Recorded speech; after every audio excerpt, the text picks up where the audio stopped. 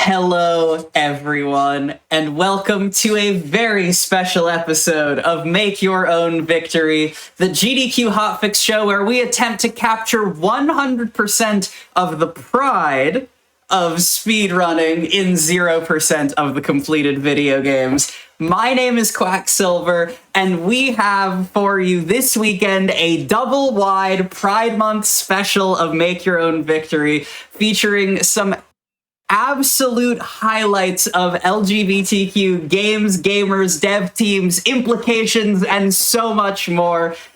The way this special is going to work is we have lightly themed everything into 2 days. Today's theme is Live on Your Terms, and tomorrow when we pick up our special, also at 1 p.m. Eastern, we will be seeing a variety of runs themed around Surround Yourself with Love. I am so excited for this special. It has been in the works for a very long time, and I'm thrilled to finally be sharing it with you all.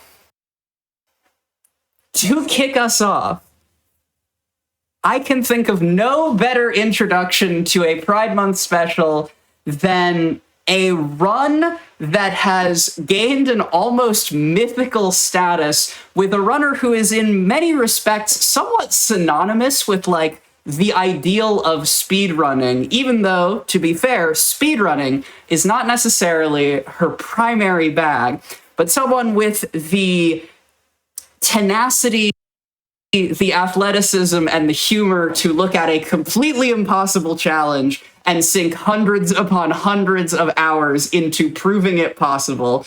Here to show off Monica's D-Sides 9D True Love Percent, please welcome to the stage, Parrot Dash. Hi.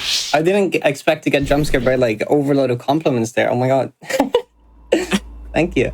Hi everyone, I'm Parrot Dash. I go by she, her pronouns. I'm a Celeste content creator and top player, and I'm here to speedrun my favorite Celeste map of all time, which is 9D from Monica's D-Sides. And the run we're going to be doing is we're going to do True Love Percent. It's not a real category, but towards the end of the map, there's this checkpoint called True Love, and at the end of the checkpoint there is a trans flag. So the goal of the speedrun is we're going to get to the trans flag.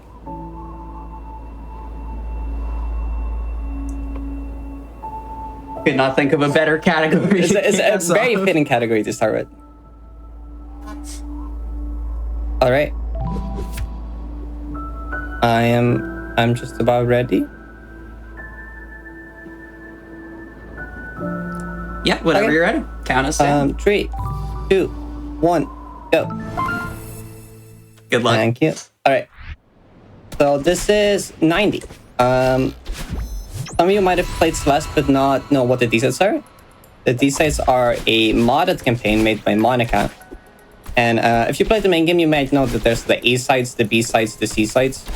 The D-sides are pretty self-explanatory and even a harder version. B-sides are a harder version of the A-side, C-sides are a harder version of the B-side. So these are just even harder versions of the main game chapters. And the main game ends with Farewell, which is the ultimate final chapter, which normally doesn't even have a B or C side because it's already so long and difficult. But Monica still went and made a Farewell D-side. And it's quite a ridiculous chapter. It is very long and also very difficult. So it's also my favorite video game level, like, ever? Probably, yeah.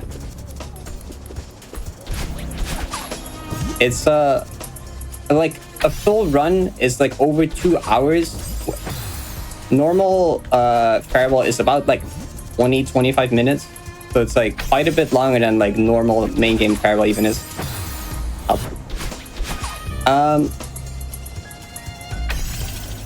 Yeah, early on it's gonna look a lot like, you know, how you used to Farewell looking if you played the original Farewell. So the further in we get, the more things will be like different. That's not gonna make it.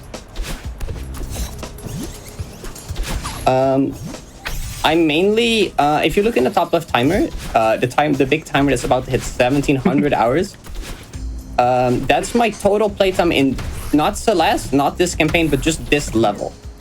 About 2 years ago, I decided that, you know what, I want to do this level deathless. That's my ultimate goal, is just do all of 90 deathless, which at the time no one had even like close to done before. But not only that, a lot of people just thought it was straight up impossible because it's like a 2.5 hour deathless run of already a really hard chapter. But I was like, I want to do it.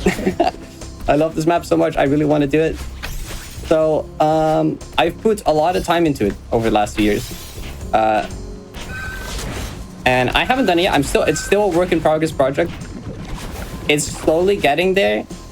And I'm excited for the day it happens. But yeah, that's where most of my experience of playing this map comes from.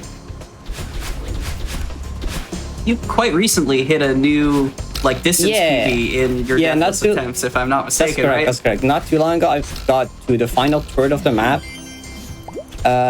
which is a pretty big milestone because the middle third of the map was a really big roadblock for me. I will talk about that when I get there, which will still take a bit, but yeah, I'll talk about that. So this is the first checkpoint, or the second checkpoint, I guess. And it's first of multiple key hubs where we gotta collect a bunch of keys, open a bunch of key doors, and go to the next section. We smuggle this double dash from the other room over here, so we can just skip this entire room and just get this key right away. Then up here is another hidden key. I feel like I was gonna say something, but I forgot. Yeah. Well, chat is popping off for you crossing the 17. Oh yeah, that makes sense. live mid run.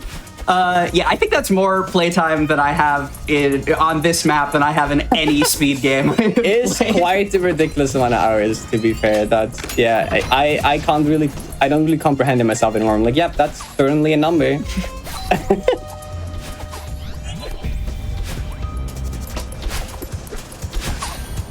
Oh yeah, I was gonna say that if I do something that looks weirdly slow, that's probably my deathless muscle memory taking over, because I have a lot of muscle memory doing this map, deathless with like very safe strats. I've speedrun it a few times as well. I definitely know how to do it fast as well. And also just like being this consistent helps a lot with doing something this difficult fast, because a lot of your time loss is gonna come from just like dying to difficult sections. Especially with how long some of these rooms are. I feel like they get up to like 4 or 5 times longer than anything the vanilla game throws at you. There's some pretty long rooms. But Monica really loves her long rooms. The final room of this map, which we unfortunately won't get to see today, is like a 9-minute gauntlet. It's basically the length of the entirety of some of the B-sides in the main game, but just like as one room.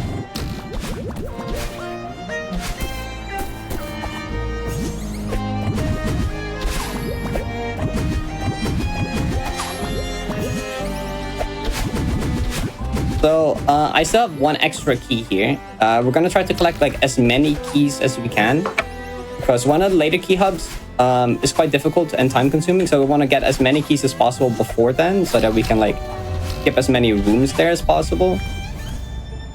And there is actually a cool, pretty difficult trick I'm gonna try to do in an upcoming checkpoint, which would get us 2 extra keys you normally shouldn't be able to get, which lets us skip 2 extra rooms. Still a few more rooms.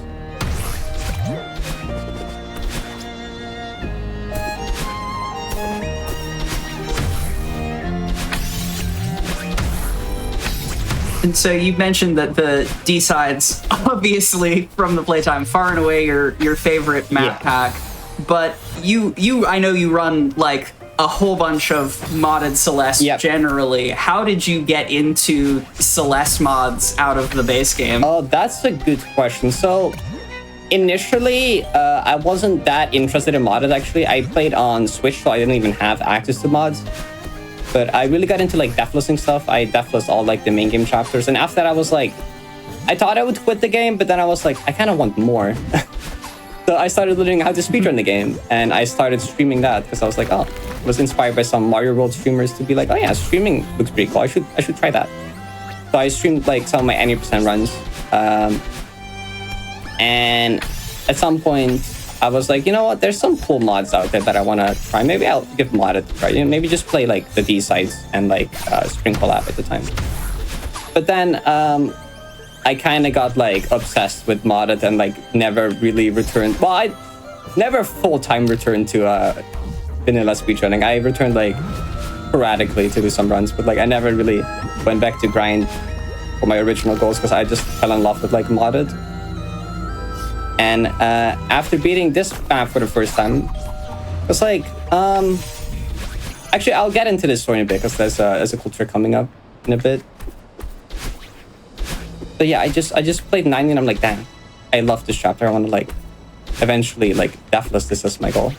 But then before then I was like, you know what, I'm gonna play a bunch of other mods first to like improve as much of the game as possible before I do something that difficult. Here we skip one heart gate and then we skip another heart gate. That one has 1,000 hearts. We kind of have to skip that one. So here is the difficult trick I was talking about, which hopefully we can get it pretty quickly, but it might take a try or two.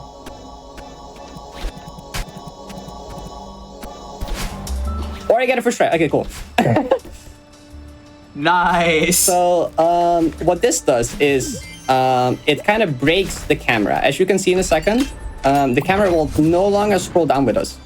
And this is good because these like crystal spikes aren't loaded off screen, which means that we can just kind of like flip straight through them.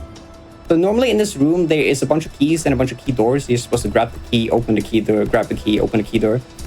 But because the spikes aren't loaded now, we can just kind of get a bunch of keys without opening the corresponding key doors, which lets us get extra keys. Which means that later on, we can skip 2 extra rooms that we now don't have to play. So that's awesome.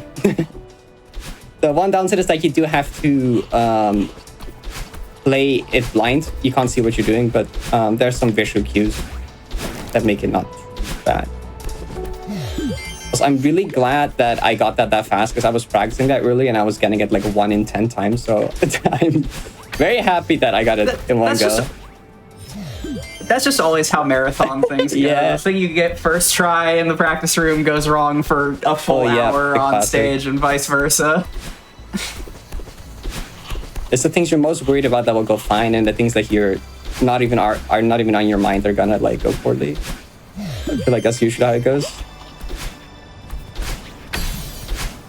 Okay, so we can... That's about all the keys we need to get here. Oh, that's all the keys here, actually.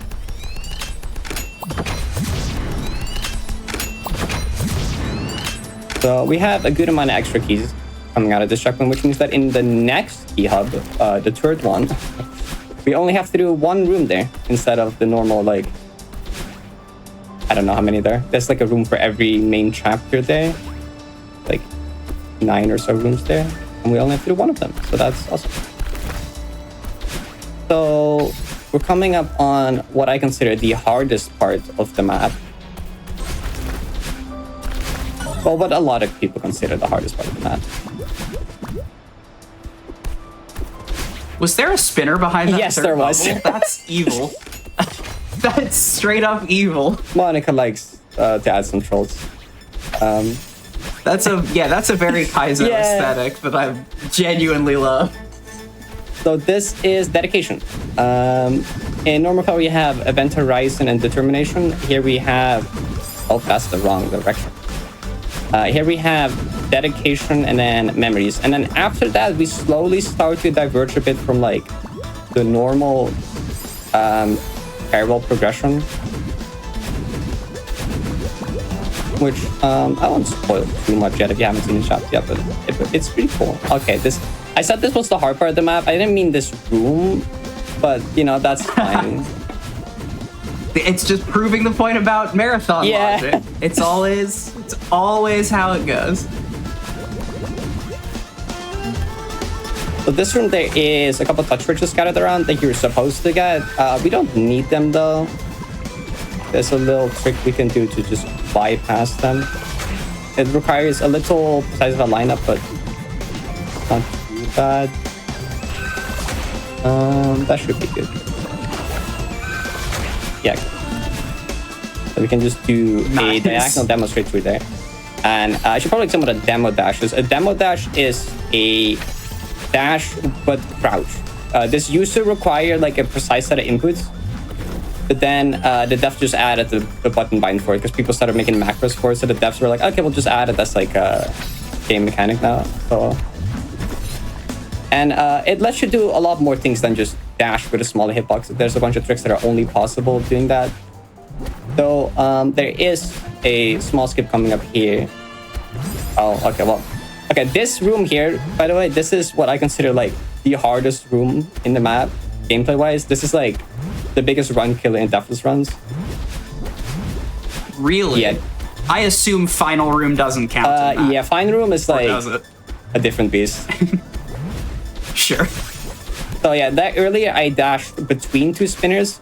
It just so happens to be that Madeline's hitbox while crouched is 4 pixels tall, or it's like 6 pixels, but 4 pixels that interact with the hurt box. And then the spaces between these spikes, these spinners, as they're called, is exactly 4 pixels. So that means that there is a pixel perfect window where you can just dash between them. So from that cloud there, it's just so happened to be set up in a way that there is a 4-frame window where you can dash between them. So you're lined up with the perfect height.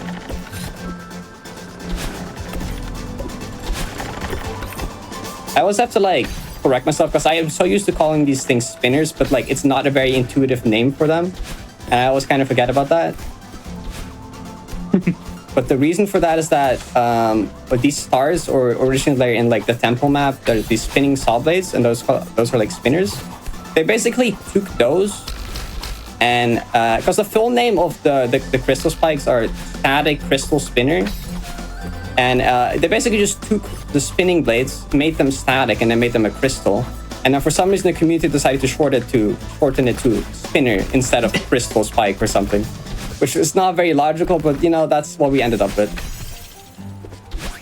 So, since you have brought up Celeste naming conventions, I have to ask, and I think you basically where I'm going with this, I have to ask, for posterity, what is your opinion on the density of portmanteaus in the Celeste community? Bad. I'm so desensitized to it now, but sometimes I see a new person join the community and they're like, what is all these things mean? What is going on? And I'm like, oh yeah, welcome to this. I've seen some people get scared by it.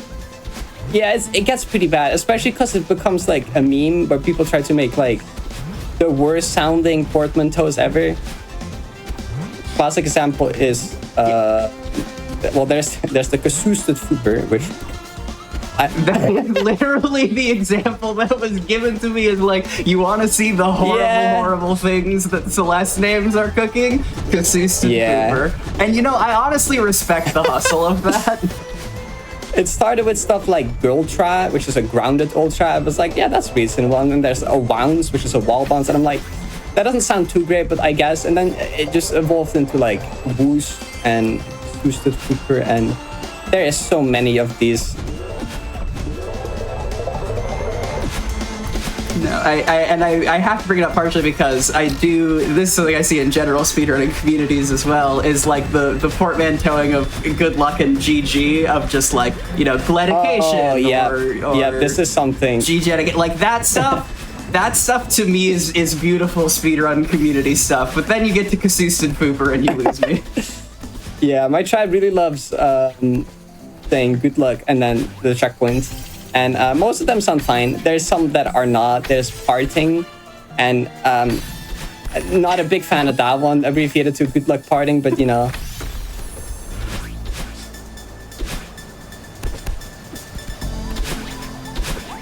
So this is one of the core rooms. I think most of the checkpoints in this map have like some section that has like core elements in them, which has always seemed interesting to me. I've always kind of seen it as like foreshadowing for something that comes up later. That's a little surprising, but it's always been interesting to me that like there seem to be like just random out of place core entities and elements. And this is the one for the memory circle. And this is also actually one of the harder rooms in this. And you can jump off ice/lava like that. What? Yeah, we'll see more of that later. But basically the way that works is that lava and ice have a solid hitbox, and then outlined is like a hurt box around it. Which I think the devs did that so that if you turn on invincibility through assist options, like you can't just face straight through lava. But this game has like wall jump leniency, which means you can be 3 pixels away from a wall and still wall jump from the wall. And the space between the solid hitbox of lava and the hurt box is 2 pixels, which means there's a 1 pixel window left where you can interact with the solid hitbox of the lava without touching the hurt box of it. Which means you can just do stuff like wall bounces and wall jumps from it if you're like lined up precisely enough. Thankfully, all instances of that in this map are just like set up that I don't actually have to worry too much about the pixel perfect lineup. The map just kind of does that for me. I was gonna say from attempting deathless runs of this, anything that does not have a setup would be like extremely cursed, right? Yeah, rather not avoid stuff like that at all costs, yeah. Talking about deathless stuff, next room actually has a cool strat that I can't do in deathless runs because it requires dying. We can basically just skip the entirety of this room. Well, I'll show right here. Like that, and now we're in the next checkpoint. Okay. Oh. So you can just kind of clip into the room above there from the room below, and you just kind of clip inside the spikes, die, and respawn at the start of the room. But that's fine because the start of the room is the next checkpoint. So this is the next key hub. This is creation, and this has a key room for each main game chapter. This is the one for Forsaken City with the zippers. And this is the only one we'll be playing since we got those extra keys from doing the skip. So we can just open all these and get straight out of here. The checkpoint is not over yet. We have a few extra rooms that kind of teach you some new tech and techniques.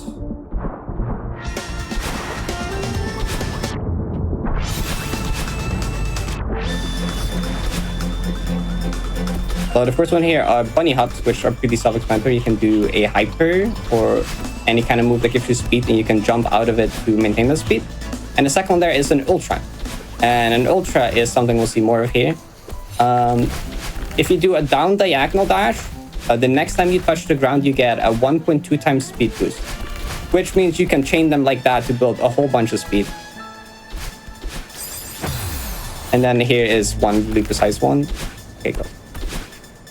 And now we get into exploration, which is the final one of these event horizon termination checkpoints. It's also probably the hardest one.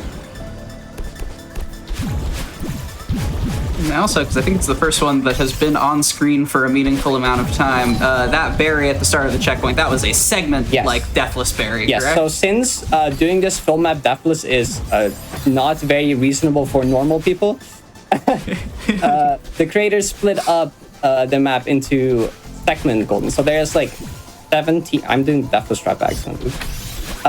There is 17 segment berries, which means you can just do smaller, therefore doing smaller segments of the map Deathless.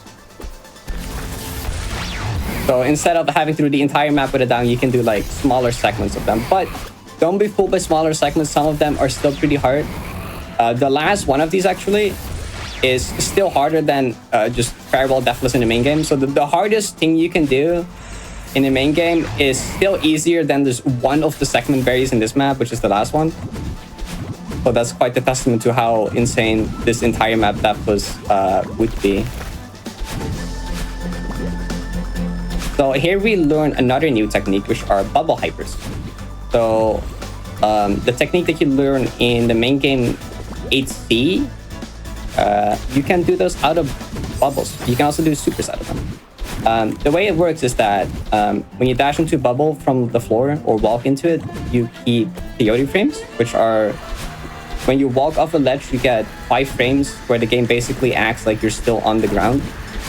So you can like jump and do other things. And you can do a hyper in that window as well. So when you enter a bubble, you can just do a hyper out of them like that. They are pretty tricky input-wise because you got to do them like, you got to input them really fast, like much earlier and faster than you would intuitively think it would be. But they are pretty cool. I'm gonna wait for the snowball cycle.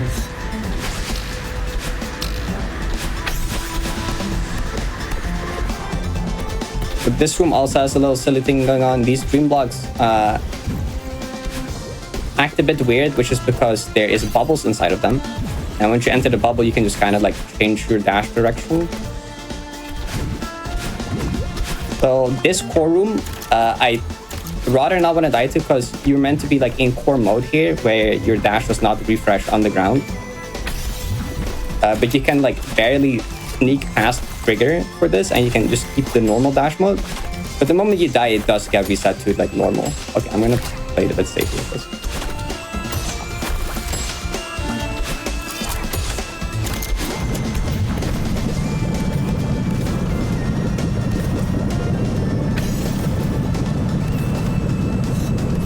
And we also get more of the lava attack here.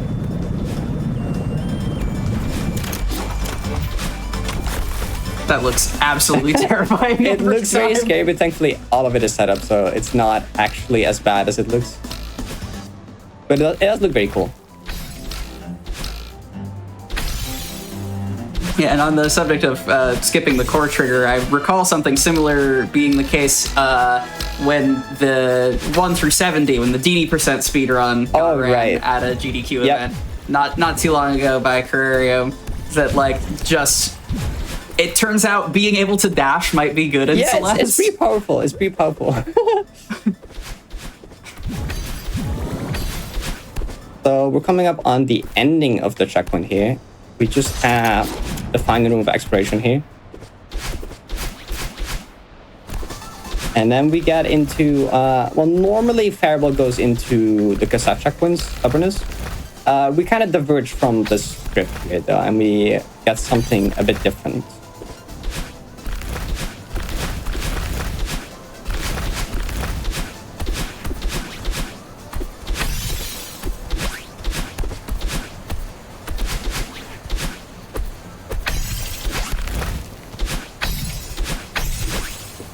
We can also skip getting these points here by just going under.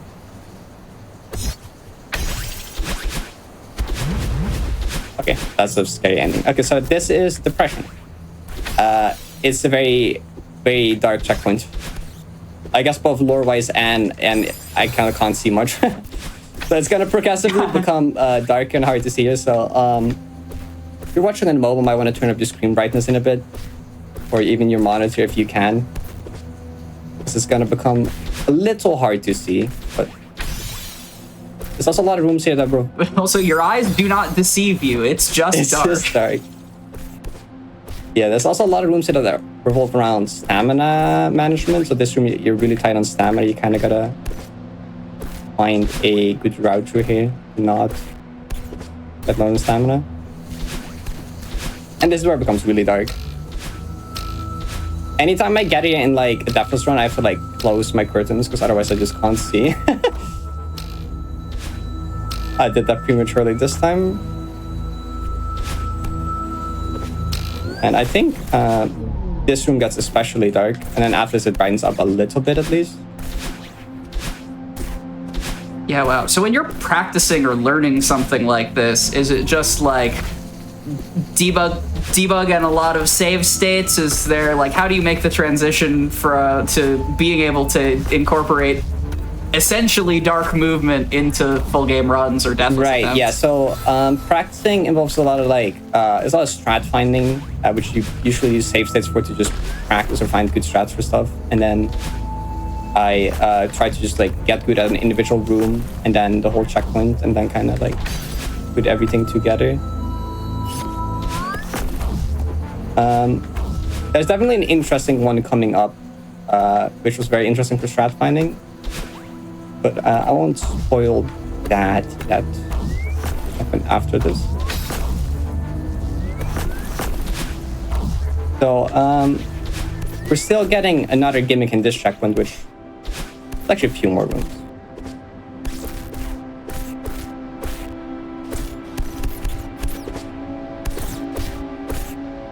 Oh.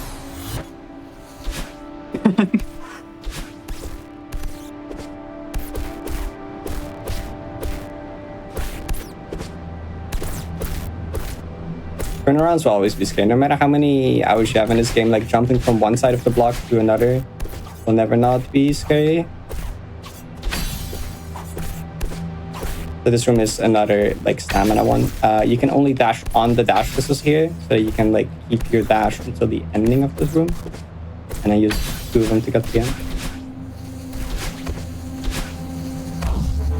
A little corner boost over the top there, skip the beginning of this. So yeah, the next room,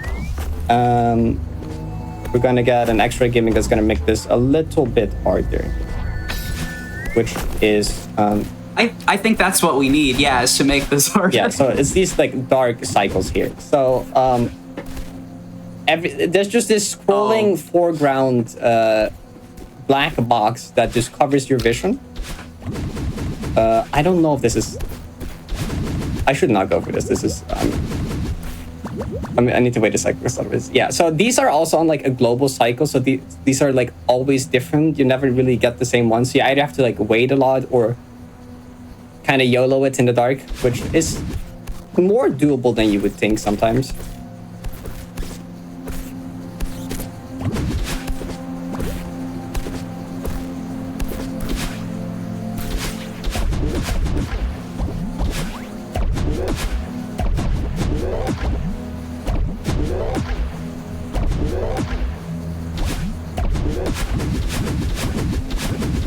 I think I can make this.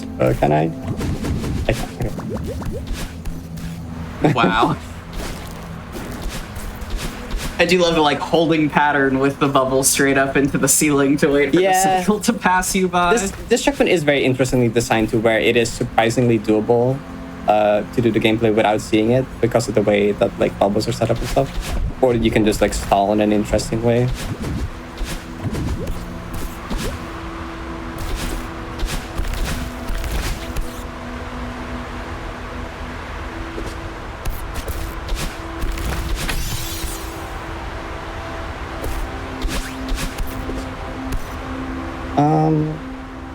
This should be fine.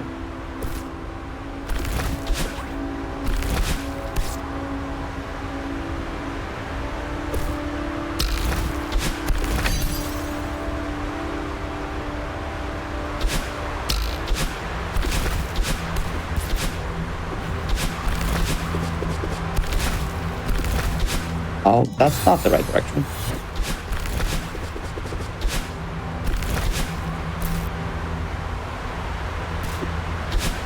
Yes, I'm very glad to be experiencing this checkpoint via someone else playing. Yeah, this checkpoint is...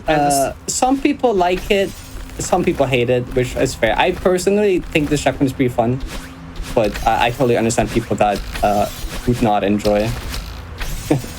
No, I think it's extreme. This is my general vibe with like dark rooms and a lot of things because I come from a Metroidvania background as well, where there is a fair bit of blind movement and like dark rooms and that sort of thing.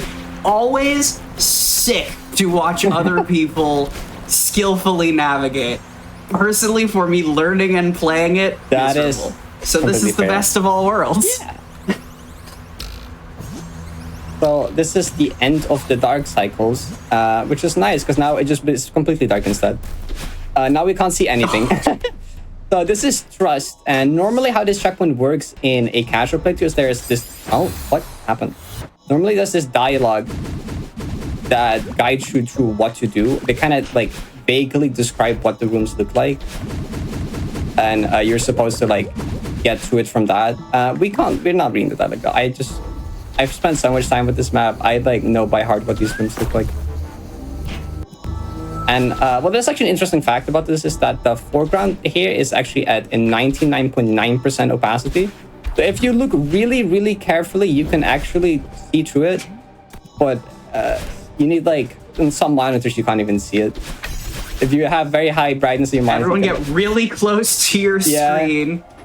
Once again, make your own victory is not medical advice. Sometimes in Deathless Runs, I want to confirm that I'm in like the right position, so I just like go like to my monitor like this to like see if I'm in the right spot. Incredible. So here we get this helpful dialogue telling us what to do and when what to do. And it's gonna count down for us here when to do this up dash here. Goes 3, 2, 1, 0, -0, go. Okay. Oh, helpful.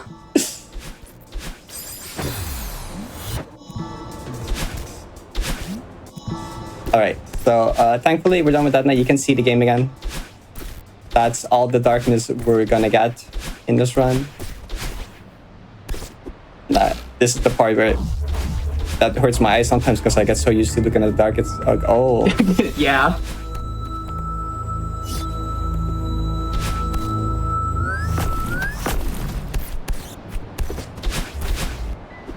All right, so now we're on to the next checkpoint, which is Serenity. Which is not actually that serene, but you know, it's fine.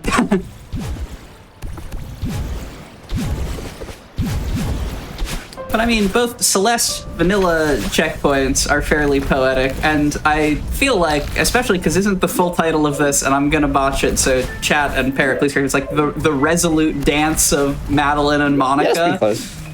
Like, it has a full, a very poetical bent. Yeah. At the end of this map, there's also like a poem that incorporates all the checkpoint names throughout the map into like a poem. It's really cool.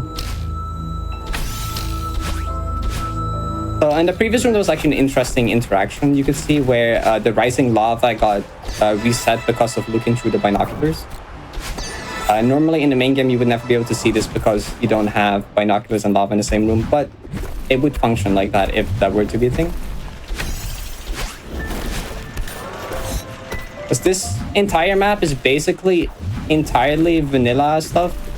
There's some like unused vanilla entities that are used in this, and there's just some like creative use of vanilla things to make things that like don't look vanilla, but they actually are.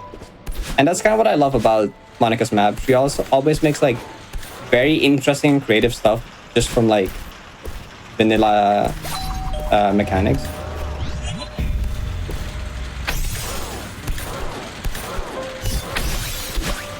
Oh, that's the problem.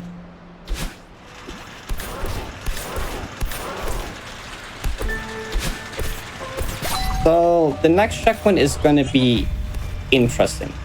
It's called a revisit, and it's called that for a very good name.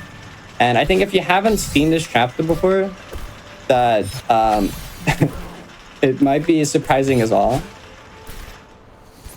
So this is the last one, Serenity. It's probably also the scariest one. You have this pretty tight dash maze, electricity.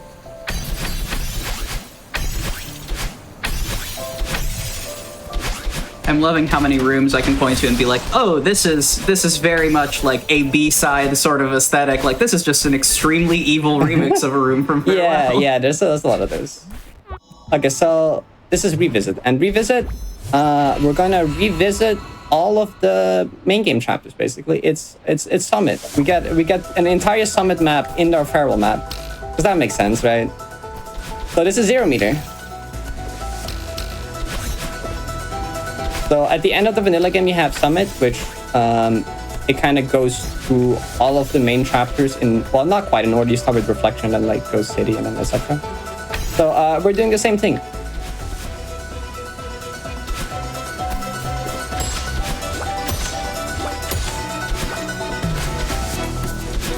And with literally Reach for the Summit playing, no less. I love that. When I got here for the first time in a Devil's Run, like the music like kind of hit it very different. That was a very cool moment. Oh, I can imagine.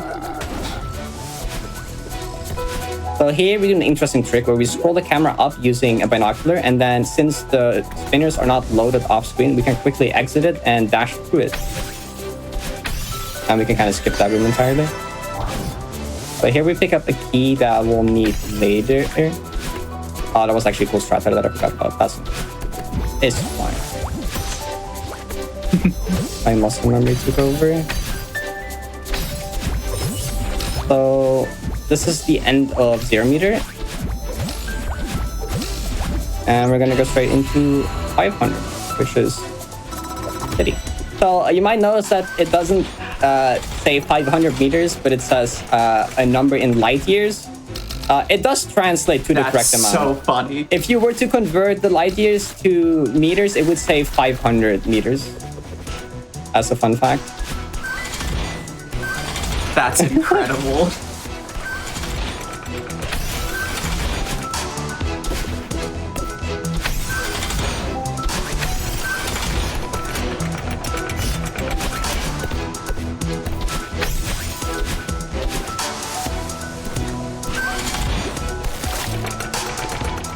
also just having like a full revisit inside 90 really goes to show how far the vanilla assets can be pushed as well, because like obviously there were 7 chapters before this, including a 70, or 8 chapters before this, but including all of the base chapters plus a 70 that was already like a remix level, and the fact that there's still so much gameplay that looks nothing like what I recall from seeing the, you know, first 70. Yeah, it's like completely original again. Cool. It's really cool. Like this chapter is so massive. It's like it's a whole game as like a chapter basically, and I think that's what I love about it so much. It doesn't just feel like playing a Celeste map. It just feels like a whole like journey.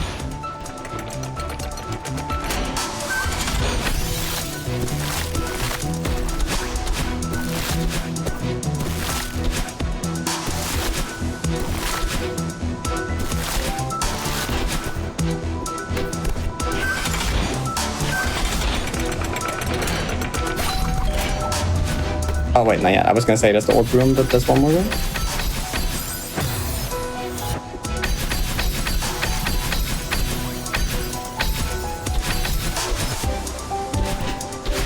Now we get the next one.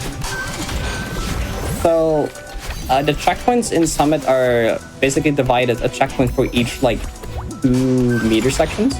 So Revisit is 0 meter and 500 meters, and then the next one is Black Karma, which is 1000 meter and 1500 meters. And the naming for these is pretty interesting. It's called the Black Karma because it's a combination of Black Moonrise and I think Black Moonrise and Good Karma, which are the hard poems for chapter 3 and or for chapter 2 and chapter 3. When you collect like the beast at heart, it says like Good Karma and Black Moonrise. And also the names of the remixes on the OST, right? Yeah, like the hard poems are named after the OST track. So yeah, it's the OST track. Because the next one after this is Scattered Mirror of the Storm, which is a combination between like Scattered and Lost. It's really hard to play and think about this at the same time. Scattered and Lost, Mirror Magic, and Eye of the Storm. There we go. I got it. So that's where we got the key in 0 meter for. You can also get, there's another key right next to it, but that one is like significantly lower and harder to get. We just get the one in 0 meter instead because that one loses basically no time.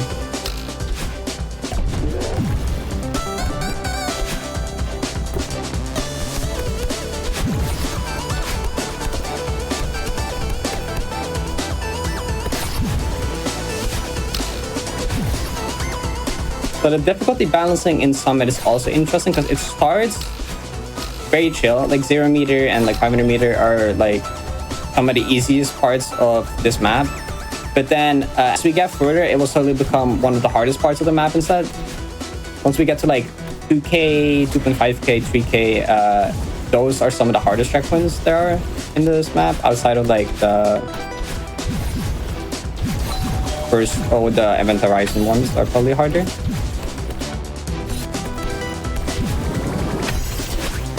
And I assume that's like generally a good thing when looking at deathlisting something of this magnitude, right? Is to have a lot of difficulty front-loaded. Yeah, for sure, yeah. So like the way that the difficulty, we kind of divide, for deathless, we divide the map into thirds, where it's like pre-summit, a summit, and post-summit basically are like 3 even thirds of the map. And in my opinion, the first third is the hardest, the second is the second hardest, and the last one is the easiest, which is like perfect for deathless.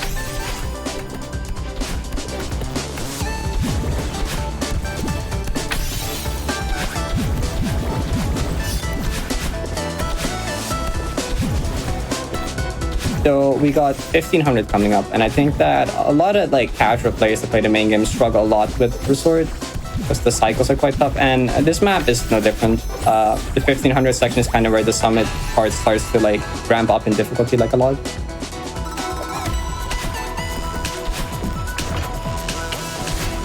Yes, I just had cause to be replaying 3B from the vanilla game last week, and I'm already prepared to like be hurt by looking at this. There's some funny rooms in this.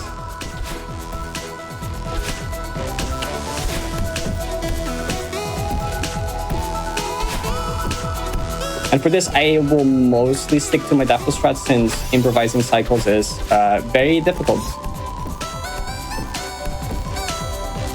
Generally, my deathful strats aren't like low here either.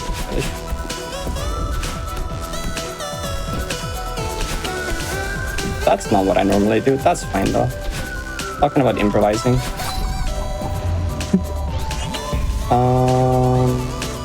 Next one, that one.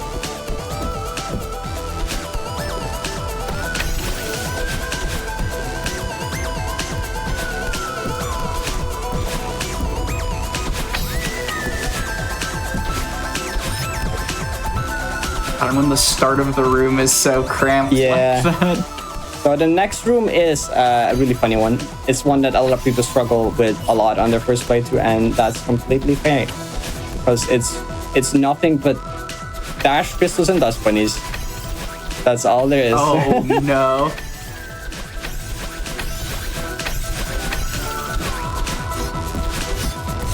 And we have a return of our good friend Oshiro,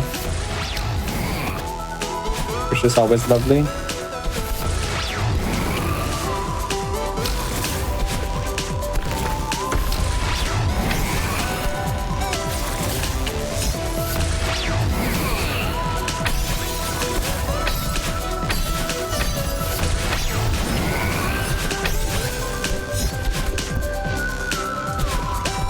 Is that a background dust bunny at the end? Yeah.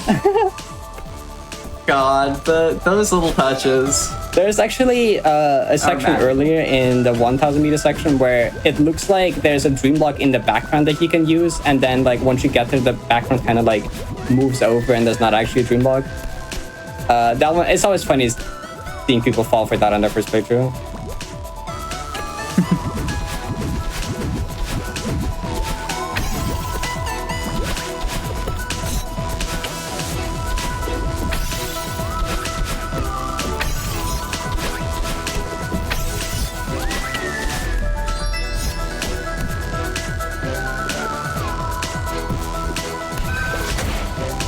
So we're getting one more visit from a friend over here. That's a bit late. Yeah. And no, that's not actually the last time we'll see him. We'll see him one more time. But that's a while from now. So this is the first of 2 orb rooms actually. So we got the normal 1500 orb room here. And then after this, we get a second orb room, which is going to be a combination between the 1500 section and the 2000 meter section. It's kind of like transition over into it. It's a pretty cool room. And I think this is also why this checkpoint is called Smods, because it uses elements from chapter 3 as well. So that's why it has this scattered skeleton lost party in it.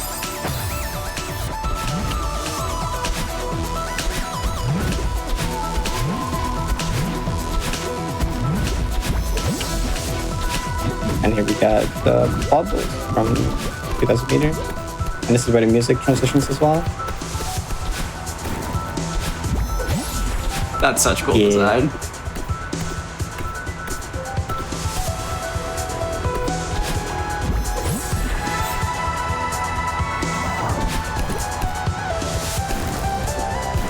So this checkpoint, Academy of the Storm, is shortened to Smods, which is has become a pretty popular checkpoint because Yeah, can you perhaps talk a little bit more about why people were saying at the very beginning of this showcase that Smots was going to go hard?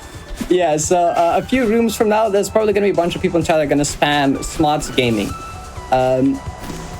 So there was this YouTube channel that just like appeared one day, and it just started uploading a random room from this checkpoint once every single day. And it started out pretty normal, with just like normal completions, and then slowly they got weirder and weirder.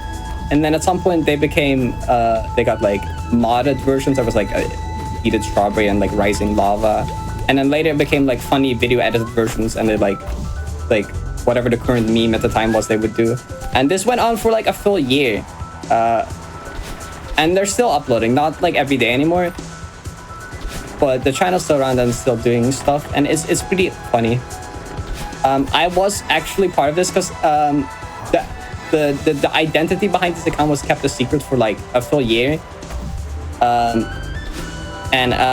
was actually like the person that originally started it, but I wasn't the person that like managed it anymore. Like it became like a team effort with like probably a double-digit amount of people that contributed to it.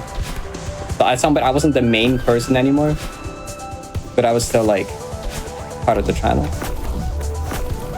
Oh.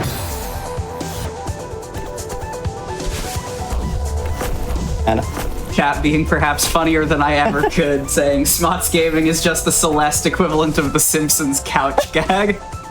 Too far up, yeah. So, shout out to Smots Gaming. Hey, I recognize this room. This room doesn't feel real anymore. Anytime I play this room, it just feels out of place. Like, it doesn't feel like a real room anymore.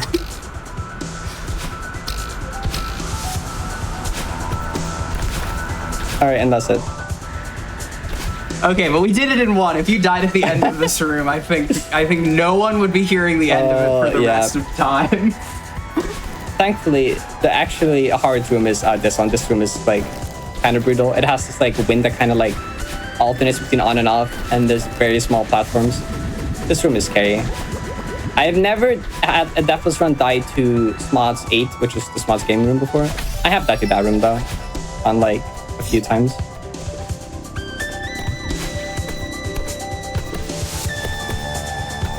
Yeah, so obviously you recently made it through, you mentioned you recently pushed a new distance PB, but I know from just seeing like golden attempts in various maps, you have pretty robust data on like how far you get, how often, and that sort of thing. Like, what have you noticed about your own play?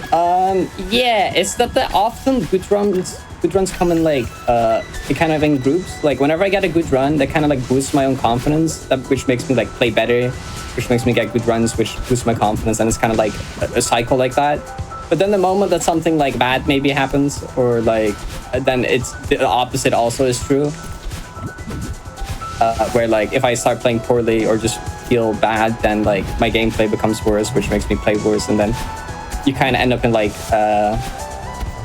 this like hit where you just have like a few weeks or sometimes months where you just like don't really get much of anywhere, and those are always rough to get out of. But recently I've been doing pretty good actually.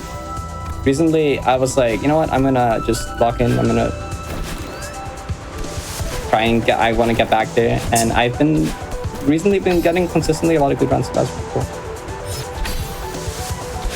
Sometimes it really is just simple as lock in low. And when it is that easy, it's beautiful. Yeah, it's gotten to the point where I'm like, okay, I gotta like fix a bunch of like my IRL stuff. Like I gotta like sleep earlier, I gotta like eat better, I gotta like exercise, go outside more, just so I can like perform better on this map. It's gotten like that serious. I mean, yeah. Like, people don't often talk about it, but there is a very real athleticism to like high-level speedrunning, high-level challenge running. It's taxing. Yeah, it can definitely help to just like, you know, good self-care. Take care of yourself, eat good, drink good, sleep good. It will genuinely help you. Take care of your hands, exactly, gamers. And exercises are good. So now we're on to 2,500. This is still Smots. And after this, we're on to 3K. And I think we're going to have a little break before then, I heard. Yeah, I think after the orb room in 2,500, we will take our break. Speaking of taking care of our hands, if this is your first time on the Hotfix, we appreciate you, and I hope you'll stick around for the full showcase. But for runs that are longer than a little over an hour, we like to take a break in the middle so that everyone can stretch, take care of their hands, and also so that we can run some ads on the channel. We appreciate all of your support, whether that's just being here, getting the word out, but we also appreciate if you want to not see ads and also access chat during replays when we replay the events afterwards, you can sub to the channel. We appreciate all the contributions, whether it's subs, prime, gift subs, bits. It means a lot to all of us here at Hotfix.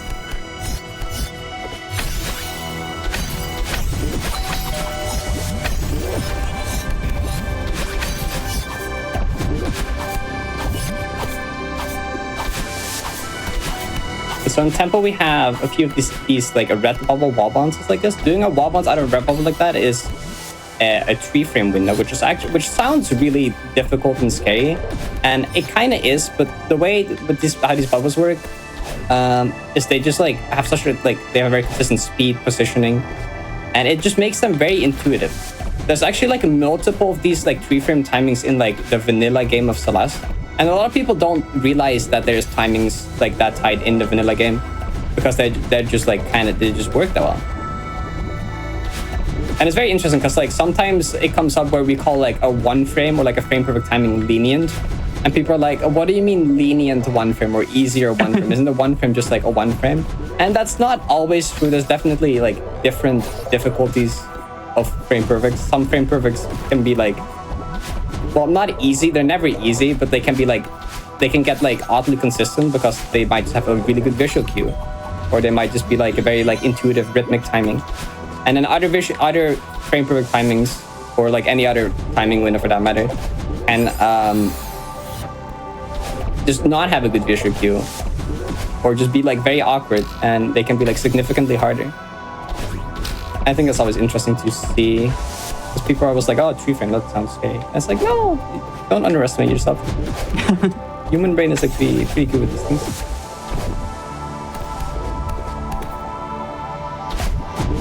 And I mean, there are plenty of Celeste runners, speed and challenge runners that just like do the horrible 1-frame tech anyway, sometimes which I think is its own sort of beauty. Exactly. Actually, fun fact, wall bounces used to be a 7-pixel window instead of a 10-pixel window. They are now in like an older patch of Celeste, which means that the red bubble wall bounces that I saw were a 3-frame on an old Celeste patch actually used to be a frame perfect. And an old version of old 5C actually had 2 of these required, which means that an old version of Vanilla Celeste, the chapter 5C, had 2 required frame perfects, which later got patched, but I think that's really funny. You know, and this is where I am obligated to shout out that we will be seeing Maddie Thorson Kaizo design later in this showcase. If you want to see what the dev brain that brought you 2 required frame perfects in 5C is up to these days. Yeah, I'm excited for that run. I played the hack myself because I'm also like a big Mario World fan. I actually started with like Mario World Kaizo before I got into Celeste. And like, oh, that's so cool. So like, I played the hack. It was kind of brutal, but it was a lot of fun. Definitely go check out Jojo's run of that later this marathon.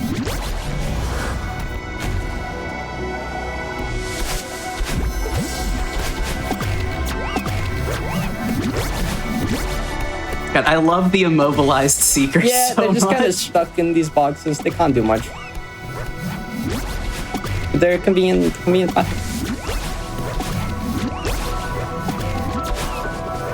So we don't need this orb. We can skip this orb. So this is the orb room, not 2400. This is like one of the longest rooms. 90 at some point went through like a big rework though, and this room got split into like 2 sections. So there's like a checkpoint after this bubble now. There's a checkpoint here. That didn't used to be one. And the old version of this map, this used to just be one big room, and it was kind of messed up.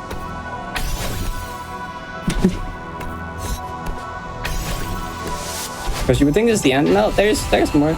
There's more. Ah, the classic Summit Chapter 5 fake out.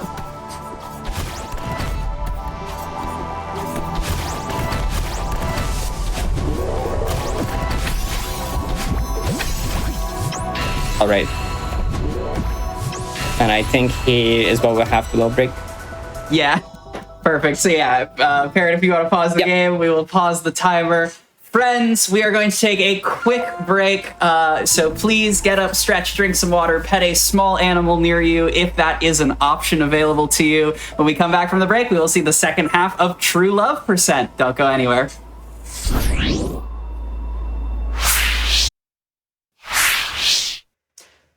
Hello, everyone, and welcome back to Make Your Own Victory. We are going to pick right up where we left off with the thrilling conclusion of 90 True Love %. Parrot, take it away. All right. Hi, everyone. Welcome back. Alright, hopping straight into 3K, where we're gonna start out with doing a demo dash here, actually.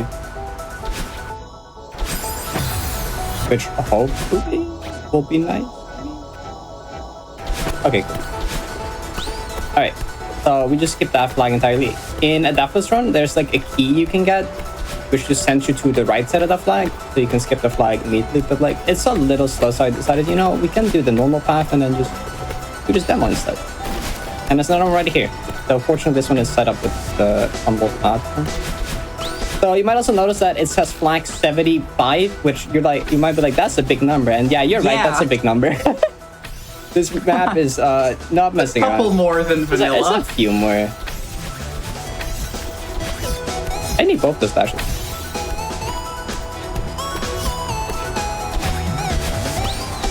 But don't worry, not all of those will be just the 3K part. This map has some interesting tricks up its sleeve, which we'll see soon. And oh, that's not. I was gonna say we're at the funny number flag, but never mind, not yet. Game said I actually reject this. And so is this set up like vanilla chapter 7 at least, minus the surprises of like downwind and then upwind and no wind? Yeah, so it's just gonna start with downwind, then there's a room of upwind, and then no wind. No wind is more than one room though. Although, I mean, this section is like, there's like 5 rooms, and every room I think has like a handful of flags. By the end of it, we should go down to flag 25. So now it's time for upwind.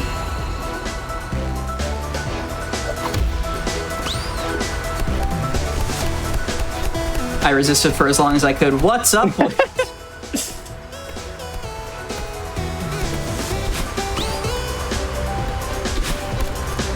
And actually, yesterday I had a deathless run get to this part of the map that unfortunately died to this room.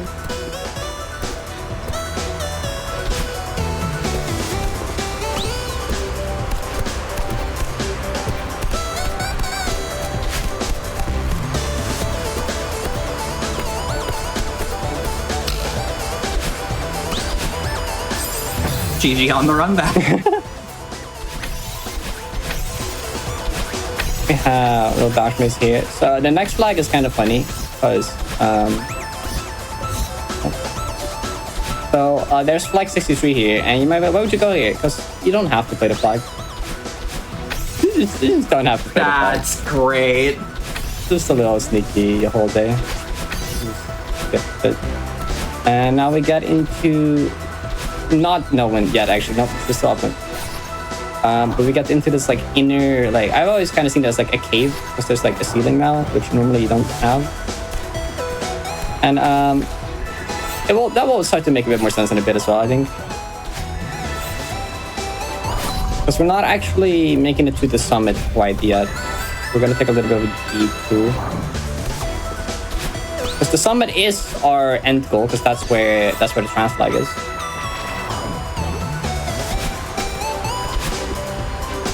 I don't think I can get up there yet. Not quite.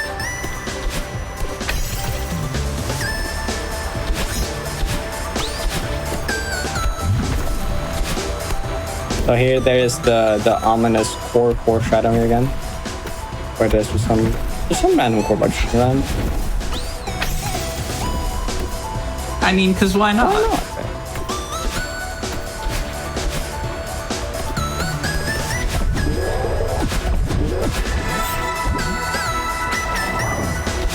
The map also has a bunch of these like wind feathers, which are quite scary. Feathers can already be quite tricky, but like with the wind especially.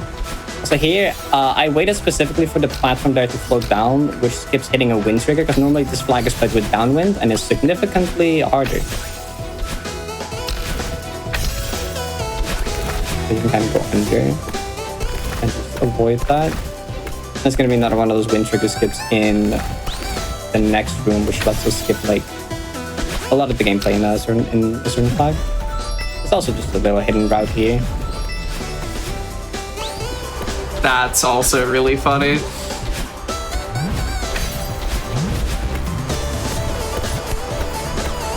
So we got a few more flags, and then we get down to flag 51, which is the last flag here. I'm gonna grab this for safety. Normally I don't get it, but like, I probably should.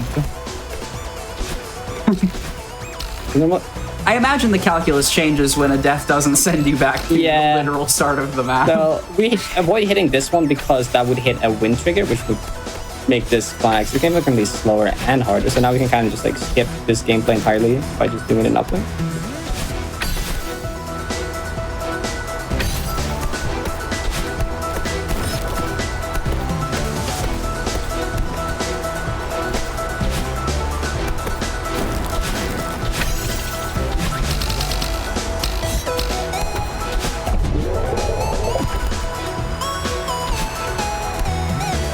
I'm gonna play this safe because this flag is like long and I didn't get the checkpoint, so this would go very far back. So in a normal game, what comes after Summit normally? It's Core, of course. Normally it doesn't appear in Summit, but with the Summit flags, I love it. So our Core foreshadowing has kind of led us to there's an actual core section in the Summit map, so it's not only just a Summit map in a Farewell map, it's a Summit map plus it has like an entire core map as well.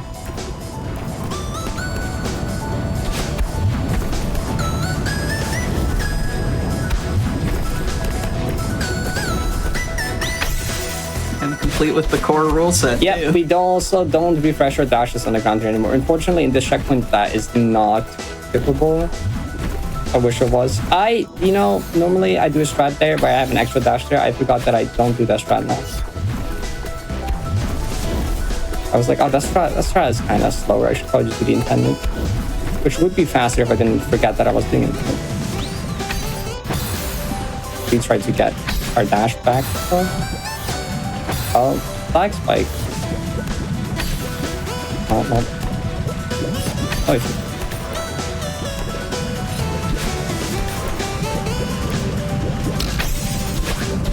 so in my deathless grind journey of this map, this was a very major roadblock for me.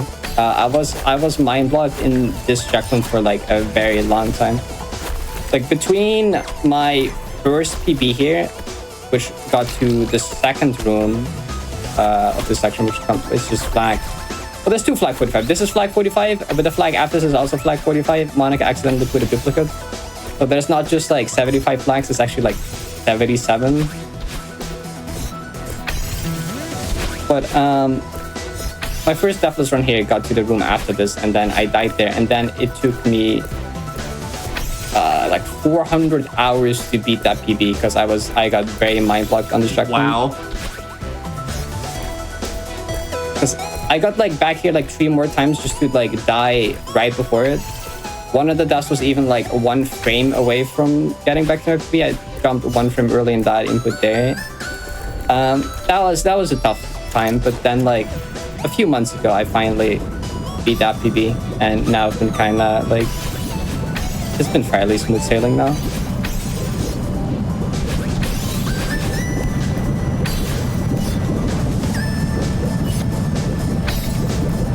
I'm actually slowly coming up on my deathless PB, which is not the checkpoint after this, but the checkpoint after that one.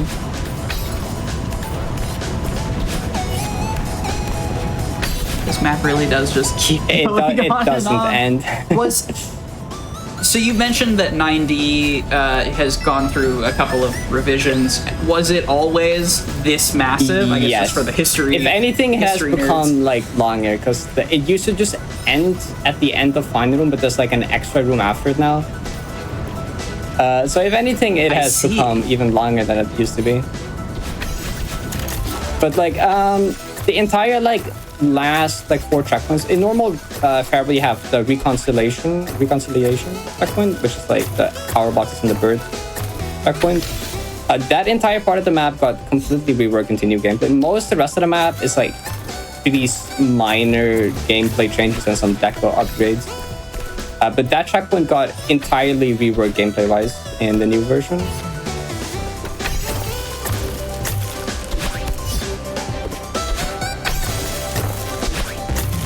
Also, that room, you're not supposed to play in ice mode. I just kind of used a corner boost and some specific movement to like muggle my way past the trigger without needing it, which makes the section a lot easier and faster.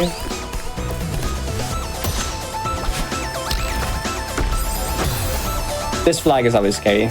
I think a lot of people can relate on bumpers being quite tricky in this game. I know it's done like chapter 6B golden or even 6A golden. Might know the struggles. Or indeed just chapter 6B. Yeah. In top level, 90% people do 6B instead of 6A, and I'm glad I never got to that level of vanilla speedrunning because that seems like a nightmare.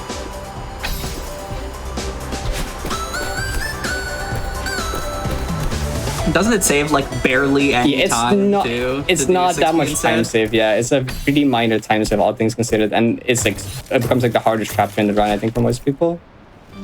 So music changed for the first time in a while. We got the classic 4 rising lava ice.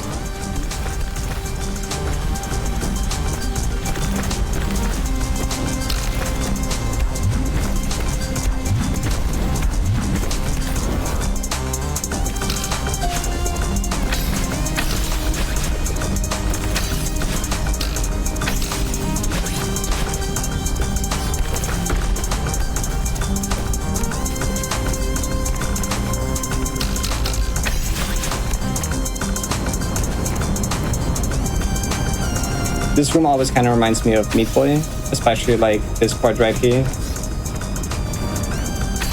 Yeah, I see it.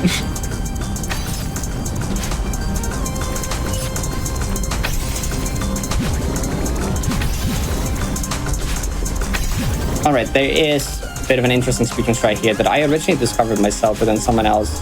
I don't think that's right. Nope, that's not it. Someone else kind of improved further. Yep, pretty cool. That just kind of skips the entire upper section there. Oh. I love the like core platform coding on the paths of these moving blocks. So normally you're not supposed to be able to get those pickup jumps off there. Normally you're kind of supposed to do like more. I haven't done the intended song. I don't even remember what the normal movement is, but like if you just simply hold grab, you can get these like really big neutral jumps off of them, and kind of just like, you know, that section is very interesting. That's one of those things where like Monica did something like what I talked about earlier. Monica's very creative using like vanilla entities, just using like the ice walls as like a trail and then putting the moving block on that track. They have like ice block moving blocks.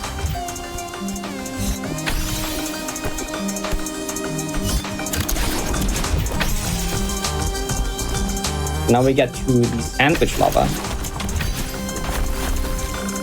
where in lava mode it goes up and in ice mode it goes down. And then in this room, I'm gonna try to smuggle a double dash into the next section because that would make the next room just a lot easier. Can go under here instead of having to go over.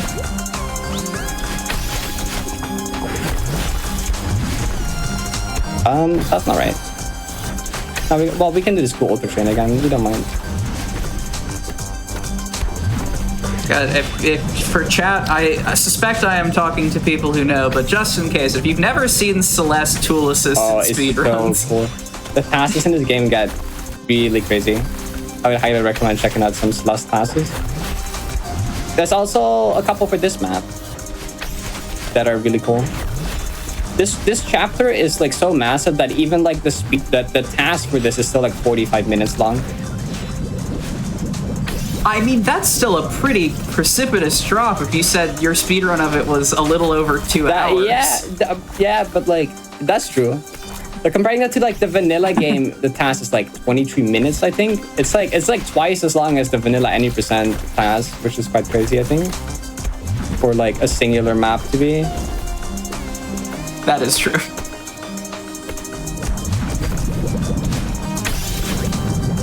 And this room is also interesting. But I don't have a... Wait, this is fine. Wow. Don't worry about it. At this point, I feel like you're just flexing on the map. So lava tech can be quite useful. That one was not set up. That one I just kind of winged because I messed it up. Anyway, that's the end of the core section.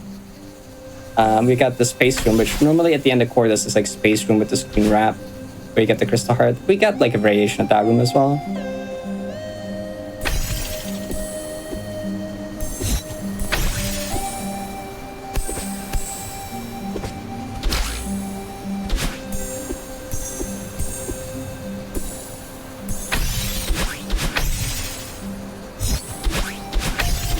And that's the end of the summit section. And this is where final turret is.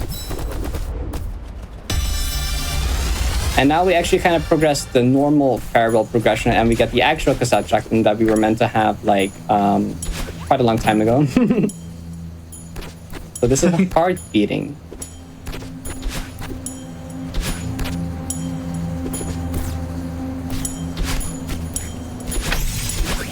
And a lot of parts of this map, you can kind of just like go over the top of the screen to avoid obstacles like that. We'll see a bunch more of that coming up as well.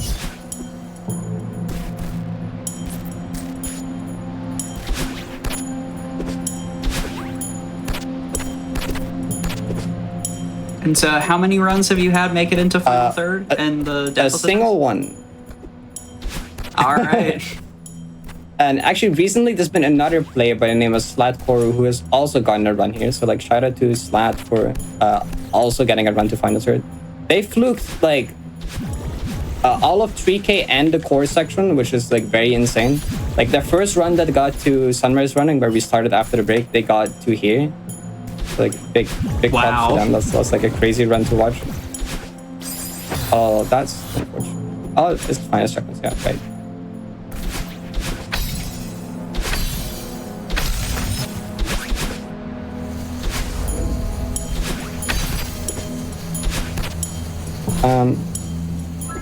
I was gonna do the corner boost like intended because it looks cooler, but like I ended up having to do the backup just standing in the little spot there anyways.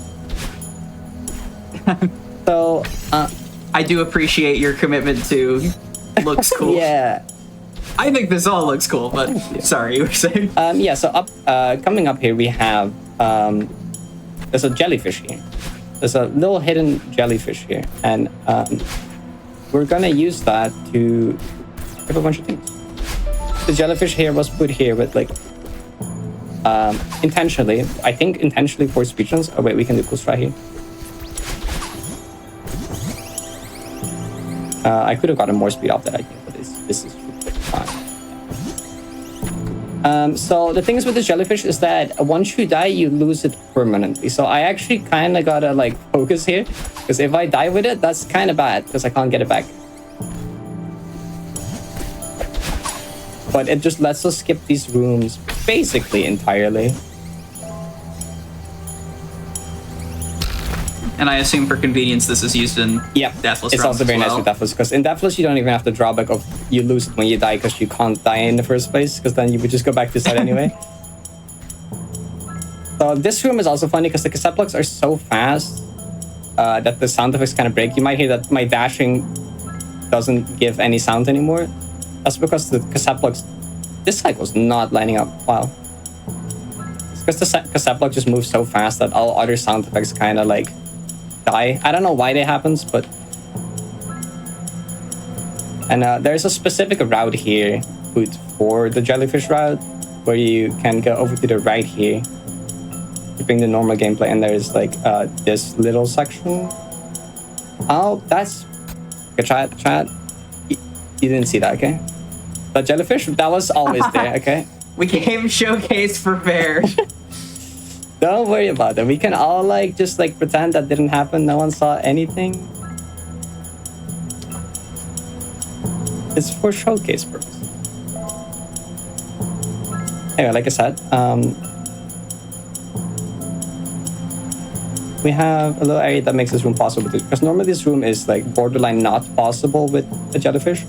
The minimal dashes task of this map does it anyway, and it looks ridiculous.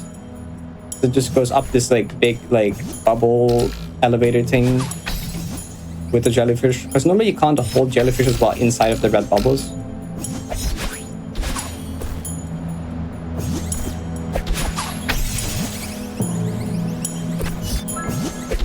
So this is the second cassette checkpoint, which is realization. And this is the checkpoint where mine and Slatkore's current deathless distance record lies, and also just the general world record. Which is the final room of this checkpoint, which we'll get to in a bit. This checkpoint isn't too long. And after this, we get to my favorite part of the map. And we will also be pretty close to our goal of this run.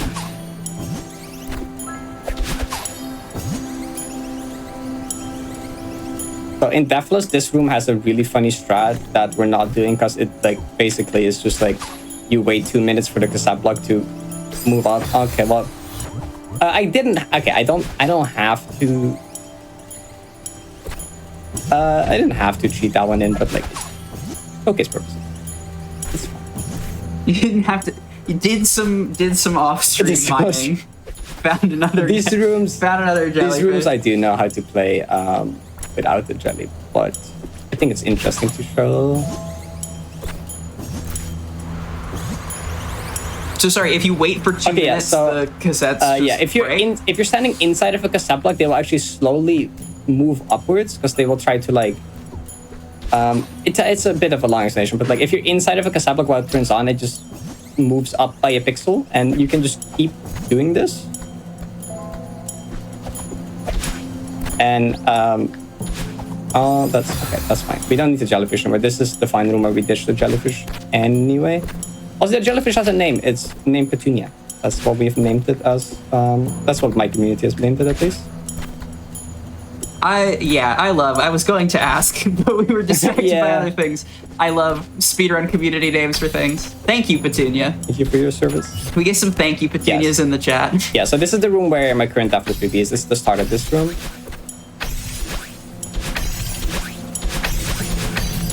And I'm actively trying to beat that record, which I feel pretty confident about being able to do soon, I think.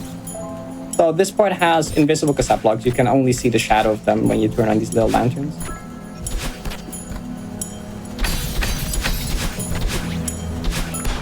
Alright, so now we get to parting.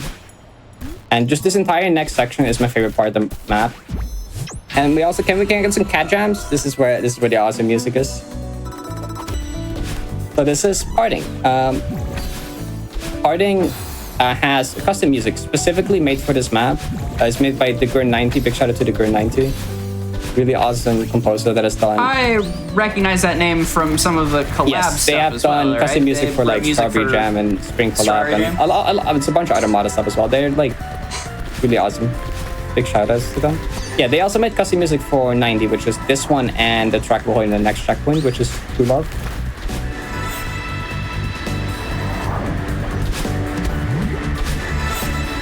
So here we see more of the being able to go over the screen.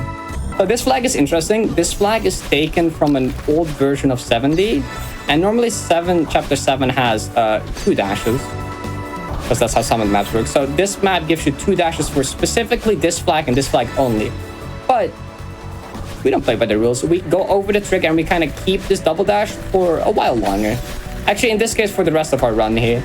There's 2 other instances where you can't lose it though, which I gotta watch out for. Also, this flag is funny. You can just retry and then just hold right, and it's beautiful. Oh, that's wonderful. It's always amazing seeing people struggle as in a casual playthrough trying to figure it out, and then after that, I can tell them you could just retry and hold right, and they're like, "There's no way." Unfortunately, I can't do that in Deathless. I actually have to play that flag normally, which is a bit scary, but yes, there's some pretty cool strats for it as well. So this is the next checkpoint, which is Plural. And there is a Balin fighting. So this is the other room where I gotta watch out to not lose the double dash trigger skip. We gotta like avoid the trigger right there. Okay, yeah, that's good. And then there's one more instance where there's a trigger that takes away the double dash, but that one is pretty easy to avoid in our case. You can also go just under here. bit. I love this checkpoint a lot. Like the entire like pink aesthetic with the custom music and the battle and fight is really fun.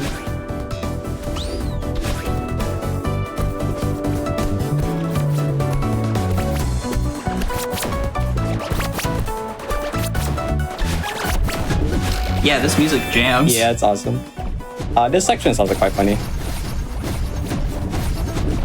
The bubble maze. So this is the next one where you could lose the dash, but we can do a funny strategy where we take this bino, we go down, and then we just kind of teleport over here. The reason this happens is a little weird. I can't exactly explain it, but it's because there's a Balin boss in this room, and Balin bosses and anything camera related don't go very well together. So the camera of a bino just kind of breaks if there's a Balin boss in the same room. This is why the vanilla game doesn't ever have these two in the same room, because it would cause weird things. And you might think, why don't you just like take it down to the bottom of the room and teleport to the end? Unfortunately, that doesn't work. If you take it too far down, it will just kind of soft lock you into the floor instead. So that's about as far as you can take it to skip the beginning of the room. Yeah, normally these checkpoints are meant to be played with like your normal like red hair single dash, but since we smuggled the double dash, we can just like kind of trivialize, well, maybe not trivialize, but like at least significantly make these sections easier than what they're normally supposed to be.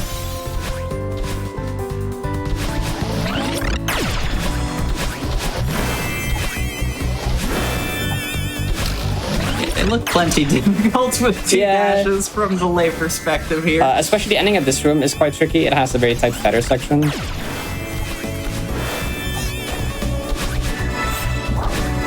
Which I guess a question that hasn't come up yet, but which input method do you play on? Are you keyboard or controller? And as such, how much do you hate feathers? I do play in controller, which makes feathers pretty nice, but I also play in analog, which makes a lot of other things not so nice. Because there's a lot of like misdashing. Also, True Love Time. This is the final checkpoint of this run. 1 light year, which it says 1 light year, but you can also read it as I love you, as ILY, which I think is pretty cute. That is cute. So at the end of the checkpoint, there's going to be the trans flag, which is going to be the end of the run. And I want everyone to spam trans rights when we get there, okay? On the chat to fill up. Hard cosign. Everyone in chat.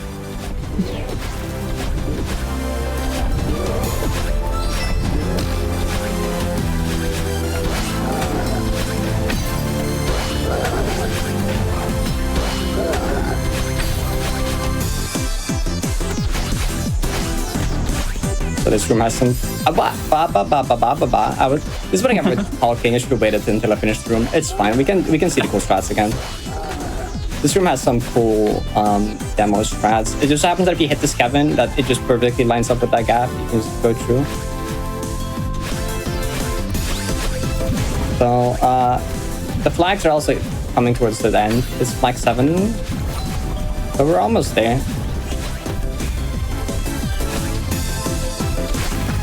Flag 6. And then flag 5 is an interesting one.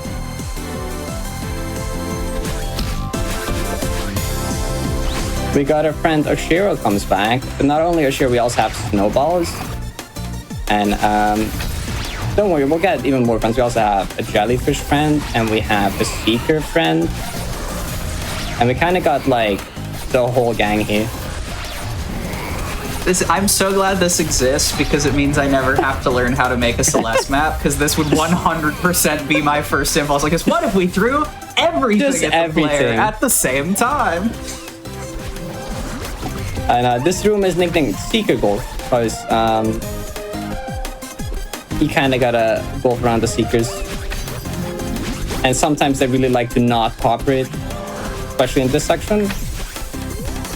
Because we gotta get the Seeker to collect these 2 touch switches, because since we can't quite get there.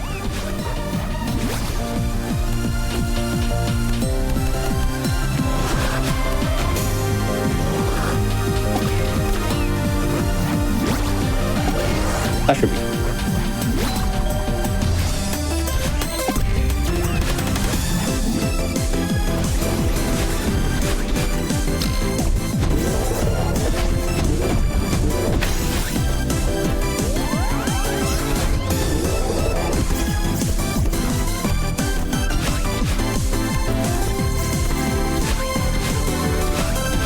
There's a little hidden entrance here. So this is Black 2. This is going to be the final real room of this run. The rest of the map is also really cool. My favorite part gameplay-wise of the map is like after this, which unfortunately I can't showcase, but you could go watch the rest of the map yourself sometime, or even play it yourself. It's a really cool experience. I highly recommend it. I happen to know someone with 1,700 hours in this map specifically. Might be a good guide for such an experience. I'm not biased at all towards liking this map. I swear it's really good.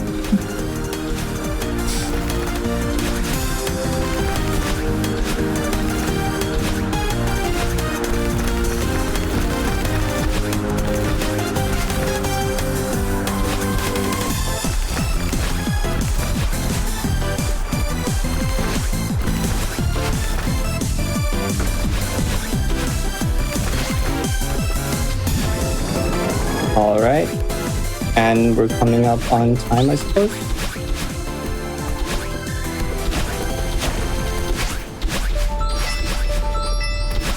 And that's gonna be it. Trans rights. Trans rights. GG.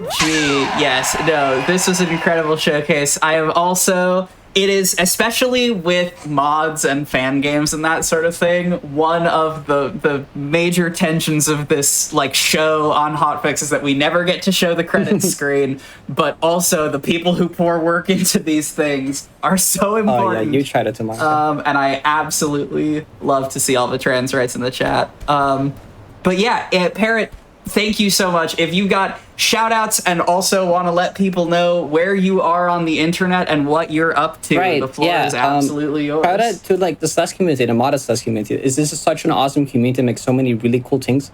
Like if you like Celeste, go try out modded Celeste. It's like really easy to set up, it's really easy to get into. There's a lot of like beginner friendly mods as well. I highly recommend. Yeah. And you can find me over on Parrot Dash on Twitch and YouTube. I stream this map most days of the week, trying to grind it deathless. I also play a lot of other modded Celeste stuff and sometimes other games as well. So if that seems cool to you or you enjoyed watching this, maybe go check that out. I would appreciate it. Yeah, I think that's about it for me. And when's the next Deathless Distance PB? Call your shot right now. Ooh, so I'm coming up on stream 420 of this grind, and we're kind of predicting. I have a trend of getting PBs on like specific number days. Like I got it on 247, which is like the meme number in the Celeste community. I got a PB on day 365, which is the 1 year mark. So we're predicting 420. So like that's coming up in like a week, so, you know. All right. Well, I wish you best of luck with all of your future Deathless attempts. I feel like I gotta get the pace pings myself, but we are going to continue a pace with the rest of our Pride special here on Make Your Own Victory. So we are going to take a quick break. And when we come back from the break, we are going to be seeing a Beastieball PvP showcase that I am excited for because we have the devs of the game on commentary to explain it to you all. So please don't go anywhere. We'll be right back.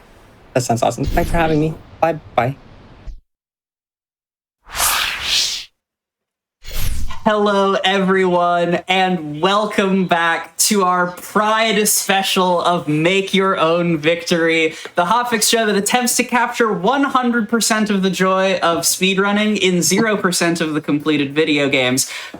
That said, we're gonna throw speedrunning in the trash for about 45 minutes. I have been excited for this showcase for a long while. Our next game, Beastieball, is a game near and dear to my heart, and its burgeoning player versus player competitive scene has been absolutely a joy to watch the development of. Before we get into that, though, I do want to remind everyone that if you are interested in catching up on any of our showcases, because we talked during that Celeste run about a large number of other games, events, runners. If you want to catch up on past Hotfix shows, special events, and of course the GDQ marathons themselves, you can do so on youtube.com/gamesdonequick.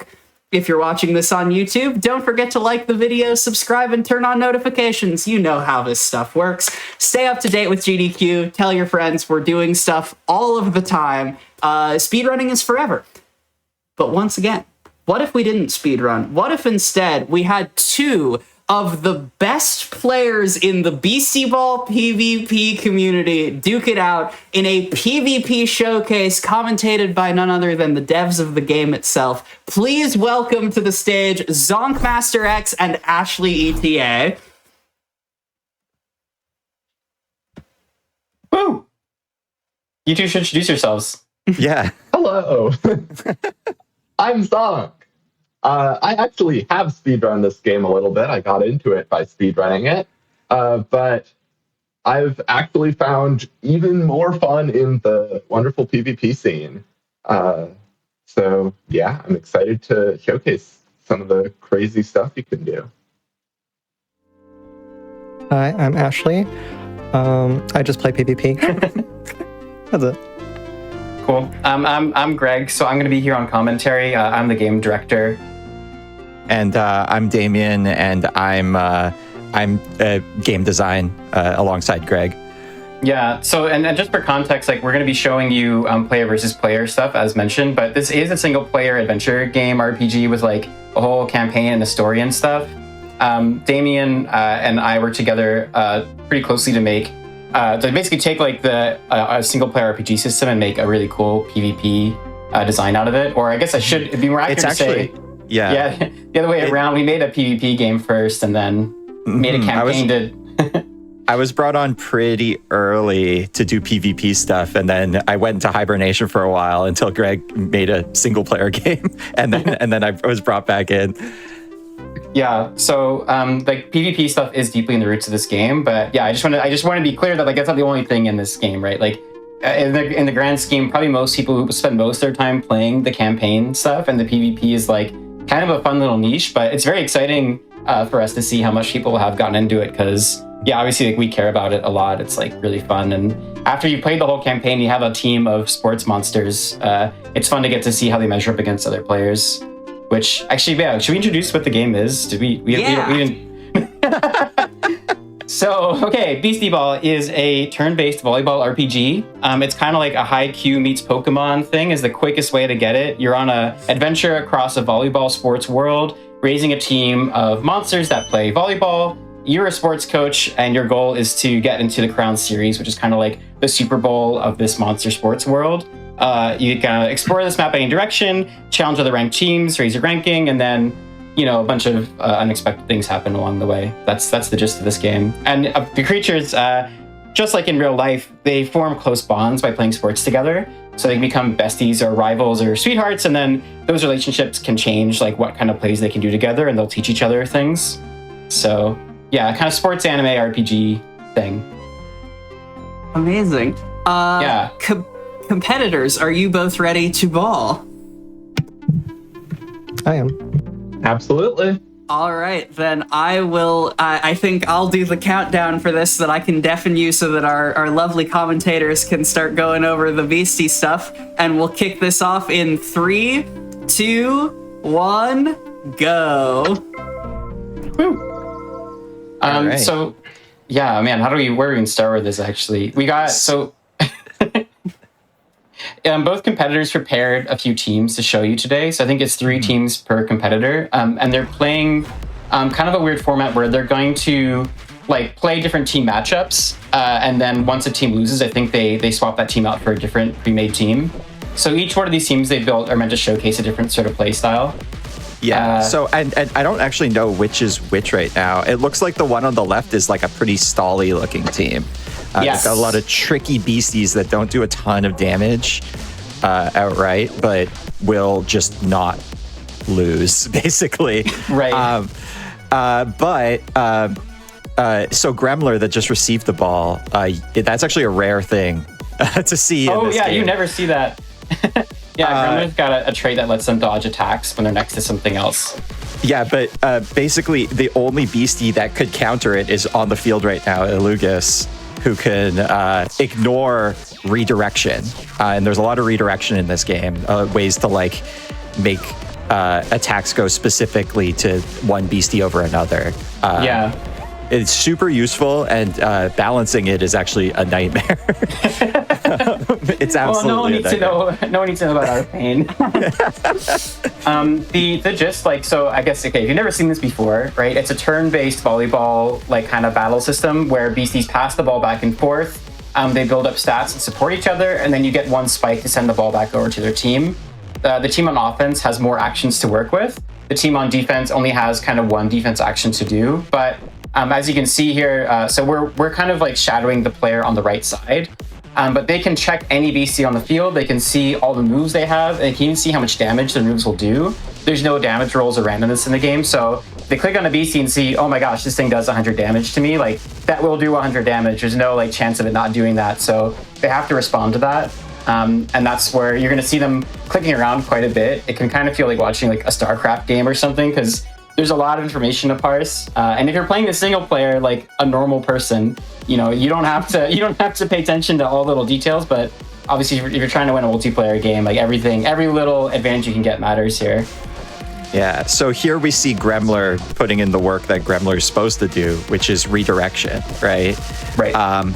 That Castle Elite's attack would have absolutely destroyed the Gremler, but because it has Slippery, the ball went to the Mudsley instead, who could have tanked that hit like a lot easier, right? Yeah. It looks like the team on the right is more of like a hyper-offensive style. They've got the Charily, the little bug in the bottom right. Oh, yeah. Basically, they have a thing that just boosts their teammates' attack. Just by being on the field. Just by existing. So that's a very popular beastie to pair with, like, just going absolutely ham on attacks. Beastieball is a team sport, right? So you can have things specialized quite a bit. Charily, the little bug, like their offense potential is basically nil, but they can support their ally with a lot of really good, basically cheerleading moves that boost the power of attacks, things like that, and ways to support their offense. So there's a lot of VCs that kind of are useful in very specific niches, and that's one of the fun things about this kind of like 2 versus 2 like team building style, because you can have like really interesting synergies and let beasties have like strong weaknesses and strong strengths. Yeah, for sure. Actually, you could see if ever we hover over the Charily again, that Charily, it doesn't have any attacks. Yeah, it can't even at all. It can't even attack. So yeah. Which is kind of a curse, because it is a little tricky if your Charily can't attack, because the opposing player knows what beastie is going to attack, right? Which is very useful to know, because usually it's if there's 2 attackers on the field, it can be pretty tricky to figure out what your opponent is going to do. But the team on the right is a lot more linear, so but they are also just doing a lot of damage and punching holes in the other team. They've got a point right now. Yeah, so it's like, I know you're gonna hit with this guy, and I can't even do anything to stop this because it's so strong. Yeah, it's kind of the game plan. We should actually explain how the scoring system works for the record too. For sure. So yeah, similar to sports, like there's points. Like knocking out the entire other team is not the point of the game. You're just trying to score points. You can score points by knocking out an opponent, but you can also score a point by targeting the ball somewhere where nobody's defending. So, which is pretty hard to do. But for example, on the left side, you can see they got 2 beasties in the back and their front row is open. So if the player on the right was to target the front row with like a sideways move that hit those 2 spaces, and the person on the left didn't move to accommodate it, then that would be a point right away. And so this game, it kind of is more closely comparable to something like a Magic the Gathering or like Hearthstone, where like the stamina of all your creatures is a resource to navigate and to manage, but it's not the point of the game. You can win without, by having less health or having a poor board state, but better points. Yeah, absolutely. And so we're playing to 3, which is kind of the standard for community PvP. Right. But first to 2 is kind of the standard for like the big moon bashes that we throw. Yeah, there's a healthy debate between which players prefer. 3 points tend to favor slower strategies, because you can form longer game plans and have more opportunity to sort of like give up value early on and then come back later on, where when there's only 2 points, it's not too hard. Like there's a lot of ways to build strategies where from a neutral or even like slightly negative position, you can like just burn all your resources to get a really fast point. There's ways to do that. And so when there's only 2 points, there's ways to end the game really quickly. And Yeah, depending on what kind of game style you prefer, basically. Like, if you want a slower, strategic game that can go for longer, then 3 points better. And obviously, the players that are sweaties about this game, they kind of like that stuff. But the 2-point format is kind of more like a tasty little snack. You can play more games like that. It's a bit less exhausting, and like more offensive strategies tend to dominate there. So yeah, both have advantages. Yeah, when we were first testing the game, we landed on 2-point in general, but it like the players themselves definitely defaulted to 3 points. I think part of that is because in the story, like the 3-point games are the big climactic games. Yeah.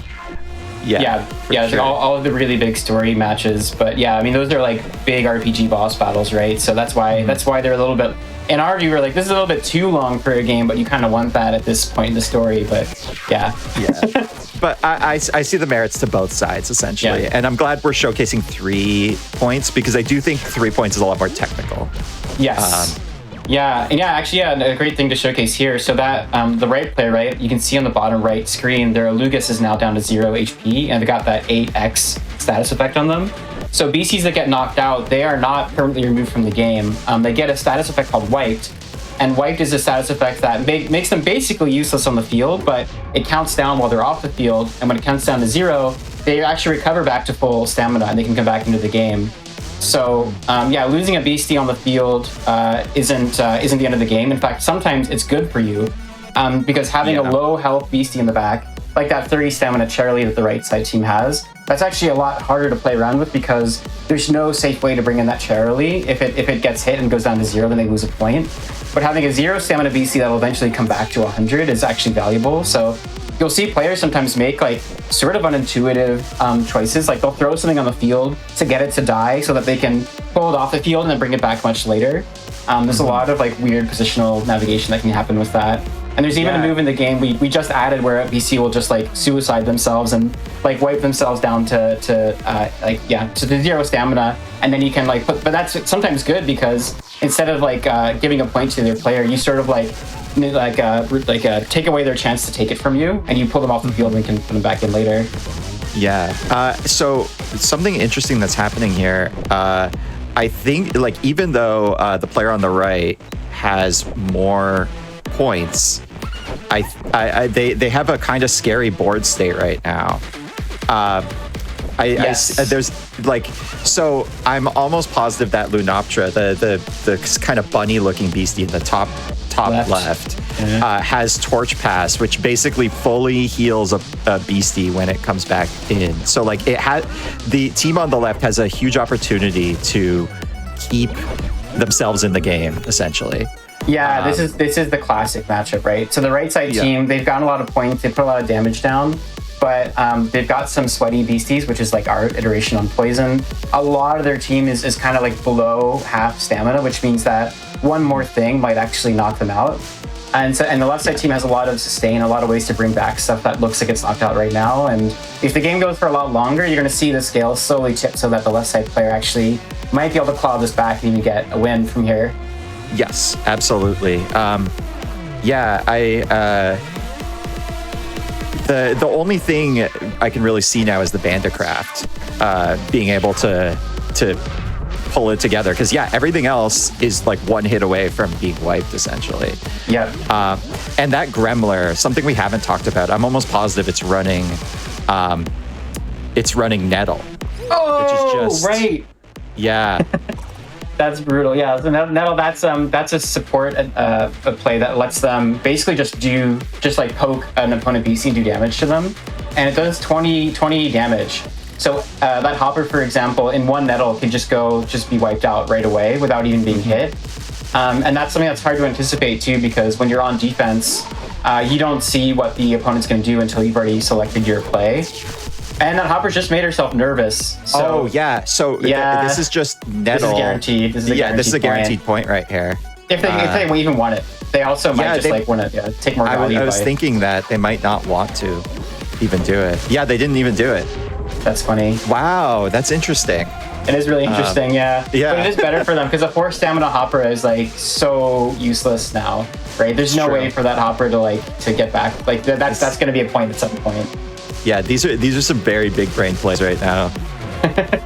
So obviously you have mentioned with love in your hearts the sweaties, and I know that the channel in the Wishes Discord is called PvP Sickos. How has the development of the competitive scene affected the way you look at the game as a whole? You can answer that, Damien. Oh, I was gonna say the teams that are winning tournaments and performing very well look completely alien to us at this point. True. Yeah. We sometimes for testing will take people's teams that have performed very well, just to throw new stuff at it, see how it feels, and sometimes we're just I don't know how does this team work? I don't know how this works anymore.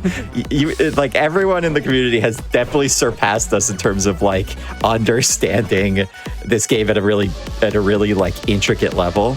Yeah, I'll play in the PvP events, and I'm exactly the median matchmaking score. I'm such an average player now because the community has advanced their tech on this so far.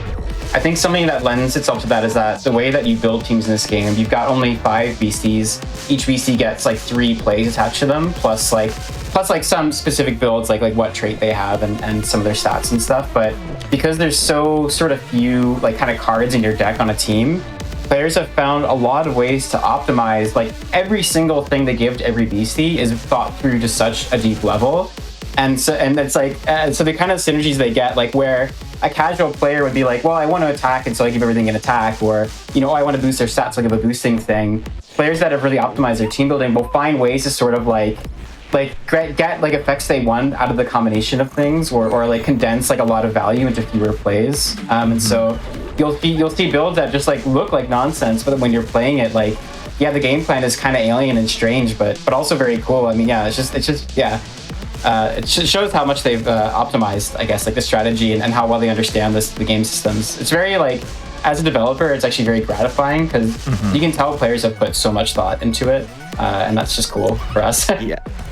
Yeah, absolutely. We sometimes when we're doing that testing, Greg will be piloting a tournament-winning team, and I just cannot break it with anything I throw at it, and I'm this is so impressive. This is so impressive. Damien is strictly a better player than me. If we're using the same thing, but yeah, some teams are just so well designed now by players. Yeah, it's so cool. It's cool to see. And I think actually even some of the teams we're featuring on stream here are inspired by teams that other players have made. The one on the right side, it looks pretty recognizable to me as one made by Balamar, who's one of our community mainstays. He's another PvP player. It's kind of fun to mention. I can't believe we haven't mentioned this already. The team on the right is purely starter team. It's got the three starter main starters, and then even another Evo that from a beastie that you start with. It's very honest. It's like the anime protagonist team. Yeah, absolutely. Yeah, 100% actually. That's funny. Unfortunately, it looks like anime protagonist team might be on the back foot here. Yeah, so we said, the more stally defensive team just clawing it back, they're just unable to get that last point. The anime team at least isn't able to. Yeah, it's so fun to see because every time they target an attack, it looks like a lethal. It's if it just went the way they wanted to, they would get that point, but the stall team keeps finding some way to navigate around, dodge the attack, switch in something, get a heal, whatever it takes, right? They're just barely avoiding death long enough, and then slowly chipping away value from their team. Yeah. Actually, what's happening right now is actually kind of crazy. Yeah, so... You should explain this, Damien. Yeah, although my stream just froze. Oh? Oh, okay, no, I got it. Oh, no. Okay. Okay, so yes. So having your beasties stacked up like that, we haven't actually explained the front row versus back row, but having that's a way to have your beastie at the front take less damage, but it's super risky because you leave a whole lane open. If the player on the left had just targeted the other row, they would have won. Yeah. So they kind of, that was a huge gamble they took, but of course it paid off. It bought them one more turn, one more attack they can get out, and it might even come down to it at this rate. I don't know. I don't know if there's much Actually, they can do here. Yeah, they can't do enough damage. Yeah, no. I think this is it. Because like all they have to do now is just hit. Yeah. Oh, actually, yeah. The hopper is just out. Right, but, it still is 50-50. Oh, yeah. This is a 50-50. They either shoot into the empty lane or they shoot. The hopper in the front row. Yeah. Because this is hard to explain in like 5 seconds. But either it's the Alugus swaps in for the Hopra or the Bandicraft moves down. Yeah, and so we've seen that Zonk is locked in moving down to cover the lane. So if the Zyvasaur goes for the top lane, then they're gonna win. If they go for the bottom lane, then it's one more turn Zonk has, although to be honest, it's bad. It's bad, yeah. Oh. So that's probably what they want to go for, yeah.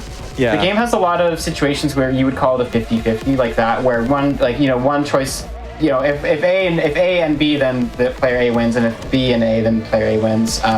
But often it's not exactly equal. So in this case, yes, Zonk got another turn, but it was the worst turn they could possibly have, because having a wiped beastie on the field does not really let you build anything. They can't do any actions, and so like the only thing they could do is just pass the ball back over and basically give their turn up.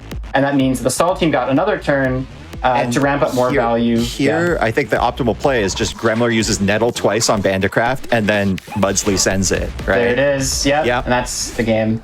Yep. That's game one. Yeah, wow. So stall. Perfect example of a stall comeback. Yes, yeah, it's classic. Yeah, that was very cool. Really cool. Well played. Yeah. It's I don't know how much they tuned this, but that was almost too perfect, like in terms of just like having like a rise and fall in terms of narrative and stuff. That's funny. In terms of the team selection, I know that Zonk and Ashley have put a lot of thought into the processing of this. And I believe next up we're looking at drums versus dread, so the opportunity to talk about field effects. Yeah. As well, to shout out the music selection between each game, which I love. Oh yeah. Yeah, actually, hey, this game actually shares a composer with the previous game. Lena Rain did the soundtrack for Celeste, but she's also the composer on Beastieball. So if you're a fan of Lena Rain, then the music in here is probably something you'd be excited about. And yeah, we have quite a few different sort of like sport themes in the game. And yeah, some we saw with the players. You even convinced her to do a ska track, so. I did convince her to do a ska track against her better judgment. You convinced her to do the ska track? Yeah. Yeah, actually. it did take some convincing as far as I understand. I mean, Lena's honestly, she's pretty cool and she's pretty game for all the weird things I throw at her.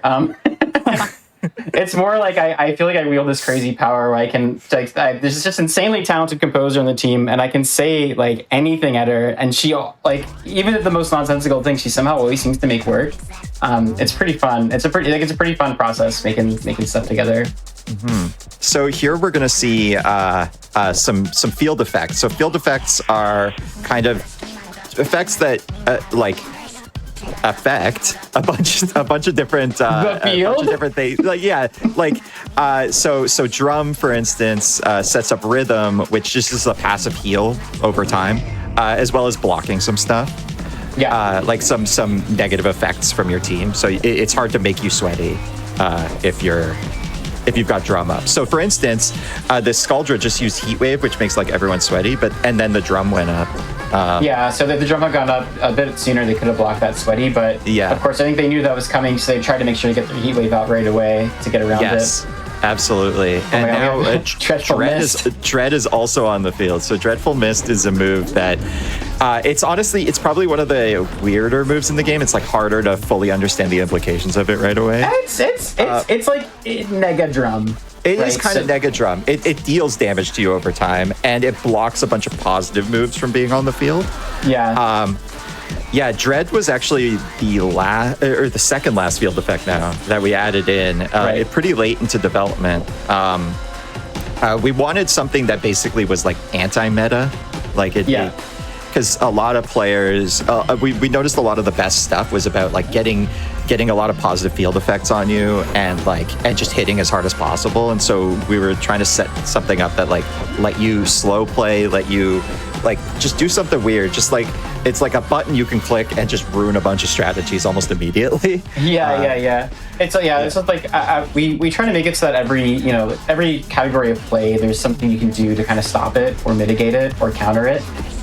To make matchups interesting, and there were just a few. It's kind of like there were a few random things in the game that just didn't have a good counter, and so Dread is like the counter to all of those. Yeah, kind of. But I think we made it make sense. And it makes perfect sense. Yeah, we're actually seeing another field effect here too. It's harder to see under all the other stuff. Like the screen is a little messy right now. But if you notice the floor wobbling at some points, that's on the left side. That's the newest field effect, Quake. And what that is it basically, it makes it harder to receive the ball, like when somebody is passing it to you. So anytime you volley the ball while there's Quake on the field, the ally takes damage because they're like, trying to get the ball, you know? Yeah. And that's the theming. It makes perfect sense. I want that explanation memorialized forever. At least I don't know if we ever talked about that, Greg, but that's the theming in my head, at least. Yeah, sure. We can make that's canon that. Oh, Sounds good. I literally thought that was what it was. Okay. So how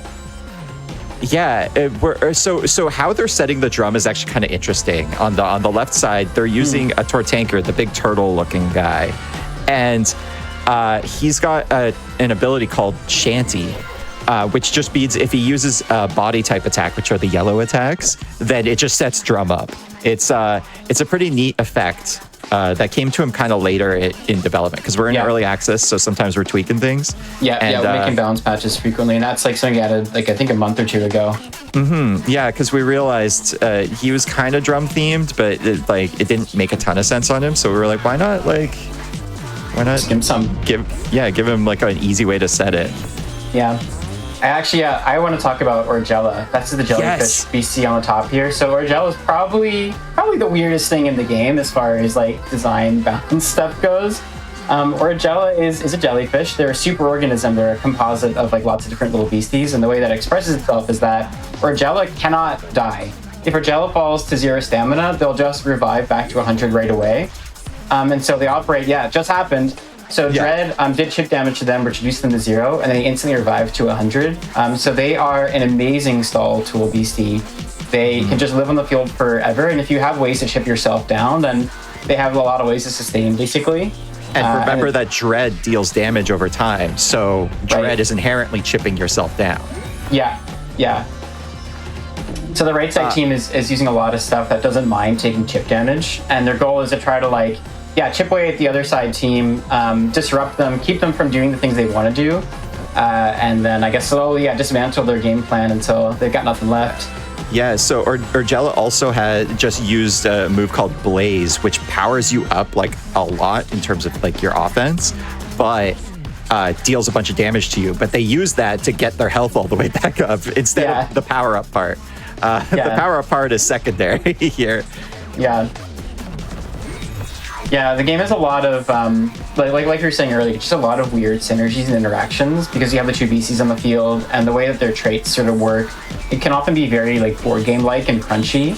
And so, like Orgella with itself, right, they can damage themselves to heal, do weird things like that, and then pairing them with an ally, you can get all kinds of crazy team-building possibilities, which is partly, getting back to what we were saying about how far players have optimized this game. We had ideas about what was going to be good before the game came out, but a lot of what we're seeing now just comes from very, very creative team building. Players just put together combinations that we could not have foreseen. There's trait dance on that Conjar. No. Probably to grab superorganism from Orgella, right? So trait dance is a move that lets you swap your trait with another beastie that's on the field. Right. It's one of the most shenanigans inducing. Oh, did they? Wow. No, they haven't. I think I was misreading. But yeah, it's probably the move. It's one of the moves with the most shenanigan. It's just the combinatorics of it are crazy. In terms of balance, it's impossible for us to account for everything, though we do our best. Yeah. I think they're trait dancing away the. They trait danced away Flow from the Bongus, which is smart. Flow on Bongus is anytime there's rhythm up on their side of the field, the opponent can't block them, which is really useful. It's really useful to block your opponent. It's just like a whole mechanic in the game. Being able to reduce the damage your opponent can do. And Bongus, if there's drums up, just basically says no. They stampede on through, but they've trade dance that away, so that Bongus has just lost like the main value they have from sitting on the field is that they can enable the offense of their ally, but now it's been trade danced away, and so now Zonk, as you can see right away, they're going to use block. They're going to start blocking the other team, which is really good because it means that they can sustain for a lot longer. I would say my feeling right now, it looks like the right side team is slightly at an advantage here. They've got a bit more stamina, and they've shut down a lot of what the left side team's trying to do. And also just look at the stamina just on the left side team. Like they've got nobody to switch into powerful attacks at this point, right? Oh yeah, that could be 3 points right there. And also Orgella has turnabout, don't they? So they're just going to do a ton of damage from being at low health. Turnabout is basically it's an attack that gets stronger if you're at low health.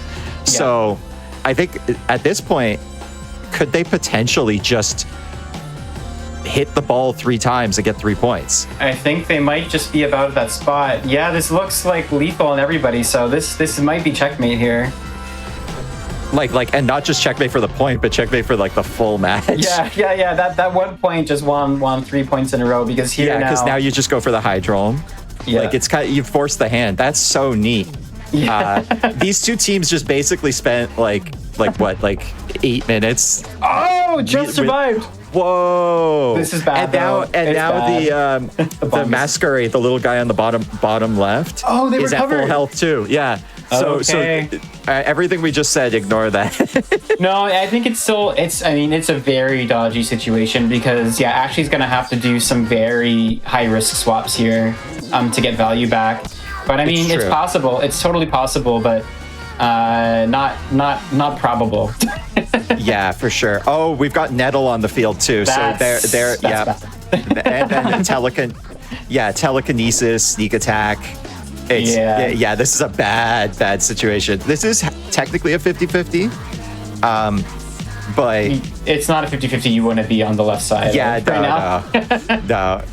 Yeah, like that was basically best case scenario for Ashley, but really bad. Although they have juggle. They got juggle. Oh shoot, okay. Juggle is pretty unique. It's like the the only play in the game that lets you pass the ball to yourself. So usually like in volleyball, you have to pass the ball back and forth to do attacks, and when you have a white beastie on the field, passing to them is basically like giving up your turn. But that masquerade actually can solo with the ball. They can just juggle to themselves. But instead of doing that, that's so smart. Did not see that. Okay, they use Team Chant, which is kind of like a team revive. It cures negative status effects on the entire team. And so they, instead of doing a good attack, they gave up their attack, but they're able to revive a bunch of their allies. Not to full stamina, but they've gotten back quite a bit of health now, which means that they have a bit more to play with. I mean, it's still bad. But if they can ratchet a win out of this, I mean, kudos to them. This is a really tough position to play for them right now. Because you can see this whole toxin has lethal on both little beasties. Well, okay, so the torch pass comes in. Oh my god, no way. Wait, they have to free ball because they're shook? Yeah, they're shook because they knocked themselves out. Orgella, the one thing that balances them is that they become shook, which means they can't attack if they run out of stamina. Right. So they do recover to full, but they're still like debuffed in some way, right? Right. Oh my goodness. Yeah, okay. But just looking at Ashley's team here, this is bad. This is bad. It is bad, but honestly, like she's still holding out. I'm like I'm on the edge of my seat now because I'm like, it's actually kind of possible. Mm-hmm. We saw a full 3-point comeback last game. We did, yeah. So the general strategy on the right side there, right? They did a lot of disruption. They wiped out everything, and then this full toxin is a great example of a cleaner beastie where they can come in late in the game. They have very strong offense, and so what the goal here is basically to the one thing that didn't lethal. Well, no, what happened was it was the only way to survive that, which was they cycloned out. This is a weird interaction that we definitely didn't intend, but it's still in the game. Beasties at the front do more damage, but if you use Cyclone, which just like phases out the beastie, they lose. It puts them back on the bench, and the game detects them as being not in the front row anymore. So the damage is lessened. Yeah. And that's the only way that Hydrome survived. Yeah, they survived with just 6 stamina. Like, that was definitely the difference between a win and a loss there. Yeah, it's such a weird interaction. We definitely, that was not intentional, right? Like, I was not really, I didn't consider that as a thing players would do, but of course they found it. Yeah, and it turns Cyclone into one of the best defensive plays you can get.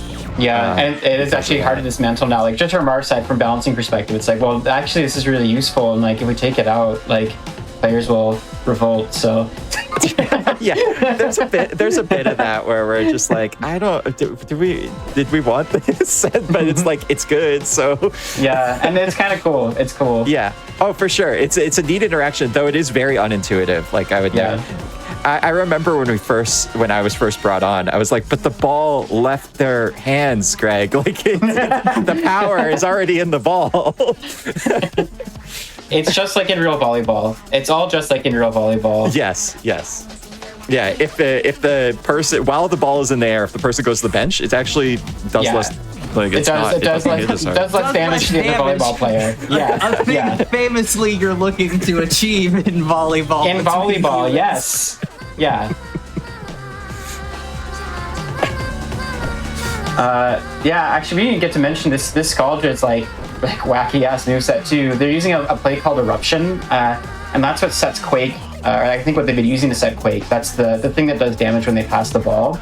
Eruption is a double-edged sword that quakes both teams, and so Scaldred is making it hard for both teams. And every time you see it, say like Quake and takes 25, like that's Scaldred's thing proccing against themselves too. So they're actually giving up some of their own health here, but the goal is to make it really hard for their team to play. Yeah, and they kind of like taking the damage again because the Orgella doesn't mind it, right? Yes, yeah, the Orgella kind of uses it, yeah. So, yeah, we see again the Orgella back at full. It's back at full, going. And it sounds crazy, like this thing sounds crazy, but it's not. It's like, not that good. It's not, well, it's not that it's like bad, it's just, it's not meta defining, you know? Like somehow this thing is okay, but not. Yeah, immortality is like possible in this game and like balanced. Yes. Yeah, and we're seeing Ashley actually starting to claw it back a little. Yep, that's 1 point. So Zonk could have stopped that point, but I think they just wanted to take it. I think they wanted to reset their Skuldra. Yeah, their Skuldra was low on HP, so it was better to take the point there to set their Skuldra to start to recover, essentially. We've got a double blaze. This just to be able to reset them again. However, if this Orgella ever actually throws an attack out, it's going to hit very hard. Yeah.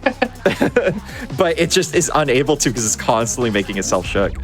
Although, yeah. I mean, that was like every single attack was like a 50-50 coin flip that Ashley was having to navigate. So it was incredible that she managed to make it last for that long. But yeah, wow. Okay, very cool game. Yeah. Yeah, seeing a lot of field effects. You don't usually see all of those at the same time. Not usually, unless you're building for it, I guess, huh? Yeah. Yeah, and it's funny. Like PvP is so different from playing the like story. Yes. Yeah, there are quite a few things that are like in the story are quite good, and when you go against another player, it's just completely useless, and vice versa. A lot of things that are like really good because of like the mental damage it does to the other player and like the way that it can trick them out.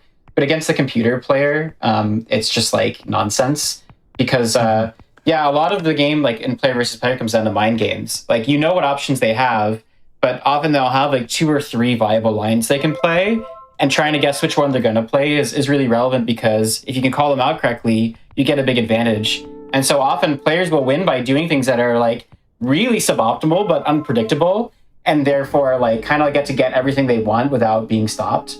Yeah. Whereas like playing against the computer, like in the single player game, kind of teaches you like what the most generic optimal line is in a lot of cases. Just like, okay, yeah, like, boost this thing twice, attack, get like the most damage. Like that's the obvious play. And if if you're just playing honest straight, like that's what you do, right? Yeah, and the computer like has specific thing like the AI like that plays against you in like PvE it's tweaked a little like depending on the kind of match, but in general like it's pretty easy to figure out what they want to do.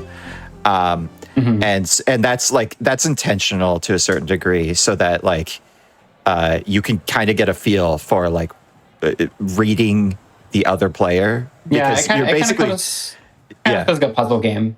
Yes, absolutely. Right, you're just like, okay, what's their best move? Oh, okay, it's this one. And how do I stop it? Oh, okay, I do this. Like a lot of the single player kind of comes down to like that sort of problem solving. When you're in PvP, that's like step one, and then there's like I was about to say that's layer like, 1. 2 through 10 of like, okay, but what weird freaky thing would they want to do instead? And like, can I cover that, or how much can I cover? And which things am I more scared of them doing? And yeah. All right, so it looks like we've got Rally on the right. Oh my gosh, and this is the quick tag team on the left here. Oh, that's very cool. This might go faster, I think, than stall versus hyper offense. Yeah. So Rally is another field effect, and it basically powers up all spirit type moves in the game. And spirit type is the pink type that you're seeing being used right now. This game only has 3 types for the record, right? Body, spirit, and mind. Yep. So like when you say like one type is stronger, that's like 1/3 of all attacks are stronger. Yeah, absolutely. So this Rally team here is going to be using almost exclusively spirit type attacks.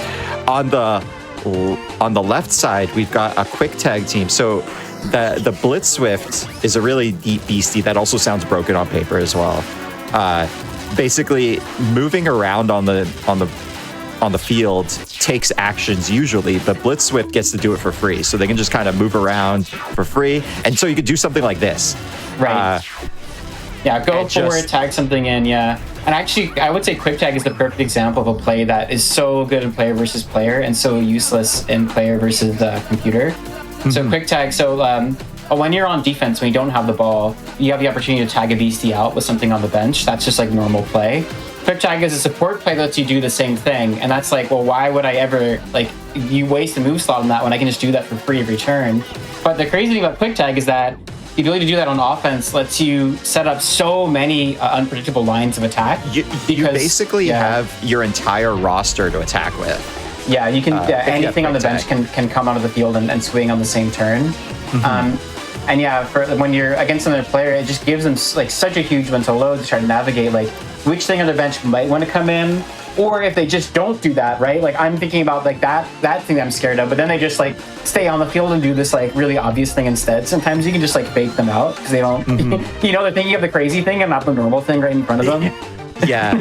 So yeah, that's why Blitz Swift is pretty good. It's a beastie that. Blitz Swift is a very high skill beastie, I would say. Yeah, they're honestly like they die so easily. They're very hard to pilot because just like they give the opponents much to think about, as the person piloting them, you also have just so many things to think about. They open up so many options, and it's like this game's on a time limit, right, for every turn. So.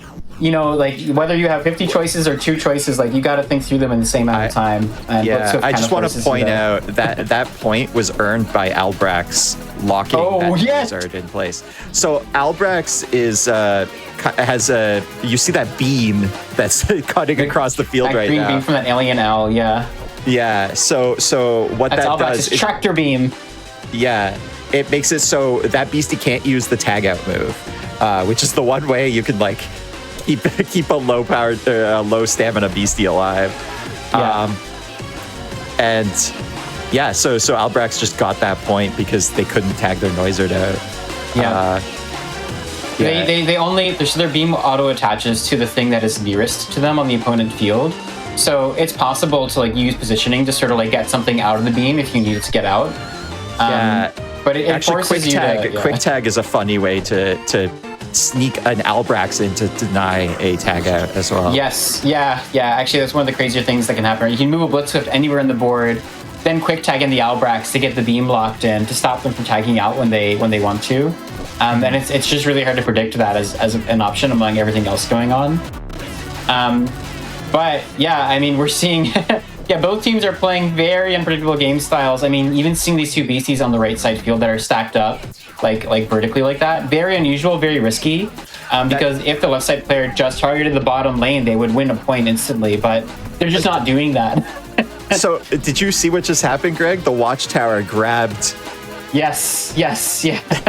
So Watchtower, the dog on the right there, Fetch'em, has an ability that lets it, if it's in the same row or column as another beastie, it'll take the attack for them instead. So that's another example of redirection in the game. Yes. And they used it to save their Circus because the Circus would have taken a lot of damage. Yeah, and so that trait, it only activates when the beasties are adjacent to each other. So this is kind of the safest, most logical way for them to be positioned is the way they are right now, right, where they're diagonal from each other. That means that, all 4 quadrants are sort of covered by something on defense. We have one thing getting an offensive bonus and then getting a defense bonus by being in the back. But when you put them side by side, there's lots of other advantages you can get. And yeah, that Watchtower trait is a great example where the dog, the sheepdog on the right side, can take the ball in place of the ally when they're adjacent to each other. And that Circus in the front row on the right side field, they're kind of a glass cannon beastie. They hit really hard, but they're not super defensive, and so they rely on an ally to kind of help them take hits or take hits in their place or defend for them so that they can live for a few extra turns and get the damage they want to get out. So yeah, you're seeing basically 2 very high risk, high reward like teams playing to each other where every little reposition, every little move, every swap out can be quite significant because there's a lot of weird little interactions that are changing like who's targeting, who's damaging, and how much is, oh my god, this is strong. Yeah, this is unstoppable. Is it? Oh my gosh, is about to do a ton of damage. That is lethal and everything, yeah.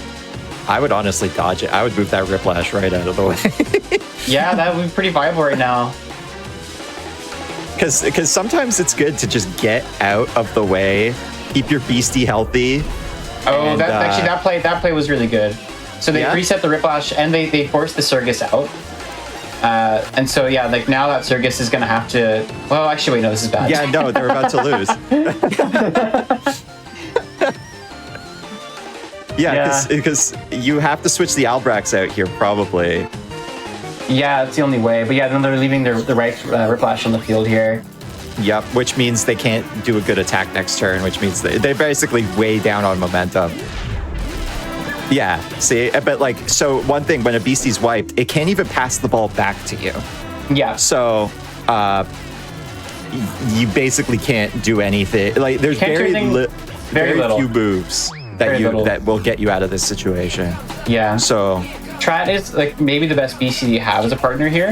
You want a BC that has good support plays that can still do something on the field without an attack. But it seems like their Trat probably didn't have any good options from that position. So, yeah. The right side rally team honestly is in a really strong position here. Cut shot just basically wins. This is probably a game winner. Yeah. Yeah, because this like even if they move the Trat up, which is the only way to save themselves right now, their next turn is going to be atrocious. Like, they can't get out of this. So it looks like it's going to be win for the right side, but okay, and that's game.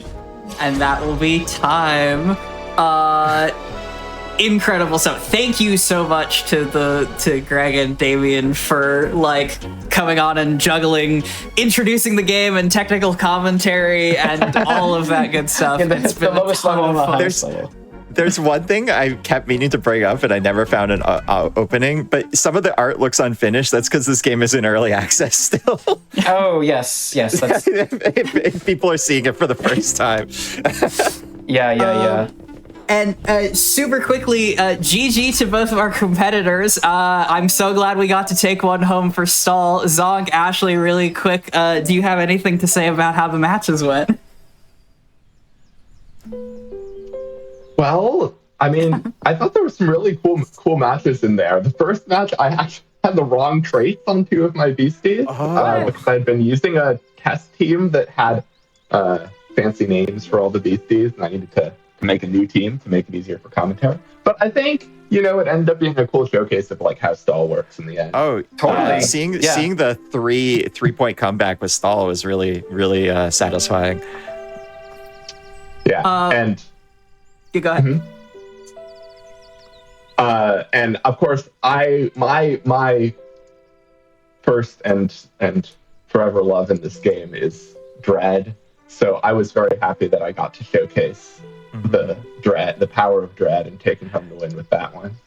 Yeah, congratulations to both players. Honestly, it was so fun to watch you both play. Like, every game was so tense. I remember, in that second one, I was on the edge of my seat for half of it because it was like so close to lethal for so long. And you both just kept like finding ways to sort of like Ashley held it out. So cool. You were on the ropes for a while there on the second game, Ashley. I was just playing like a stall team, basically.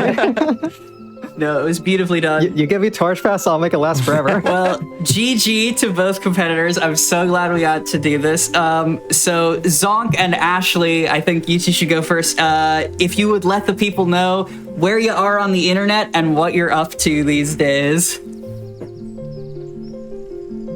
Yeah, absolutely. Right now, you can mostly just find me on Discord in Wishes Unlimited, the Beastieball main server, Beastieball speedrunning server, basically like 25 different random indie game speedrunning servers. I theoretically stream, but in reality don't very often. So yeah, that's me. And also, before we go, I wanted to give a quick shout out to some of the community members who inspired our teams that we use today. Namely, Bolamar for the hyper offense team that I used in the first match, Pix for the drum team that Ashley used in the second match, and Cat for the rally team that I used in the third match, and Frosty for the quick tag team that Ashley used in the third match. Yeah, also the stall team I use doesn't have any like direct like people's teams that I used, but Dino T is the Gremlin stall player. Every stall team is inspired by his teams, especially the way I play. It's true. You can't mention stall in Beastieball without mentioning Dino. Yeah. True. When I was referencing alien teams, like teams looking like they were made by aliens, that's Dino's teams for sure. Incredible. Ashley, where can the people find you? I'm not active on social media, just in Discord and the Wishes server. I have a spreadsheet for damage calculation that I've been working on. So if anyone wants to use it or help me out, that's all. Amazing. And from our lovely Wishes Unlimited devs, any last words for you guys? Where can people find the game and you? Beastieball is available on Steam in early access for PC and Mac right now. We're updating the game frequently, and it's already in a state where you can play the entire single-player game and get to the end. And then, as you've seen, there's a ton of competitive PvP stuff that you could totally get sweaty about if you're that type of sicko. But if you just want to play a fun RPG about sports animals, that's also totally there. And I recommend it personally. I like it. Yeah, no, I keep saying if I didn't work on this game, it would be my favorite game, and I think it still is, but I can't say that because I worked on it. You know what I mean? Yeah, Amazing. Oh, go ahead. Oh, yeah, no, that's all I wanted to say. Don't worry. Amazing. Thank you all so much for coming on and balling. We are going to continue our Pride special of Make Your Own Victory after the break. We are sort of stitching together our creature collecting ideas in this Live on Your Terms showcase, from volleyball, sports anime, critters of all types, to the simple joy of bug collecting. After the break, we're going to see a speedrun of Kabuto Park. Be right back.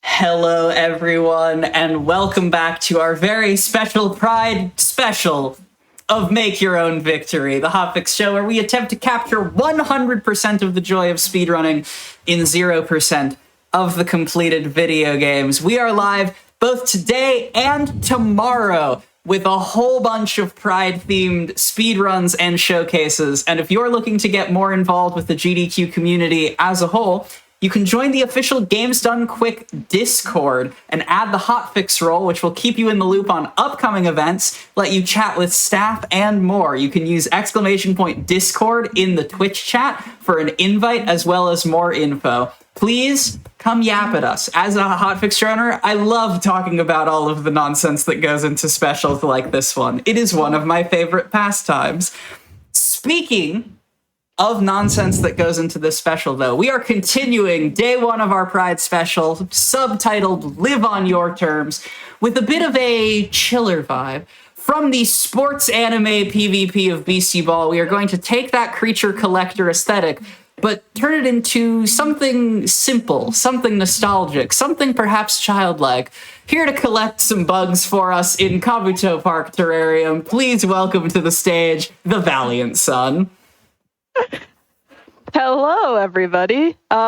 You took my joke because I was going to be like, we're going from beastie collecting to creature collecting. But now we're here. Hi, everybody. I'm going to be playing Kabuto Park. This is a lovely little bug collecting game that released last Wednesday. And it's taken over my life just a little bit. I'm going to roll right into it and explain like what terrarium means as we go. But yeah, we will get started as soon as I click play in 3, 2, 1, go. Good luck. Thank you. So we play as Hannah, who is at a summer camp called Kabuto Park, and we meet Midori, who's going to teach us how to catch some bugs. We are basically spending the entire summer here at this park, and the goal is to catch a bunch of bugs so that we can learn how to battle them. There's a big like tournament of battling the beetles over the course of the summer, and so that's what we're learning to do. So we've got our magnifying glass, we've got our net, and right now we're going back and forth to the farm. Ideally, I want to catch a handful of these bugs. There are 3 different rarities of bugs. There are common bugs, uncommon bugs, and rare bugs. I'm going to be catching just a handful of these at the farm. This is because if you've ever played like Pokemon Go, when you release your bugs, you can get candy. I like to believe that we are trading the bugs to maybe other kids. And then we can use that candy to level up our bugs. The way that works, I choose to believe, is that it is canon that the larger the bugs are, the more like powerful they are. So I choose to believe that it's because we're feeding the bugs candy and they're getting bigger.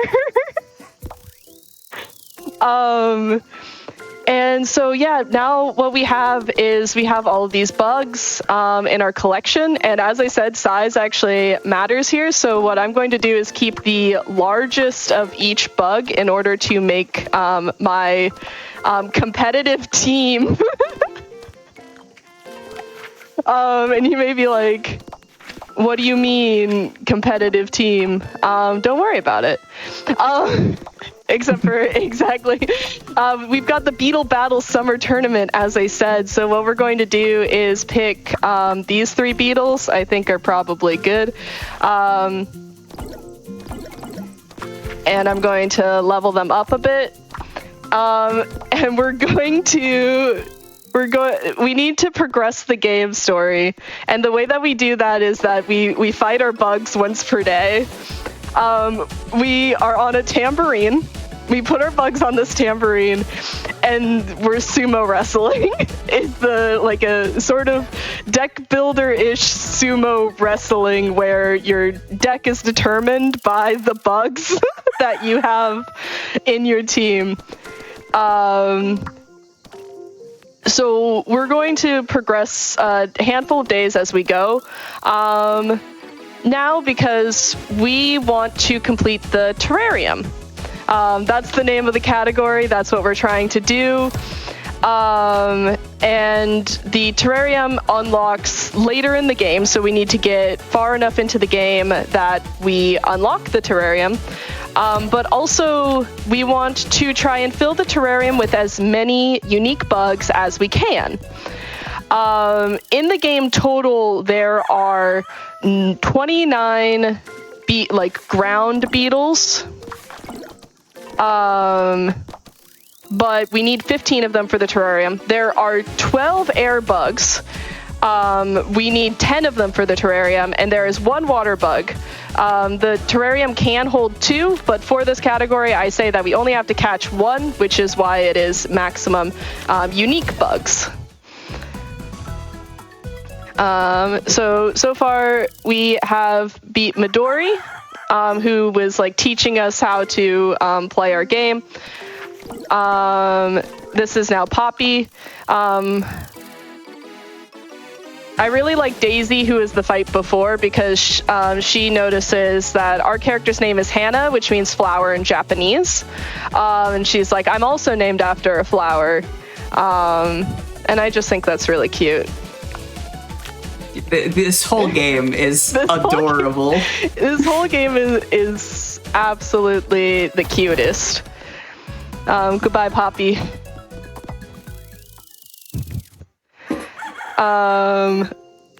So when you are building a team for beetle battles, which I'm never going to get sick of saying, what sorts of things are you looking for as you build your deck of cards? So for my routing, I start with beetles because there are a lot of beetles available in our first area. But there's a lot of different ways that you could play this game. In the any percent category, you actually, I think the popular thing to do right now is to use flying, like bugs and dragonflies. So they use a lot of these wind cards. They kind of have this relaxed state, which makes it harder, or basically tells everyone to calm down. This is Rudolph. He had a bunch of bees. He still likes bees, even though we just defeated him. And now the days are getting longer, so we're actually able to now have more bugs in the farm. And what I'm going to do, additionally, is I'm going to use all the money that we got from battling bugs to upgrade my boots, which will allow me to hike out to Calm Lake. I also upgraded my net, which makes it easier for me to catch the bugs. I need to be keeping track of the bugs I catch. I also upgraded my magnifying glass. My magnifying glass allows me to look at 3 different locations now. This is a rare one. We'll see if we can catch it without... Heck yes! Nice. And now what I'm going to be doing is every time I catch a new bug, I'm going to be favoriting it. So as we said, the terrarium basically allows us to showcase our bugs, and automatically any bugs that we favorite are automatically put in the terrarium. So I will be favoriting all of our bugs as we catch them, but only one of them because we want unique bugs. I also upgraded my encyclopedia. My encyclopedia means that I will have the chances of catching more uncommon and rare bugs as well. When we were introduced to that rare bug, I just missed that one. Blue Emperor. I could do the any percent routing for this, but I don't think I will. I think I'm going to go for my usual because I do like it. Imagine if I could complete a sentence.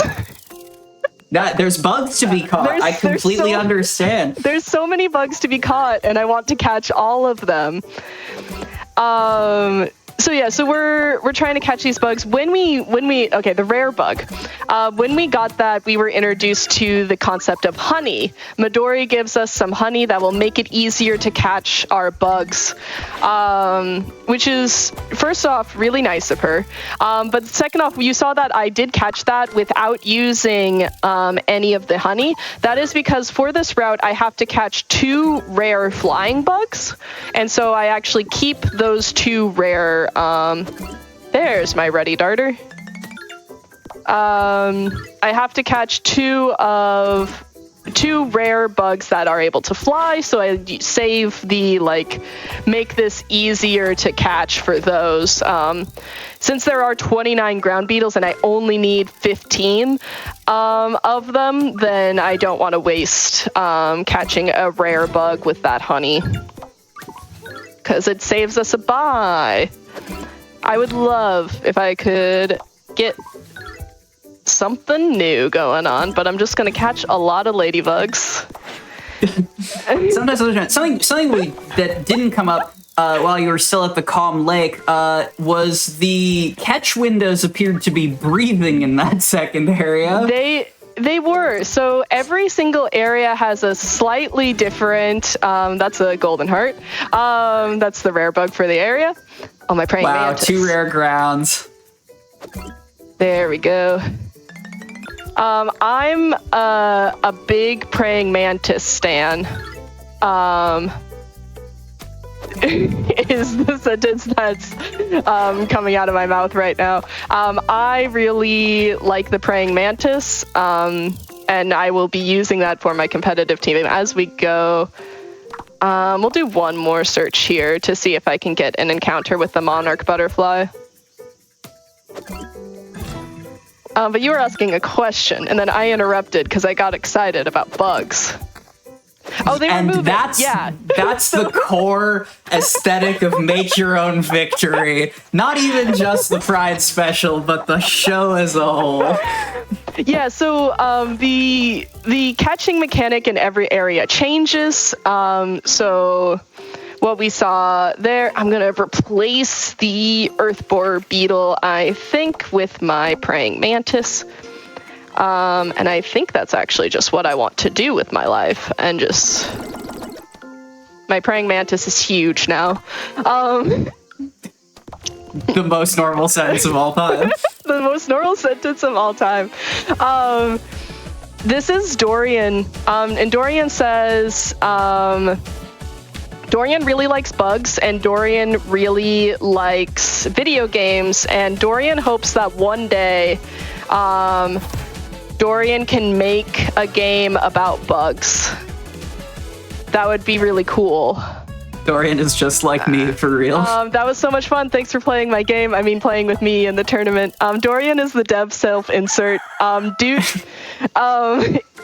the dev for this game is super duper sweet. Also developed Minami Lane, if you've ever heard of that game.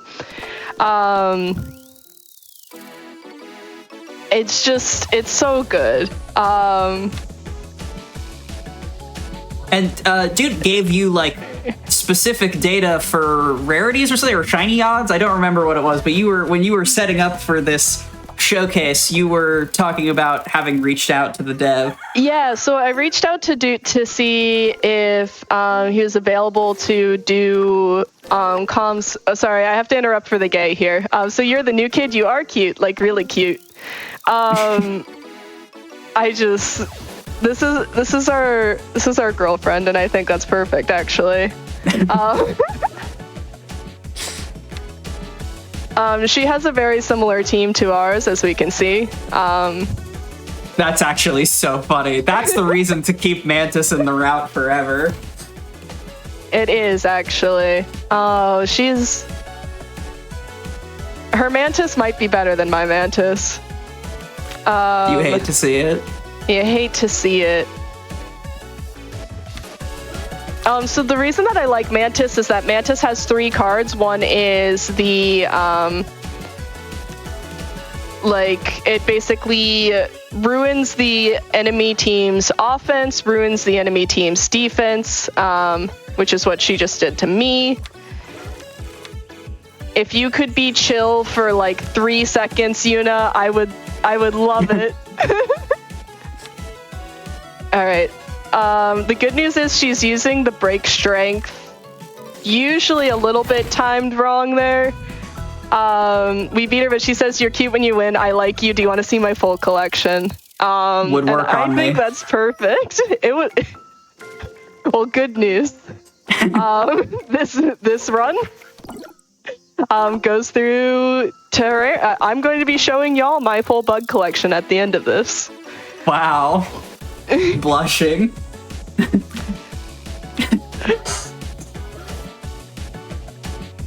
You may notice that this character looks a lot like Yuna.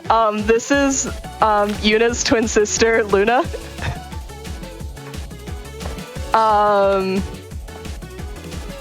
Her team also, again, like very similar. I don't think that kick is going to win there, but I had to try. Hey, Luna, could you chill? Just a little bit. The twins have no chill. The twins have no chill. Please, I'm trying. Okay. I think this will be good. Yeah. Luna tells us that we're really cute and strong. She sees why Yuna likes us. Have fun stargazing with her tonight. And again, I just think that's beautiful.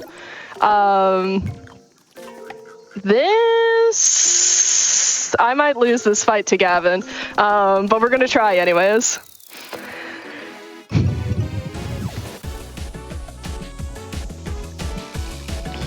What if I explained the fight mechanics for this game? So as we said, it's kind of like sumo wrestling. So the goal is that you are pushing and shoving, like your turn to hold, your turn to push. You have 3 cards introduced by each of the characters has, or like each of the bugs has 3 different cards that you can have for the thing. It's not close enough to win for the kick there. We might be able to do this. So not only do you need to kind of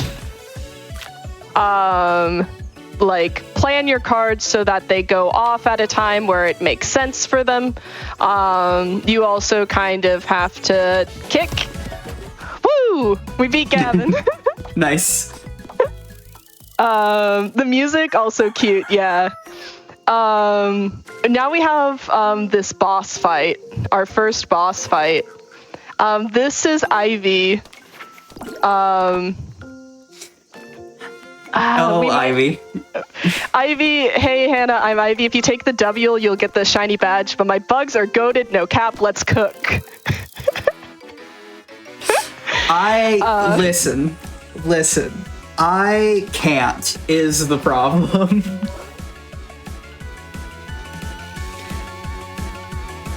All right, I think we potentially, if we don't lose on this shove, I think we can win here. Yeah.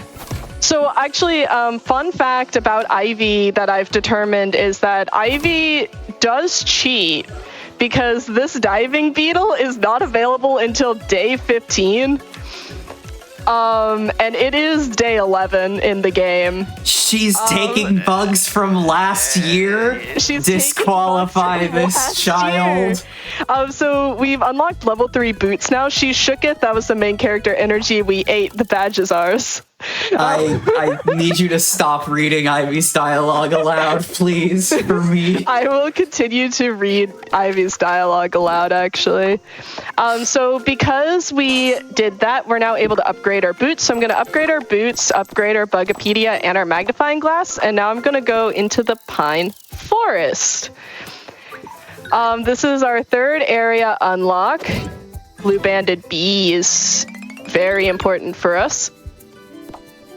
Again, there are 12 flying bugs in this game, and I have to catch 10 of them for this category, so I need every single one that I can get. This is a roly-poly. Roly-polies are not bugs, but they are in this game, and we can see the minigame for this one. The capture bar moves back and forth. favorite, keep, favorite, keep, favorite, keep, favorite, keep. All of the descriptions also for the bugs are like definitely like Hannah's notes, like her own personal notes for the like bugs that she's caught. So there's like the notes for the praying mantis, for example, says like girl mantises sometimes each boy mantises, which is kind of rude, but I understand why.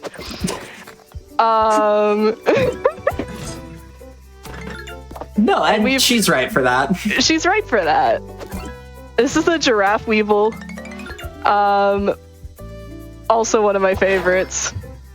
We've also caught 2 giant stags. I was gonna say, you're getting so lucky on the rare bug spawns, except they're not the rare bug spawns we need. The game giveth and the game taketh away. The game giveth, and that's why I kind of like this category, though, just because like we get to kind of spend some time with bugs. Could not remember where woolly chafer was on my list of things. This is a leaf beetle. There's also like the description for ladybugs, if we're talking about like great descriptions in this game, is like, I think I'd rather be I'd rather be a bug than a lady, because bugs are cooler than rich people. Again, this is possibly the best game ever. And it's real shiny. Yo, getting all the good marathon luck. Yeah, so I do have an exception for my. Oh, here we go. So this is the honey catch mechanic, as I said. And you can see that there wasn't any green there, so you can see over to the side there's like this little measuring thing. Cool. Run should be completable because I got my 1 rare encounter that I guarantee you need. Nice. But yeah, so there is that little thing off to the side. That's how close we are to the bug. As you get closer, the bar moves a little bit faster. So I do have a shiny claws exception. So like, even though we already have the leaf bug, since that one's shiny, I am favoriting it. It does get a chance to go in if it wants to. Do I have any more flying available there? No. Just the rare there. And I do have the bumblebee there, but we will do that. And so I got a bunch of food now, so I'm just gonna throw a bunch of levels into my bugs. This is Robert. Robert thinks that his flies are unstoppable and kind of cute too.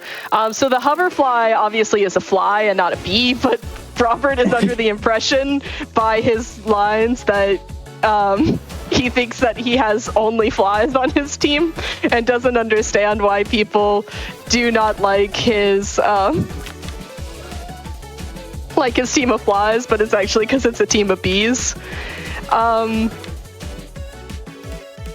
Robert's valid for that. Just the variety of absolutely kids that I like know from my like kids that I would have run into at like summer camp or just like in out and about. It's so cute. I love, yeah, like all the kids' personalities are just super duper sweet, and I'm gonna put. Khadija usually gives me a hard time, and I think I'm just going to go for it because her strength is slightly lower than my defense, so I think we might be able to do this. But who knows? I don't. But yeah, like, again, this game came out last Wednesday. It's been like a week and a half. There's a lot of still like development kind of going on like what is actually like a good team versus a bad team. Like, I really like mantises, but they aren't actually like used in the current route. In the current any percent route, you mean?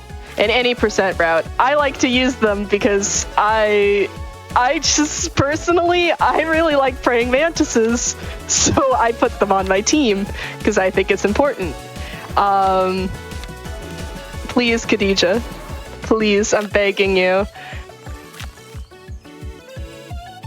If I do 2 kicks and a push and a break defense, yeah.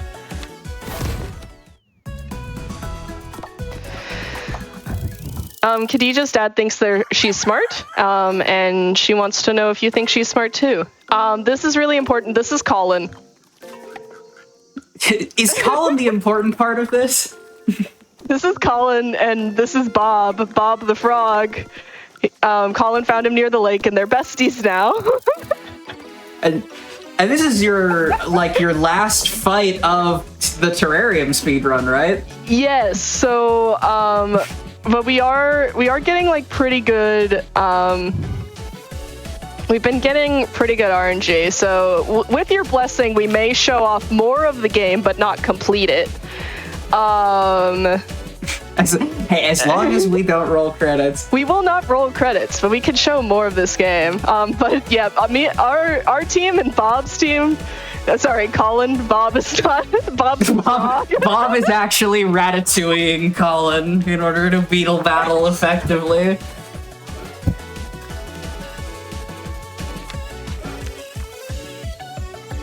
Oh man, this is like my favorite thing is that every time there are like fights and things, you can see like the character reacts, and my favorite thing is the fact that Bob also reacts. Okay, so right now Colin has grounded, so don't copy my energy. That's rude. So I wasn't able to do any kicks there. Oh my gosh, Colin, please. Bob's putting up a fight. Bob is putting up a fight. God, chat is so much funnier all than my me. effects. No. Truly the final boss. You were saying the RNG was too good for too long, and so Bob said, actually. He really did. No, but chat is so much funnier than me. I have to shout out, I love Frogatui, and also ain't no rules that say a frog can't beetle battle. This is true. Unfortunately, Bob is sad, and I'm 07's in chat for Bob because we made Bob sad. The necessary evil for speedrunning. It's a necessary evil for speedrunning. So it is now day 15. Which means that both the farm and the lake get an expansion in the number of bugs available. And also it means that I need to stop doing my instant thing, which is catching the bugs I already have. So we are going to be fail catching things. Midori tells us, hey, there's accessibility settings in this. So if you're playing and you're like, this is kind of hard to catch, you can actually turn down the catch difficulty. You can change it so that it doesn't move. All these different things. But since we're trying right now to catch the bugs that we need, I will be not catching anything that I've already caught before to save time.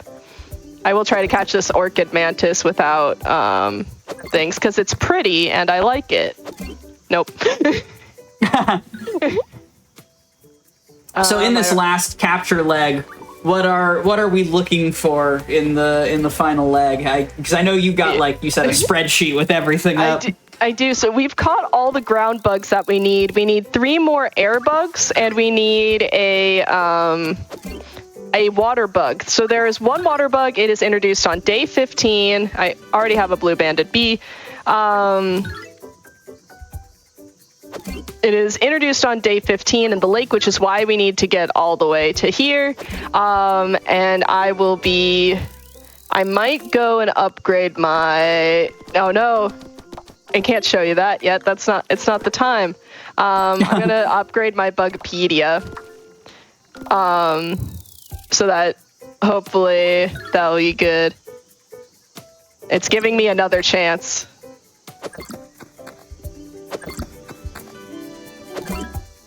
Heck yes. It's a good, also just good money routing to have the last Bugopedia back in your back pocket after the Bob fight. Yeah, trying to figure out the money routing for this is actually like super fun. Like when in the battles can you like actually afford things? So like before, you saw me like go hunting, and it's actually because like if you don't spend any of the money that you have at the time, this is a royal jewel beetle, which again, we've caught all the ground bugs that we need, but since, I'm looking for this diving beetle, we can catch other bugs too, just to kind of feature them, because like, again, this game is so cute and I love all the bugs. Please be a diving beetle. No. That is a greater stag.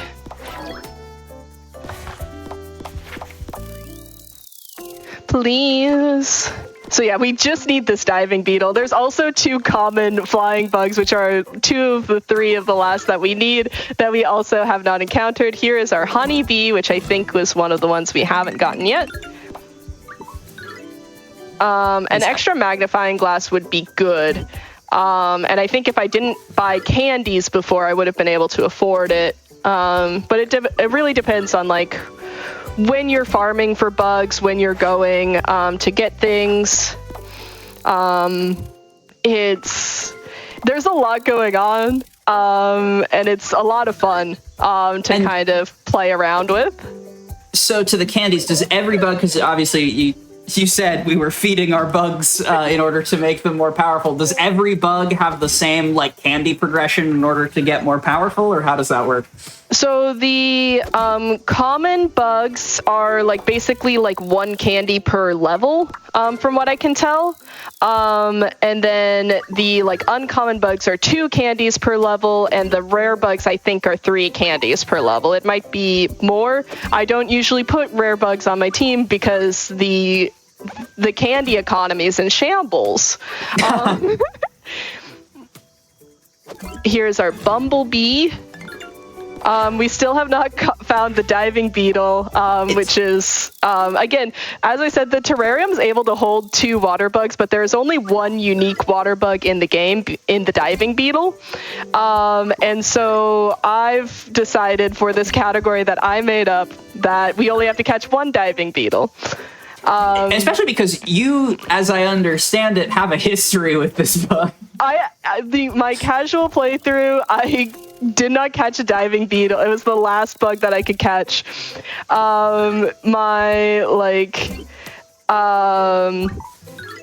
It's really it's like the last bug that I've caught, and like every single time I do this run, I can't find the diving beetle to save my life, and I don't know why. I don't know what it is. It's an uncommon spawn, right? It's not even a rare bug. It's not a rare bug, so I don't know why. It eludes me so much. The diving beetle haunts my dreams. It's just designed to be. It was actually, and you can quote me on this, and it's definitely true, designed specifically to be a roadblock to this category. This category specifically. What I've done right now is I've decided to give up on trying to catch the diving beetle. I need 1 more flying bug, which is going to be the blue carpenter bee. Spawns on day 15 in this area, which is right there. So we have all of our flying bugs now. All right. Me, and the diving beetle. You, me, and the diving beetle. Chat, can we get some energy for the valiant son? Can we please? Okay. Nope. Okay, so you can see, like, what I really like is when the little bug pops up, it does show you, like, with the little sparkles, what rarity the bug is, like, before you even get in. So we do need those blue sparkles to pop up, because that means it's an uncommon bug. Nope. And so... I don't know, obviously, do you know what the relative rarity odds are? Was that in the data you received about, like, how likely you are to pull an uncommon from the... No, in general, from the thing? But, like, we really should have by now. Caught it. I realized that I Yeah, there it is on the loading screen to taunt us. Game said we do a little bit of trolling. We do a little bit of trolling. So yeah, we're just, and like, you may be like, hey Jess, why are you clicking on the tree? Obviously the diving beetle's not going to be on the tree. That doesn't make any sense. And the reason that we're doing that is because I already have you. So that's another rare bug. And I'm begging the game. Diving beetle? This is the quintessential marathon luck. Chat, what's your favorite bug? What's your favorite bug? Sound off. We have someone in chat saying you need to play as Dave to catch the diving beetle, and I think that's true. Okay, I'm using the honey so that I don't mess that up. There's our diving beetle, chat. We're favoriting and keeping that. And hey, here's our terrarium complete, and that's time. GG. Incredible. Masterpiece showcase. This is the terrarium. You are introduced to the terrarium. You are able to put your favorite bugs in it. You can pet the bugs. If you have more favorites than available, you can click refresh and it moves the bugs around. The roly-poly curls up on a little ball, and I think it's perfect. The stag bugs will fight each other. This game is lovely and perfect and everything, and I've only showed you about half of it. There is this whole other area. There are 31 different battles where like some of the people come back. So like we have Rudolph again, who loves bees. He found more bees. This game is incredible. I have so much fun with this category, despite the diving beetle haunting my dreams. So yeah, thank you so much for letting me show off this lovely, cute game.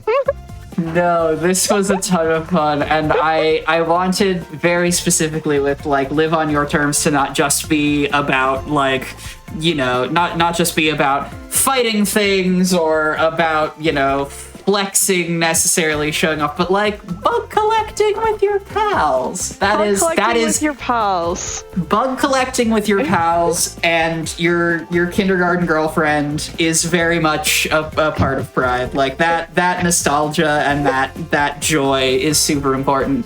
Jess, the Valiant Son, thank you so much for coming on and making your own victory in the purest sense of the word. Would you please let the people know who you are, where you're at on the internet, and what you're up to right now? Yeah, hello again. My name is The Valiant Son. People also call me Jess. You can find me on twitch.tv/The Valiant Son. I am currently alternating between bug games. That is, I've been working on speedrunning this game in particular, and also working on my first casual playthrough of Hollow Knight. So I guess if you slightly different vibes. Completely different vibes. I also like speedrun Stardew Valley is what I'm most known for, but yeah, you can find me on pretty much everywhere at The Valiant Son. And if you liked this game, the game is currently $4 on Steam. The dev is absolutely a sweetheart. The community is super duper kind and cute. So, and it just came out last Wednesday. So if you're interested in collecting some cute bugs, we'd love to have you. And yeah, thank you so much for having me. Of course. Well, we are going to take a quick break. I invite you all in the chat to get up, stretch, pet a small animal, perhaps a beetle, near you, if that is an available option to you. And when we come back, we are going to show off some co-op goodness. When we return, it'll be split fiction side stories. Don't go anywhere.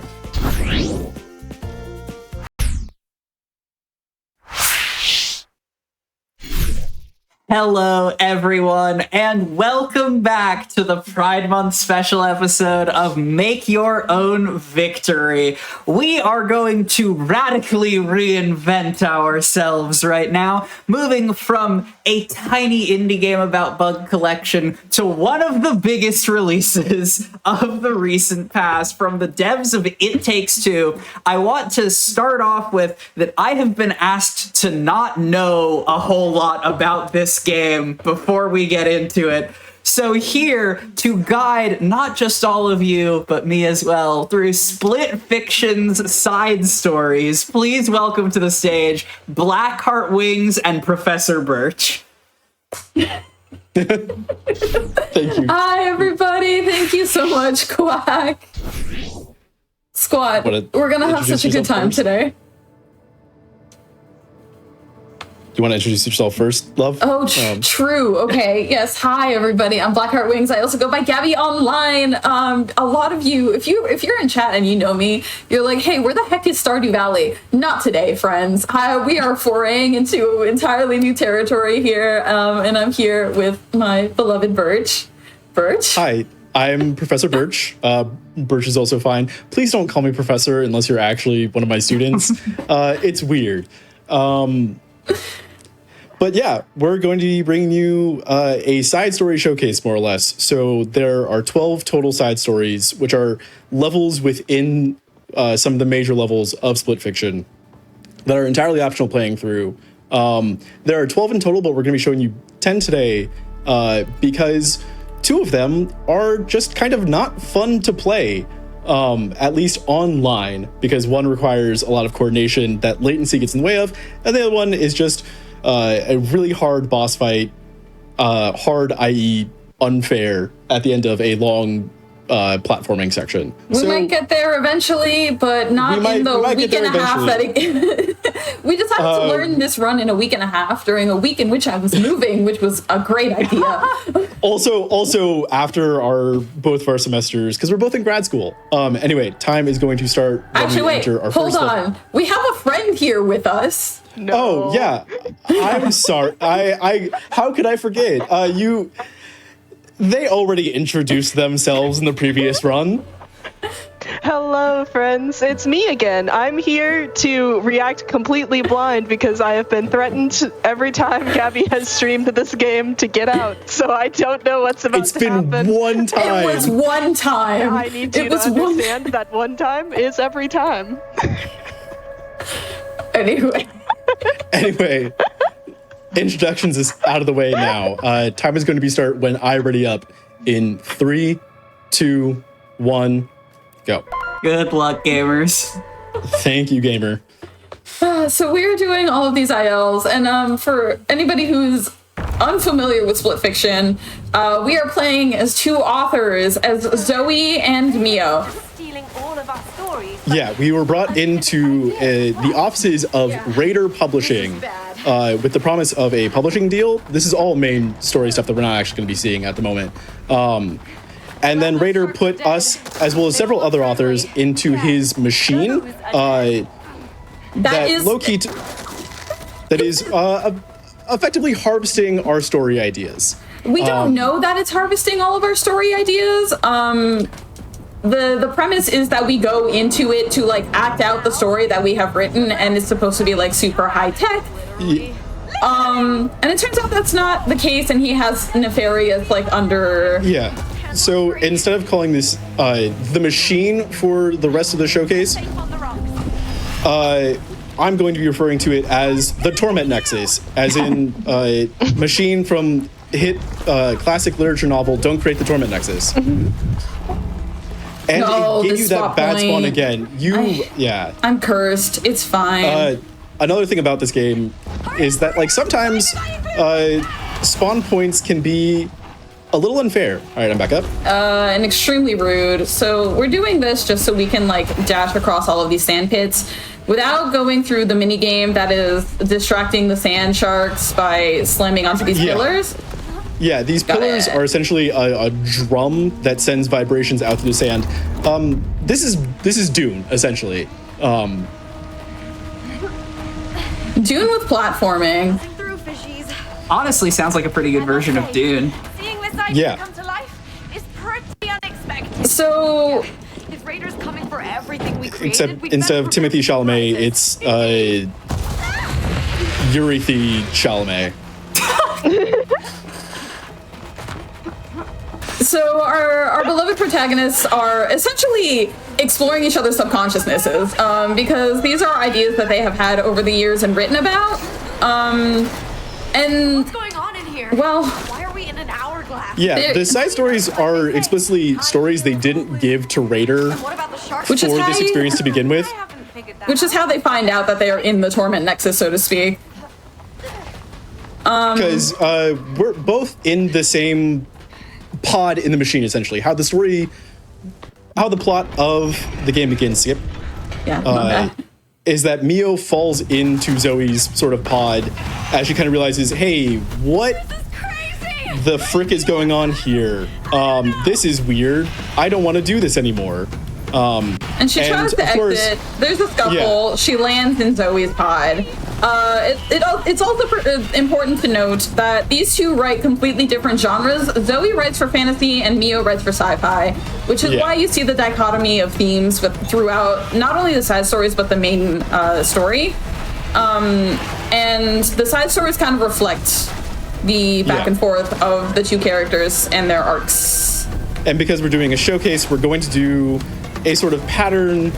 The two stories that we cut out were both Mio's sci-fi stories in some aspect.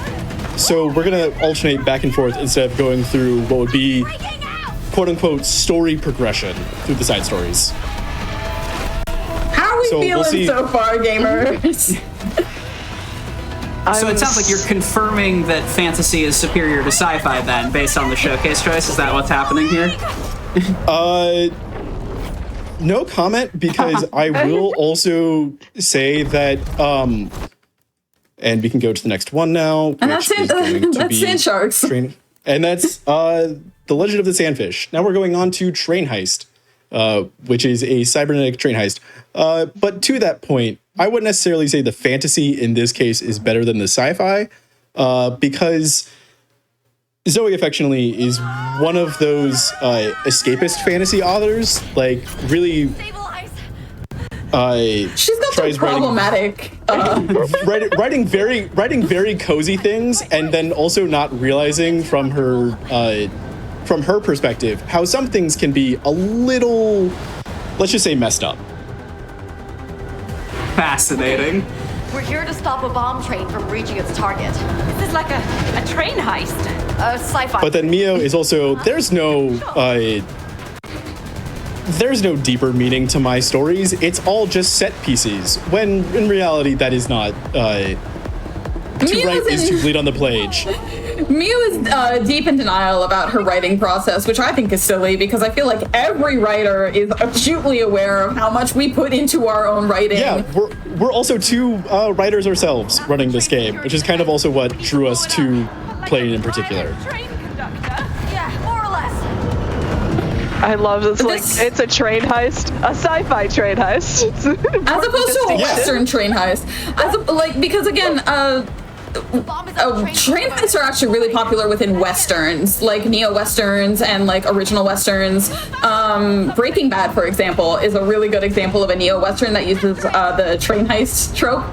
So Star sci-fi- Wars is, Star Wars in some cases is also a samurai movie, which also just is a Western in a or different takes font. cues from in a different font. So like sci-fi also has very much its trappings in genre. Genre, as we'll find, is extremely weird, and I think that's our first unintentional death of the run. Don't worry about it. Anyway, now where are we dropping? Where are we dropping, boys? A lot of the gliding portions in this level are going to effectively be auto-scrollers. You'll hear me say the word auto-scroller a lot through this showcase because that's kind of what some of this gameplay is as we kind of go through the major set pieces. Avoid the trappings. Don't get shot. Yeah. But one trick that developers hate and when it comes to this level is that on the gliding portions, dive bombing is faster because it gets us to the next sort of input prompt that we need to get to just ever so slightly quicker. Because that's where a lot of the speed tech in these levels comes in, is just getting to scene transitions optimally. And also not messing up platforming when we do have platforming sections, but that's, you know, Platforming we're hard. both What do we do? puzzle RPG sim gamers that are decided to speedrun a platformer. So Menu you know. versus parkour, if you will. Tag yourself. I am parkour. That's an impressive sight. I'm definitely a menus girly.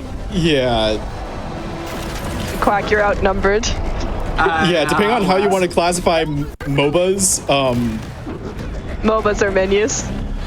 MOBAs yeah. are absolutely menus. MOBAs and card games are both menus. As if it So wasn't bad enough that we also have to like dodge a whole bunch of bullets here, the train is rotating. We're having a great time. but yeah, another sort of speed tech that I didn't mention in Sandfish while we were doing this is you'll see me just on long stretches, Please. basically double dashing. There is a rhythm to this. So if you hit the dash input, twice quickly, you'll go into sort of a dodge roll state. Anyway, now we're playing a shoot 'em up. But to finish that thought, if you time your dashes correctly, which there is a rhythm to it, as I discovered in warming up today, you get to just dash twice without going into the roll animation. And you'll see, even in the world record, that's more or less what they do. Now we're talking. Anyway, any Toho fans in chat? I need to not get hit here because my shield went down. Yeah. So this is just we're shooting and we're scrolling. Oh my god. Oh, that was a bad idea. There we go. Get the job done. Yeah, the first couple of phases of this are pretty consistent, as we'll also see in a second.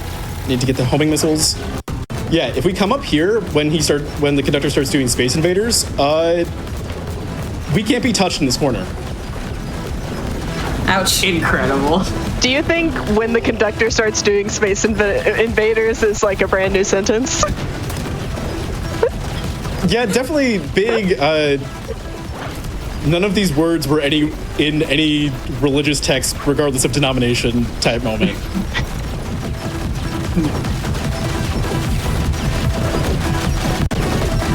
I love shmups. How are we feeling, friends?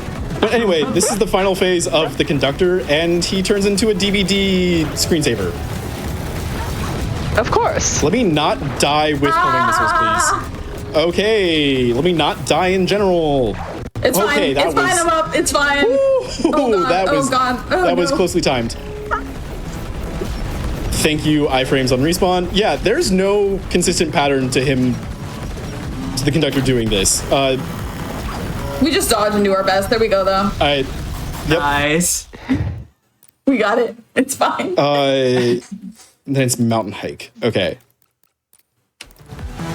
So you'll see me doing a lot of menuing and not letting cutscenes play out because what we also discovered in practice, because we have to do all of this through chapter select for this specific sort of concept of a showcase, is that if we chapter select or if we select a new chapter in a loading screen, there's a chance the game crashes. This has happened a few times during our practice.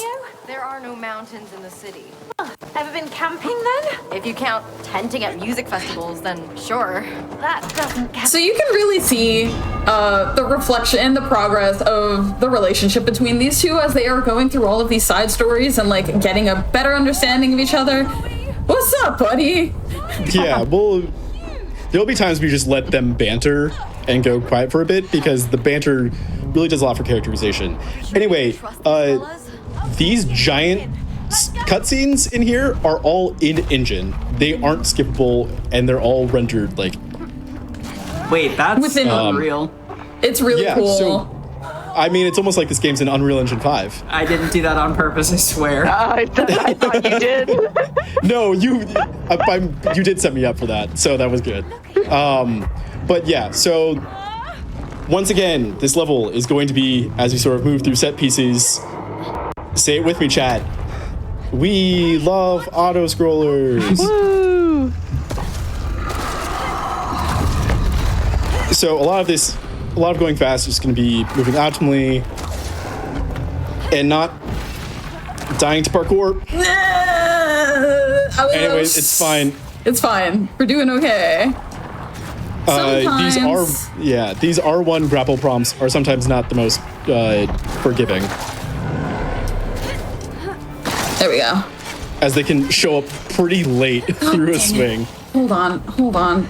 This happened while we were practicing too. Give me 1 second. I got this. I gotta lock in, but I got this. Yeah. Chat is, of course, immediately giving you their energy. Thank you, chat. Got it. There we go. Let's go. So, why do you think these side stories are popping up? Oh my god, they said the title of the show. Hey, wait a second. Yeah, what? Yeah, causing it to glitch. I think that's our answer. Now, since I'm already ahead, I'm just going to trigger the hitbox here for this to activate, because you really only need one person in this case to, like... Oh, almost missed that. But yeah, also what kind of spawned this is that ILing this game is actually probably one of the more popular categories of it in general. You'll see more entries for individual levels than you do any percent. No, please. There we go. Oh my gosh. Okay, that was close. Oh, good save. Good save. Ooh, I think that was close on both of our ends. Big gaming. Big. And again, this is all rendered within the game. We can't skip these because this is not a cutscene. It's just action set piece into action set piece. But it's good because it gives our fingies a little bit of a break in between some of these more high density input sections. Because this in fact is probably the most input dense side story, just with some of those grapple sections.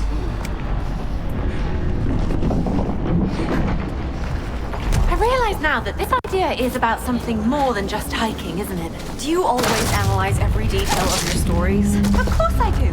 And I see now that this is about how the big and strong guide the smaller. I will not get distracted by the cutscene. I will not get distracted by the cutscene.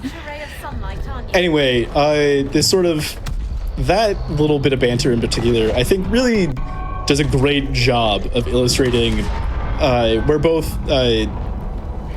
Zoe and Mio are at the beginning of the story, in just how both of their approaches to writing are fundamentally different.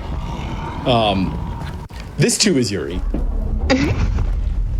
And this too is It Takes Two as well. Did you both ever play the It Takes Two, either together or independently? No, I did watch playthroughs of it, and that was the last input of that chapter. So now we're going to go to our second sci-fi story, Collapsing Star.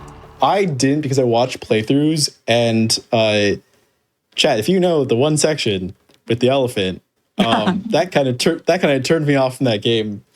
Yeah, the elephant scene is kind of a lot. It truly was an elephant in the room.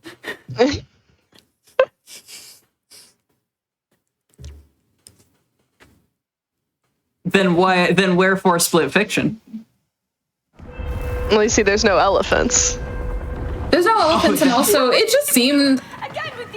The premise of two writers going through their stories seemed a lot better than a couple going through divorce. This is fair. This is also a very loud level. Fair warning. At the end, we will need to probably turn it down. But anyway, for viewers at home who caught the title of this level, a sun, a dying sun. This star is collapsing.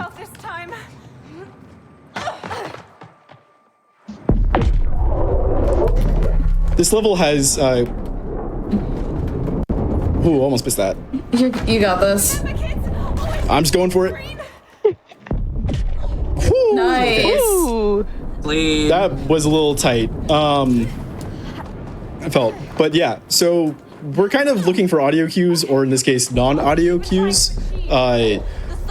When the level gets really quiet, that's our signal that the next cycle of the star exploding is going to go off. Or the entire planetary system will be obliterated.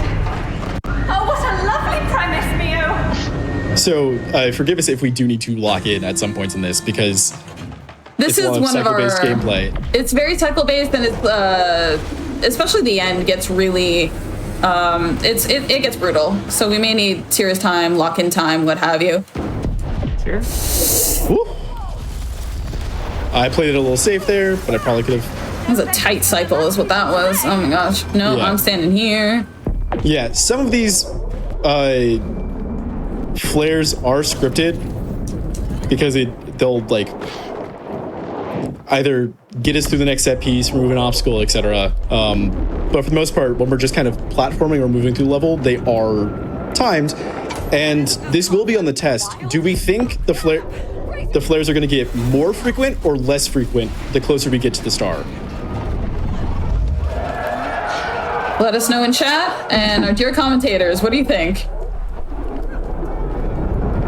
I mean, oh my surely gosh. things will get better. Yeah, Surely, that's famously how sci-fi stories go. Things always improve. That's why we have such devices as the Torment Nexus. Yeah. That was one of the more scripted ones. Go. Wait for this one. Nope, jumped a little too early on that one. Okay. I'm just gonna wait here to be safe. This is cycle-based gameplay, the level. Damn it. I need to double jump. You're okay. And the hitboxes on the buttons can also be extremely finicky. Yeah. We've experienced it, like, especially during our casual playthrough, it was definitely a time.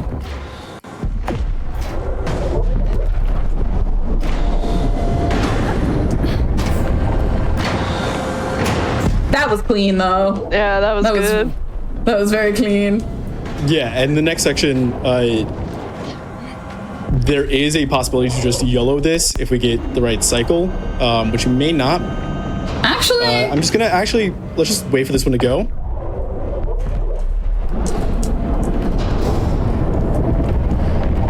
Ooh. Okay, I got it. I clipped the top. That's okay. Gabby didn't, which is fine. I got close though. So normally that section we're supposed to sort of shimmy up and down the poles with the doors, but we can also just with our air dash ignore that entire section gimmick.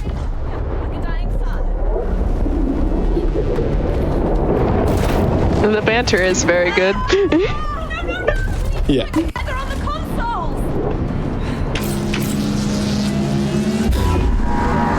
All right, this is where I do promise we are going to go to a much chiller level after this. Points down in the chat for everyone who said more. There you go. There's your answer, chat. Thanks for playing. It's almost like that's how physics works. Yeah, famously, this level looks representative of physics as I understand them. Yeah, it really puts the science in science fiction. I can get here because I just have to use your line. Oh, you can too. I made it. I went for it this time. So now we had that section where we were pressing buttons to put up shield generators. Now how possibly can we combine that with platforming? Well, you see. Well, you see. We'll wait for the cycle. Just be safe. Well, you see, dear viewer, we have to press buttons in order to put a shield up. Platforms that we need to jump on.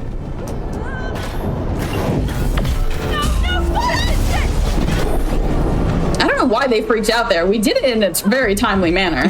Yeah.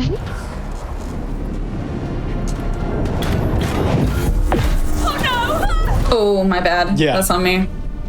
Slightly missed that cycle. Okay. Just gonna wait. I can hear it quiet. It got really quiet right as he spawned in, so I'm just gonna let this go.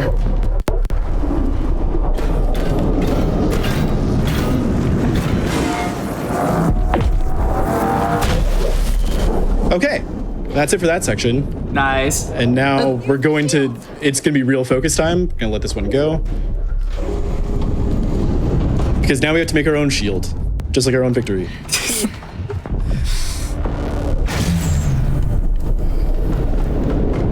Who might be able to 2-cycle this? Yeah! Yeah. Well, that was a one shield. Okay. We need a little focus time. All right. Me. You. Shield, shield. Me. You. I'm gonna drop it. Just go. Okay, volume warning. I'm not even gonna bother talking over this. We're gonna watch this cutscene play out. Fix it. Yup. No biggie.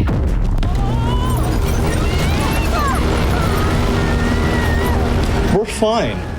It's fine. We did it. Notably, We did it. We this kills saved the Mia. We saved the city. Okay, saved because the we let that play out. I'm gonna give it a second to Yeah. the next level before chapter select. And now we're going to a farm. But yeah, also if you see those arrows above our input buttons, that's technically a prompt for us to mash that input. But this game does have a pretty good suite of accessibility features.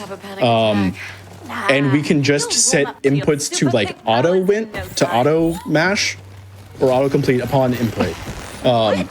Because it's 2025, we're saving our hands. We're taking care of our hands, gamers.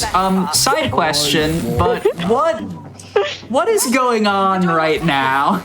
Magical rainbow. We're magical pigs. Magical rainbow pigs. parts. I got that good little skip there. That was nice. We're magical pigs, and we're going to a picnic celebration at the end of this level. That's all there is to the side story. Is wild, Zoe. Oh, relax, city girl. Have fun. Get muddy. It's pretty self-explanatory. One video game. This is all one video game. This is the same video game as the Collapsing Star, yes. Where do you think Hazelight Interactive comes up with these ideas? Truly, I really do want to pick the brains of the devs. Chew on these mighty Because pineapples. how they keep coming up with stuff like this is astounding and needs to be studied. This might actually be the first idea for a story. So, I'm noticing, Birch, you have like a spring You're a head. country gal? Yeah, they took away my dash. I mean, So Gabby still has their dash with their rainbow farts. Meanwhile, mine is just traversing. All my skips are just gonna be traversing geometry like this. Oh gosh. Normally, I also- this section of the level, the intended ways to get the apples is through using both of our powers in conjunction. But we both have skips that we're trying.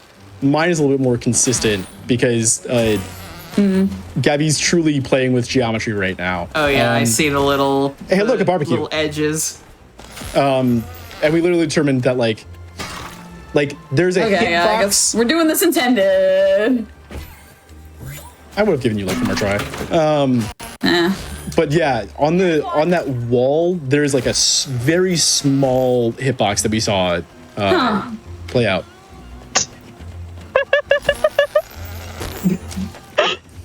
Anyway, apples, good son. Anyway, my last sick trick is gonna come up right now. I call it pumpkin skip because I literally get up on the pumpkin and do that.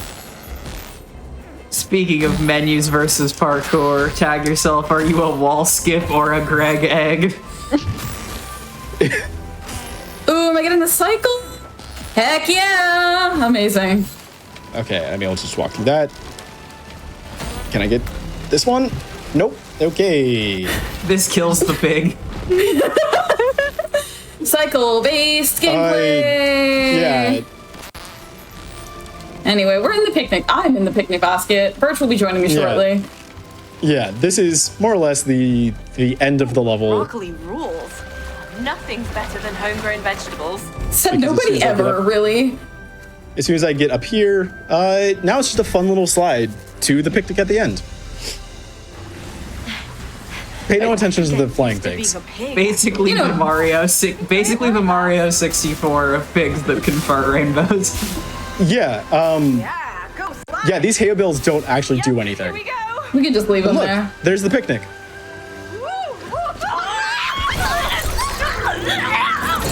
Oh.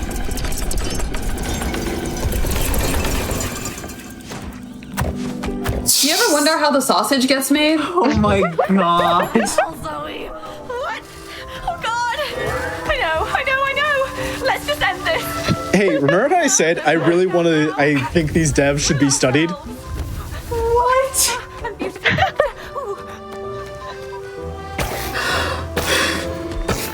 You ever think someone got paid to animate this?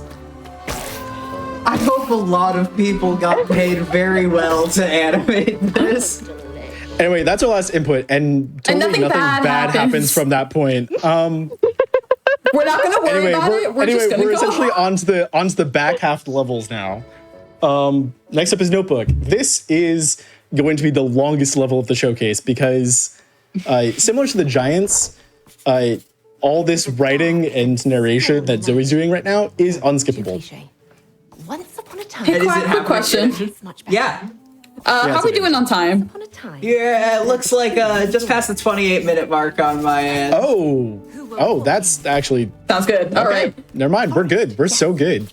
We're so unbelievably good, actually. We had a little. There's unbelievably good Yes. things real quick while we write some things. I just want to let the people know that you can get ready for Summer Games Done Quick 2025 by checking out our SGDQ ambassadors all throughout the month of June. That's this month. You can help us support Doctors Without Borders in anticipation of the mainline marathon in July by joining each ambassador's community in the lead up to SGDQ. You can use !SGDQ ambassadors to check out the full schedule. No, swords have been done. Ooh, they could wield nunchucks. Nunchucks rule. nunchucks do in fact. Nunchucks rule. Oh my gosh. This guy's all the way over here. Nunchucks don't really fit, do they? No. Bows are cooler. I I agree. Bows are pretty cool. will say one thing that How about I do find relatable to Zoe is Oh my gosh. she's very much a vibes-based writer. Relatable. there is a bridge that must be crossed, but a Cyclops is guarding it. Halt thee! You must solve my riddles 3. First, what is brown and sticky? Blood. We don't have to worry about it. No, this is all too violent. Who needs riddles? When you have the power of violence. No idea. This game is magical. Anyway, so We yeah. need 2 heroes. What if? So remember what I said? What if instead there was a noble Zoe's steed? writing is a little One of them could be a horse. So this is unfortunate. Yes, brilliant. Very unfortunately, not the first time that Mio, the person of color, is turned into an animal or inanimate object throughout the and game. the only one who turns into an animal.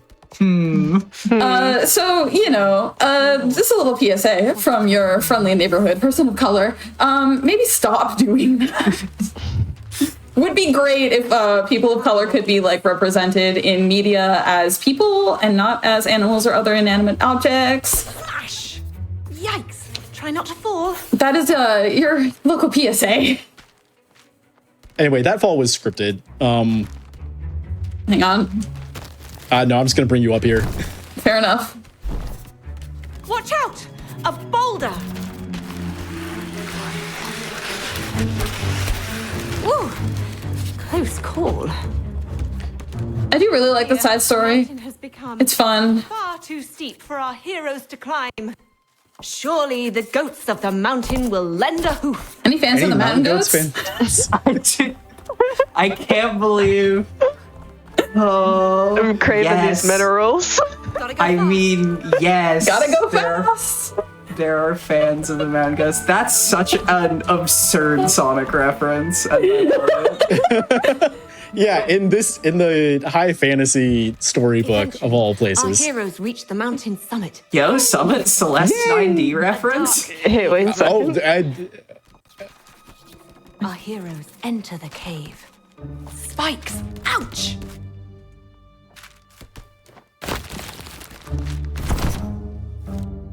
You caught us just before we were going to make the reference. Yeah, this is very Celeste coded, I this think. is so, yeah, just this specific part of this We level. reached the bottom of the cave. We were talking in the green room about how like all these side stories are just different games within the game. Very scary. Very scary. Very scary. I don't exist yet. There we go. Oh my god. Nope, you didn't see anything. Never any doubt. The cave is a very Okay, dangerous place. positions. Filled with bats. Our heroes may need bows after. So the gimmick of this fight is this bat back here is behind a rock that we can't see in the dark. Anyway, we're just about done with this level as we're coming up to our final boss. A mighty gate! It's not the gate, don't worry about it. Help me! Help me! It's the prince we're looking for, by the way. Prince is tied up. All right, we have a question for our commentators here. Something has captured the prince. A demon. What should we fight? A crab. Oh no. Oh. Oh no. Quick. This is Duck. I guess it's gotta be Duck. I thought crab was going to be easy, but then duck The came big up. duck appears. Quack, quack, quack. I'm being hurt. I'm being hurt on my own show. Oh, don't worry. This is only getting started.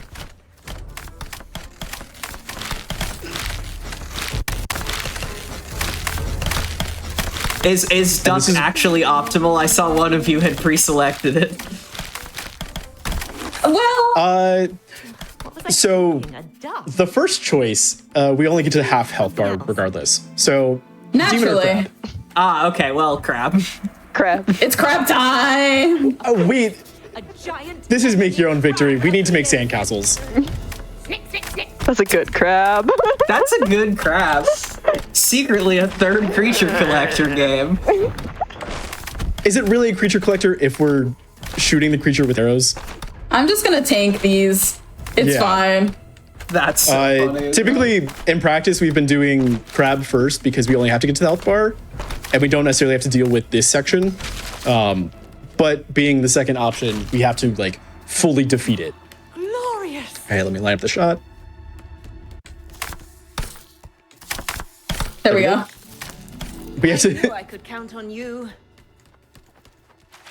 We have one more little platforming section in this level before we go off into the sunset with the prince.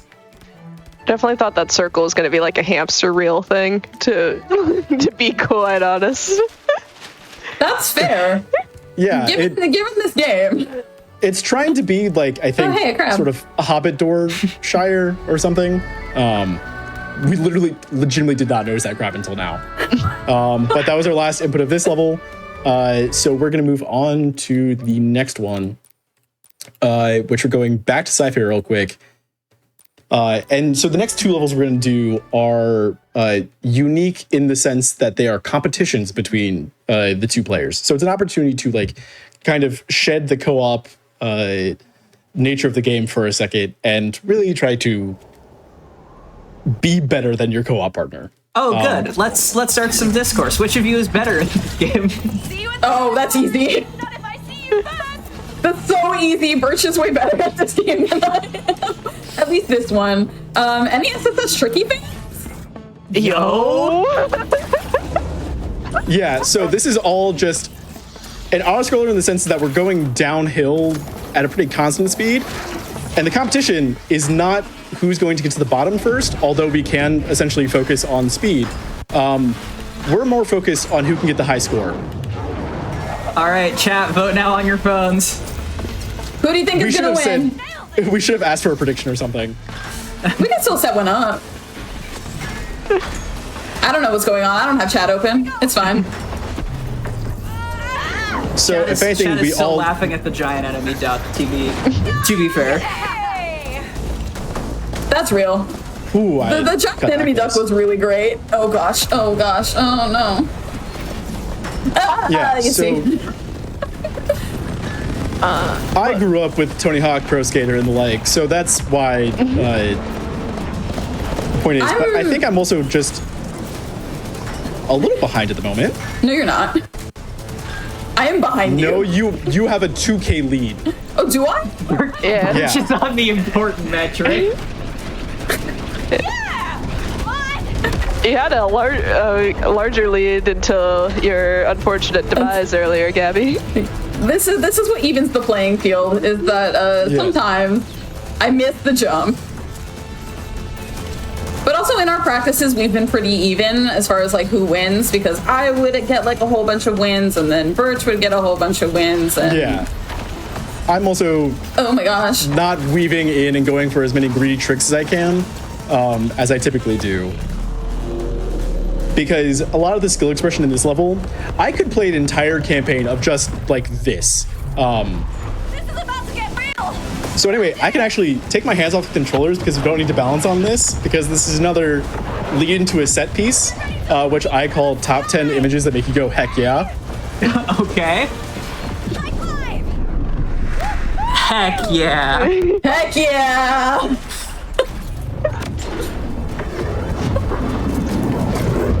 Oh, that was really If you haven't played this game, you should. It's a fantastic game. Oh god, there I go. Oops. Oh, yo, don't call it a comeback? I do notice that y'all's inputs are different. What controllers are y'all using? Bring it on. So I'm using, playing with the PS5 controller. it turns out the hazards are hazardous. Oh no. I'm using an Xbox controller, so that is what we're doing here.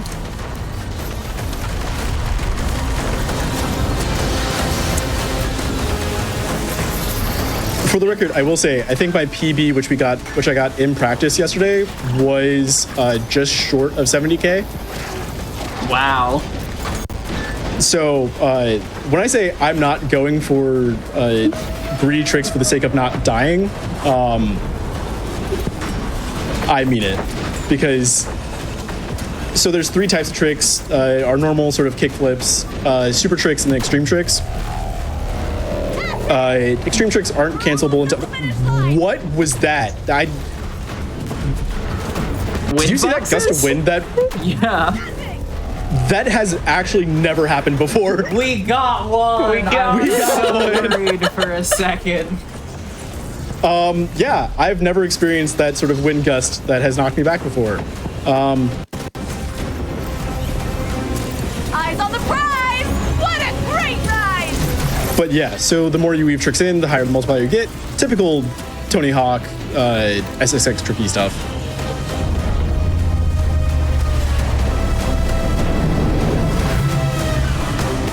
I am.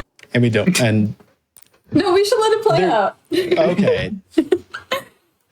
So there's different cutscenes based on who wins at the end of these 2 levels. Oh sure. Let's blame it on luck. I demand a rematch. Anytime, Mio. Anytime, Neo. Listen, look at this and tell me they're not. Look at this and tell me this is an enemy to lovers. Look at it. Rivals to lovers at minimum, because there is a difference. Right. Chat, please sound off with your favorite trope. Oh god. Hey, Wait, I wasn't ready. No. anyway, this is the fantasy equivalent of Slopes of War that comes in the level before it. This is also the fastest level of our set. This clock's in at like 2.5 minutes. It's very, very Yeah, fast. if I can we- get the input. Yeah, if we don't die, it can be the fastest.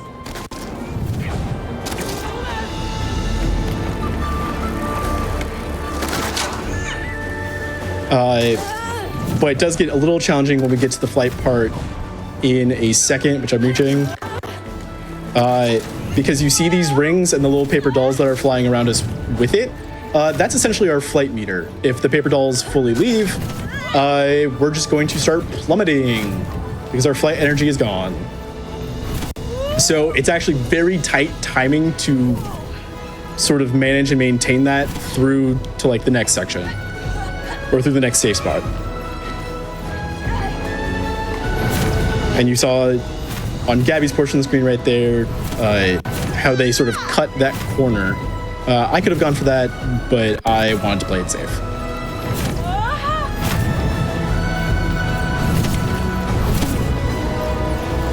So we're approaching the last couple of levels. Any thoughts? Couch? Still reeling from the pigs?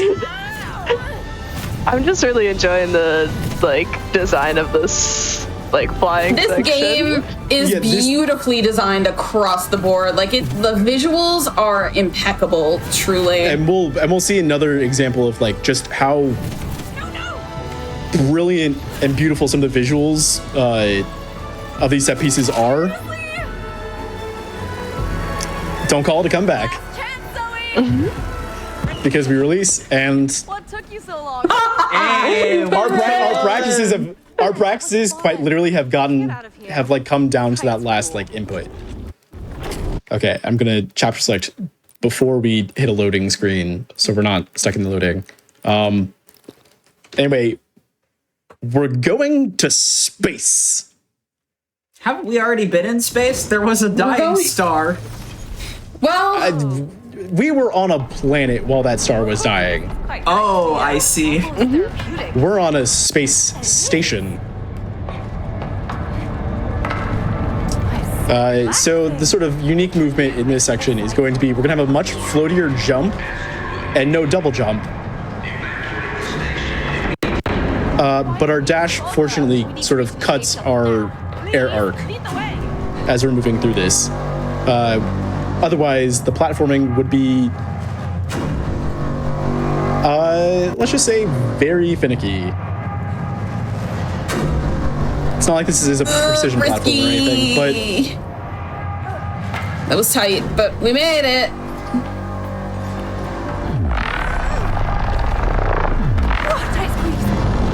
and we'll see here, sort of cutting our jump height with the dashes here is going to be really good for sort of managing these cycles. Because we can't jump again until we land. So finding any way to land faster is important. Anyway, that's all the jumping we're going to do this level. Get your suit. We're going for a little walk. Skip. We also don't have a run anymore. Our dash. We don't have a sprint, dash, or any of our movement because we're going for a spacewalk. I just want us to take a moment as we exit the space station.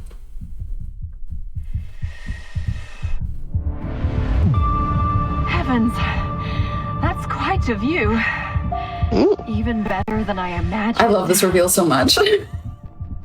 Any 2001: A Space Odyssey fans in chat? So we're trying to get on a shuttle. On this space station. There are asteroids. It's all very bad. Unlock it. I think we need to hurry.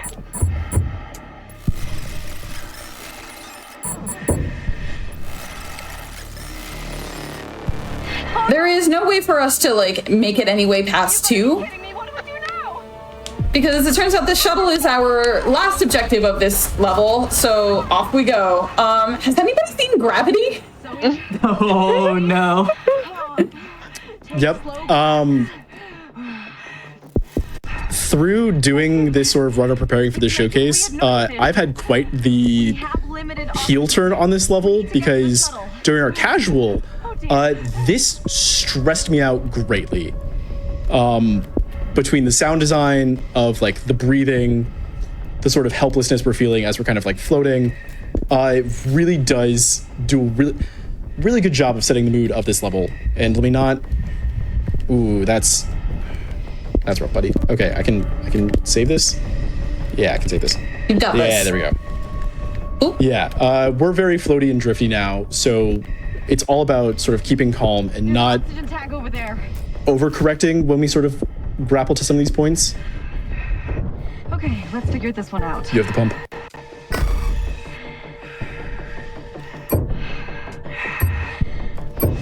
This is very reminiscent of Dead by Daylight. This particular part here. Yeah. I was just thinking it looks like Kabuto Park. Well, you know what? That too. These games can contain multitudes.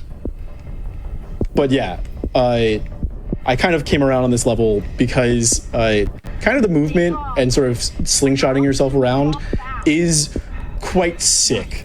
It's really cool. Like, I love the movement in this level. Happy thoughts. Happy thoughts.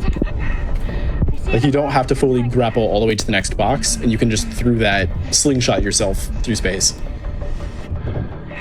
Okay, F pump.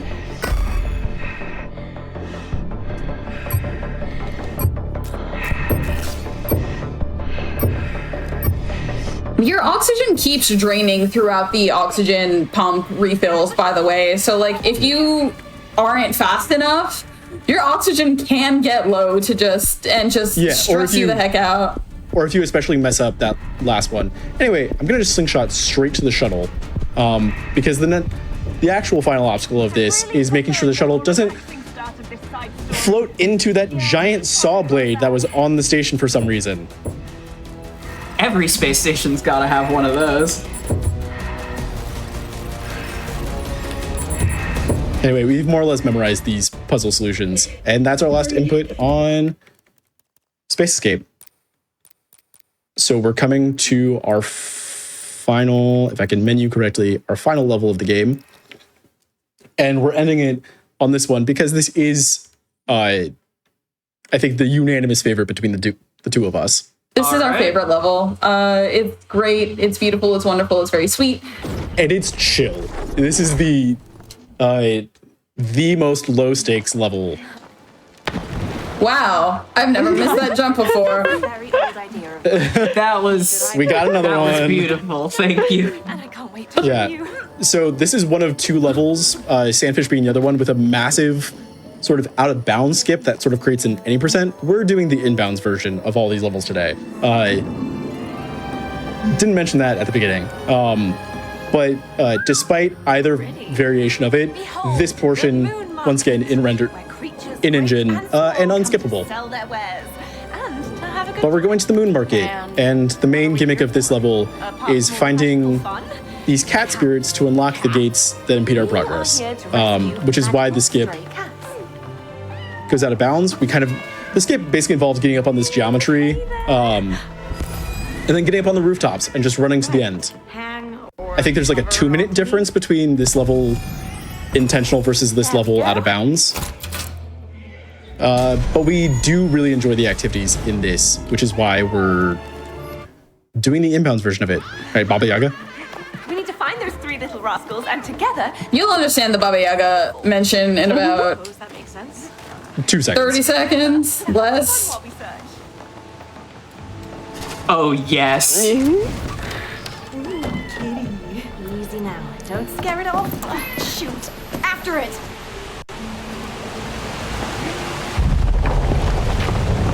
Anyway, we gotta wait for some witches to fly by. And I just jumped off without an R1 prompt. I usually miss that one. I think that... There you go. You got it. Anyway, out of the 3 activities you need to do to find these cat spirits, this is the more intense one with parkour, which is why we're getting it out of the way first. We have to climb up Baba Yaga's house. Ooh, almost walked off there. And if that set me back, God, I don't know where that would set me back from. I know the part that was supposed to be for me was the giant enemy crab, but this is actually the part that's for me, because in the distant past as a piano player playing pictures at an exhibition, and specifically Baba Yaga was like the highlight of my ill-fated piano career. Yeah, like we said, there's a little bit for everyone in this showcase. If you don't know about the mythos of Baba Yaga, chat, I'm giving you homework. Help me with this strange chest. Sorry, I wasn't fast enough. Nice. Oh, okay. Oh, I thought I clipped right through the floor. Did you walk off? Oh, you clipped through the floor? Okay, coffins. Yeah. Only 2 of these 3 sections actually, I guess all 3 technically have parkour elements to it, but only 2 of them have parkour in terms of the actual, like, solution. I don't know why I thought you were gonna be like by like the definition of parkour or something. Anyway, here's Wonderwall.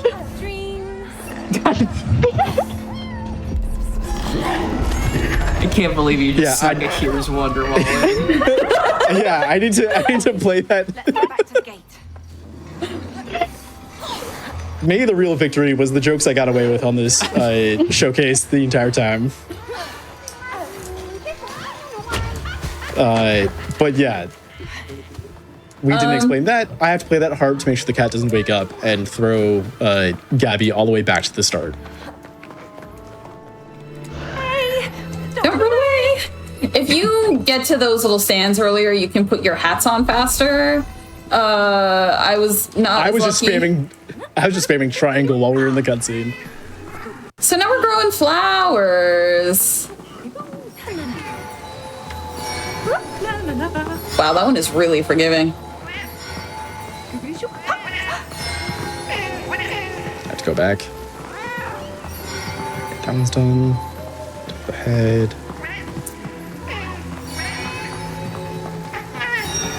Yeah, this is not paint by number, but paint by line. We had a lot of fun with this level, especially during our casual playthrough. I got horrifically distracted with all of the activities in the moon market. Yeah, there's a little there's an achievement called Potion Seller that you can get from this level. Play the game and figure out how you need to get Potion Seller yourself. Okay. I'm not going to. It's really fun and It's so great. it's kind of what spawned our turn of phrase of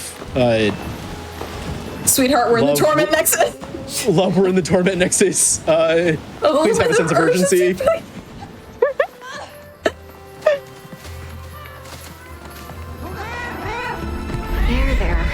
Because the intentional way to do these levels is strictly co-op. As it is. It's almost like this is a co-op Stay here game. a little bit longer. It's almost like this is a co-op You didn't game. like cats. What? I love cats. It was only the Ice King who was a menace to society. If you want to know who the Ice King is, play this game. And that's time. GG. GG. That's our last input on our last level. GG. So while we let this play out, as we're now in our little cozy fort, I've been Professor Birch. Right? Me and my sister you can Ella used to love making find me on most places on the internet at Professor Birch, and if you can't find me anywhere on there, you can't find me. Our favorite thing to do. Here Yeah, and I'm Blackheart Wings. Thank you all so much for having me. This was a lot of fun. Right outside our Yeah, fort. thank you, Quack, for I never made this into a finished story. letting though. us surprise you with this, Sounds like a essentially. spot where you're interested in writing for a start. It was Guess it was. Never thought of it like that. a magical showcase. Good dig. Any other last notes from y'all? I guess the three of you as well. Jess, I know you had shout outs at the end of Kabuto Park, but anything else? You know, I nothing had is coming something, to but I'm mind. completely blanking at the moment. Brain empty. Play this game. You should just play this game, I Yeah. think. Iconic. This was my Well, first time on Hotfix, so, you know, the fact that this run could have gone worse. Hey, no, it was a command showcase, and I got jump scared by a giant enemy duck, and that's beautiful and perfect, actually. There is also, of course, plenty more hotfix where that came from, because, and I wanted to sneak this into the notebook level, but it felt we were immediately beset upon by crabs. But the annual Sonic Hotfix event is back with Sonic and the Sega All-Stars in a week on June 14th and 15th. This year, we're expanding beyond Sonic speedruns to include other iconic Sega franchises. You can type !Sonic in the chat for the full schedule and let us know what you're excited to see. But friends, with that, it is time to take our final break on day one of the Pride Make Your Own Victory special. When we come back from the break, I can think of no better way to live on your own terms than by literally breaking out of, or in this case, into hell repeatedly. When we come back, it's Hades 2. I'll see you there.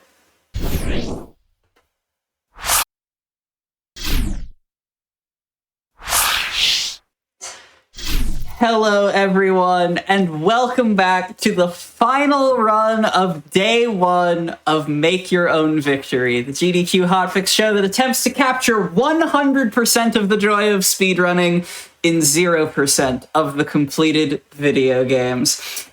As we round the corner on the end of the first half of our Pride Month special, I said it before the break, but I think it bears repeating, that this day being themed lightly as live on your terms, I can think of no bigger act of defiance than the Hades franchise literally having you break into or out of, depending on the game, the underworld in order to live free and on your own terms. And I am delighted to welcome to the stage, showing off Hades 2 3 weapons to close us down, Behemoth Steve.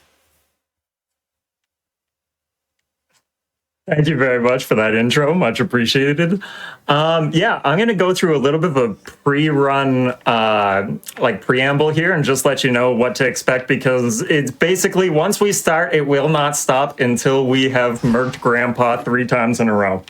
So we're going to be starting, it's a 3-weapon run. So we're going to be starting with the Eos torches, heading on over to the Media skull for our second run, and then closing out with the Artemis daggers. I will talk all about why we're picking those weapons while we're doing them. We're going to be bringing Rocky the Raven as our animal familiar companion for all 3 runs. What say the ashes? This is our altar of ashes that we'll be using for all 3. The biggest thing to note is that we will be not running death, which means we have no extra lives, in favor of taking strength, which means that we are taking reduced damage and dealing extra damage. But there's a couple other things that we want in there to boost our damage as well. For keepsakes, we're going to start with Zeus on both Eos and Media, and then we're going to swap on over to Aphrodite for the final run. Last thing to talk about before we get started is we have these Odes of the Unseen. We have Frenzy on so that not only do enemies move and attack faster, they also spawn in faster. We have the Shadow Valve specifically for 1 mini boss in the first region. And then we have time because realistically, if I'm taking more than 5 minutes in-game time to clear this, why am I here on the speedrunning place?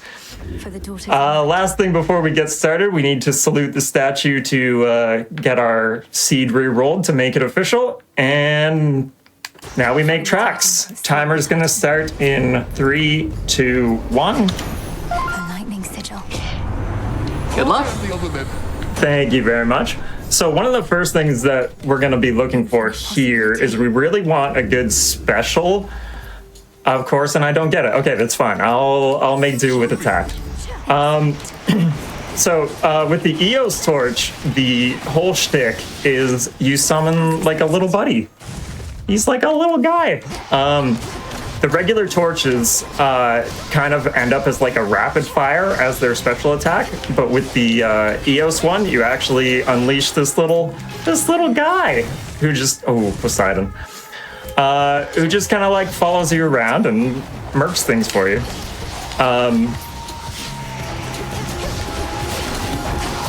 So I don't know how much you've played of this quack. I know you've played a decent amount of the first one, but. Yes, I've played a fair bit of Hades 1. I have played some of Hades 2. I think there is a general, a tension with wanting to experience the sequel to a game that a lot of people love and also, wanting to wait for it to be out of early access. But I have cleared the game a couple of times through the route we're showing off today. Oh, excellent. Do you have a favorite weapon that you picked up or no? Oh, absolutely the axe. I am a spin to win girly until my dying breath. I love that. My unga bunga nature is so happy for you. My favorite weapon is actually the last one that we'll be using today, the Artemis daggers. And I can go into that a little bit. But one of the things I wanted to talk about today is I'm using Eos torch, as I said, which is not a very popular weapon. It truly just is not regarded as being particularly good, especially when compared to the Moros torch, which is a much easier weapon to pick up, as well as just more potent entirely. Until we meet again. The reason why I would like to run EOS is just it's fun and it's cute. You get a little buddy who does things for you. And I just generally pride myself on trying to do things with the less meta weapons, mostly because I feel like so many people are working on like making like the most improved routes for these things, and so I just like to spend time with the less used ones, mostly because I want to see what's the upper limit of this weapon that's generally regarded as not as good, you know? And that's sort of the whole aesthetic of what's going on here. That is making your own victory. I have to title drop every hour or so. You know, I love it. And when you first asked me to be on here, I was like, do I really feed into this? Because I'm like, I do kill the final boss 3 times in this run. Do I really fit in here? But truly, the final credits in this game have not even been patched in yet, so... Exactly. No, it's truthfully, like, Hades, it was one of the things that was, this is make your own victory lore, but was one of the things that was first on my radar as, like, when we think of beating the game, we think of rolling credits, and that's what the show is structured on. But, like, there are so many extremely mainstream speedruns, extremely, like, default speedruns even, that don't actually, like, beat the games in the way that you would think about beating the game casually, that I love. I actually love that Hades one was one of the first ones to get you to do that. That's super cool. Hades 1 was actually the first game that I ever kind of speed ran, and it was very casually, like the kind of thing that I would do on my Switch on my lunch breaks at work.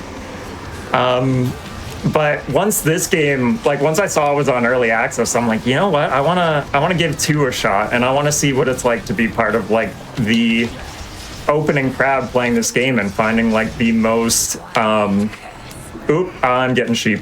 I was not paying attention. Being part of like the first crowd to actually pick it up and see what the optimal stuff is, but.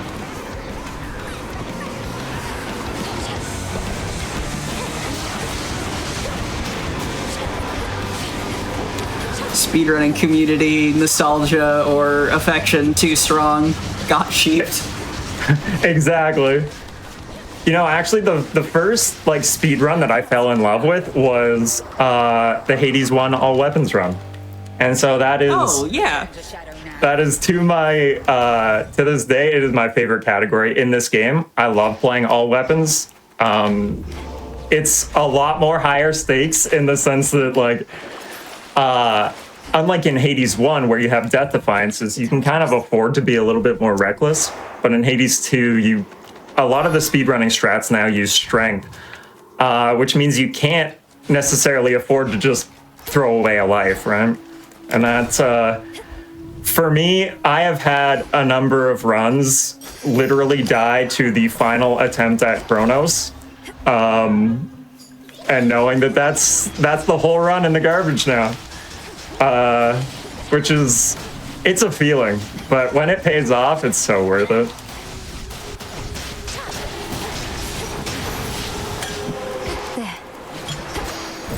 Make your own sheep, I love it. Perfect. And yeah, you are sort of the de facto Hades 2 multi-wep runner at this point in the game's lifespan, are you not? Okay, so I wasn't aware that you knew that. Yeah, so currently I do hold the world record in 3-weapon underworld and surface, as well as all-weapon underworld, all-weapon underworld and surface. I love these multi-weapon runs, and for whatever reason, on the Warsong patch, which is the one that most recently came out, the one we're running on right now, people just aren't running multi-weapon. I'm not entirely sure why. I see that beep beep, I'm a sheep reference.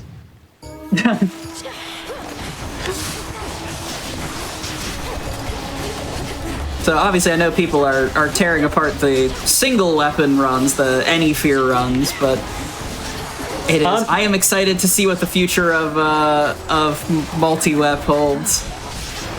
Me too, and I feel like there was a huge there was a pretty decent amount of people running multi-weapon when the game first came out. It just feels like it's fallen off a little bit recently, and I think that's partially because these single weapon strategies have become so kind of ingrained in some of the little strategies that you can do to optimize those runs. You can't actually do in multi-weapon.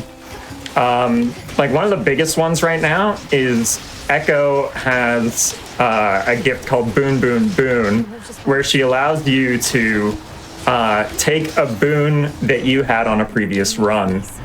And currently the meta for that, I do love Hailstorm. Currently the meta for that is to set it up so that you have 3 incredibly powerful boons, and then sell all of the other ones. And then you finish the run, and you're left with only 3 boons, so that when you get to Echo, only those 3 boons can show up. Which is an incredible strategy.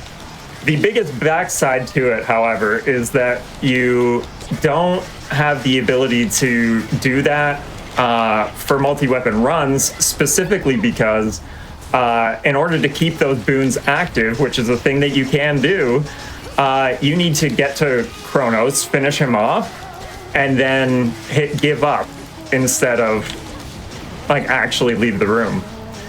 But on multi-weapon runs, that invalidates the run. So that's a key strategy now just gone, right? But that's actually really interesting. I didn't know that Hades 2 let you do the sort of between run setup, because obviously Echo is the first instance in either game that looks back at the previous night. Is that right?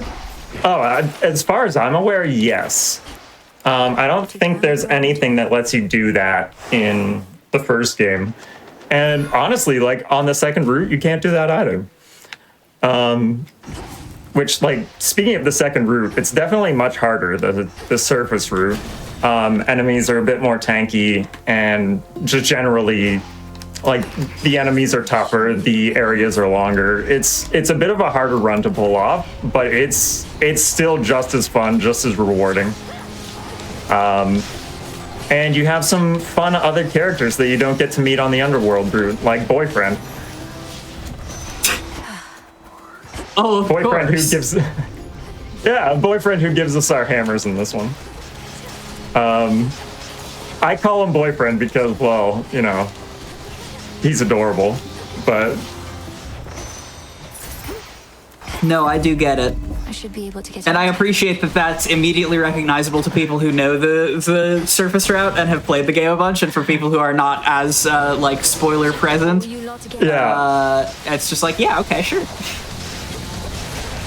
Yeah, Boyfriend.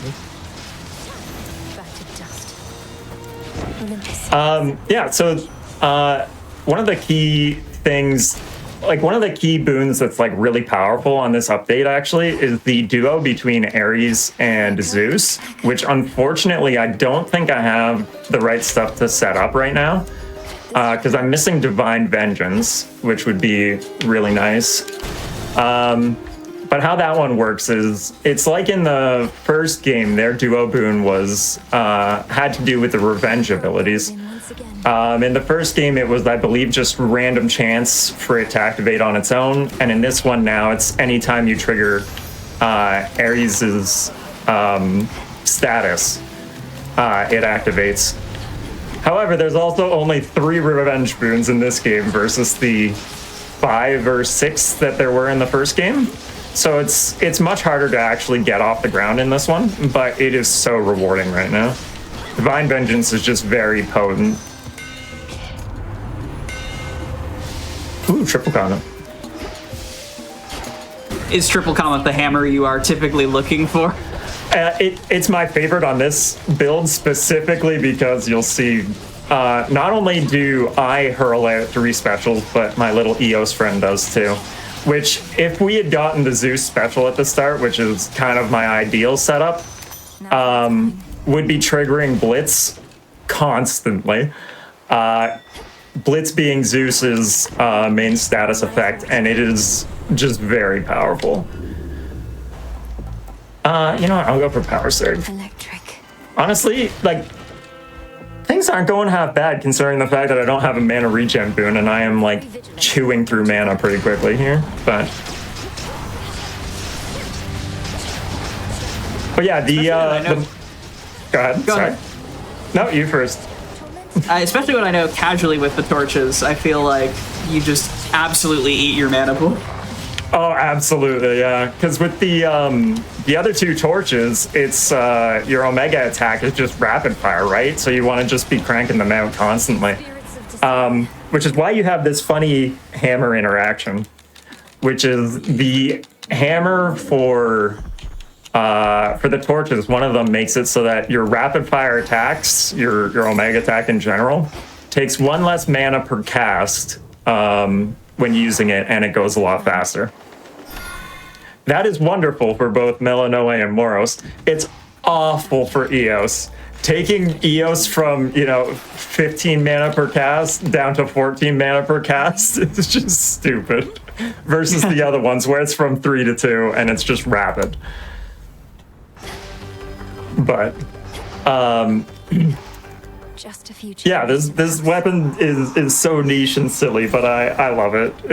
It's so different, and I can't wait for our hidden aspects to come out, which should be with the next major update. Has that been teased anywhere, or is that just what the community believes? Okay, that's a good question. So the community, like, we have been told by Supergiant Games that they are working on the hidden aspects. I don't think we know if we know for sure that they're doing all of them at once, or if we're only going to get a few at a time. What use? Athena is actually a really cool god in this game who only appears once per run and can give you a very powerful boon effect. However, she only shows up if you don't have any extra lives. So that's another reason why we just don't run it, because Athena can wipe out a whole wave, plus you get a really awesome boon, but she only shows up if you're gonna die. Just a few chambers left.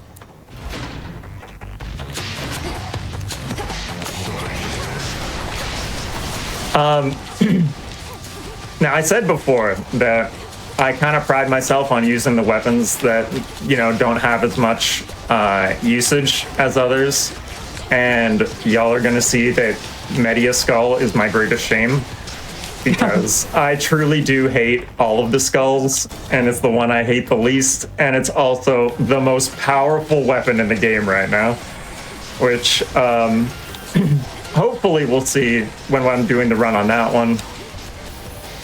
Much like the Eos torch, we really want to start with the Zeus special.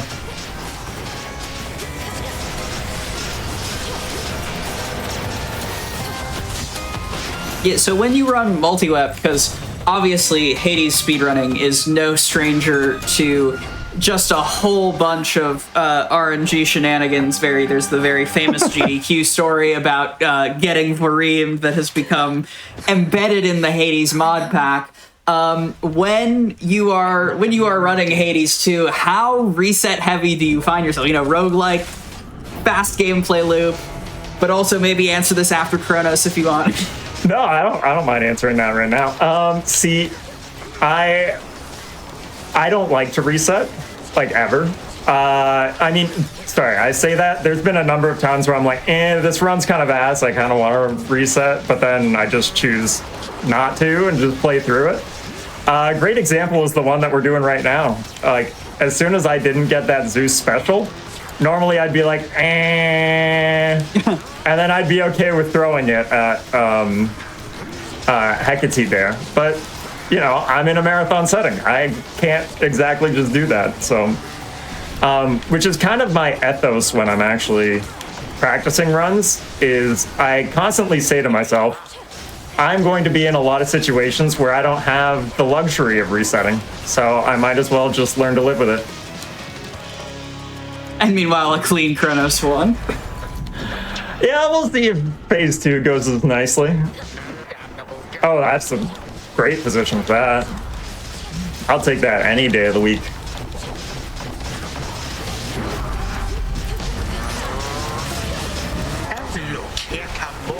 Whew. I'm trying to be like very conservative with mana because I just don't have a mana regen boon here. Ooh, that's not so good. But honestly, I think we're doing good. Oh yeah, one down. Yeah. 2 to go. One down. Okay, under 18 minutes without any good start. Okay, I'm happy with that. Strong start, strong start. GG run 1. Thank you. For Olympus. In theory, run 2 should go much better because Media kind of just plays itself. I saw somebody describe it the other day as just like easy Beowulf shield. So if you're familiar with the Beowulf shield from the first game, it's a simpler version of that, but still fun. I think it's a fun weapon. I wish it wasn't as good as it was right now, so I wouldn't feel inclined to not play it. Especially when there's so many people running Hades 2 who can play it infinitely better than I can. And I would definitely recommend checking this out. On the very top of the meta build. Yes, exactly. Ready or not, hence All right, so one thing I need to remember to do here actually is when we finish off Hecate, I need to remember to swap my priority keepsake. Oh my god, I got it this time. thunderous power. We are so back.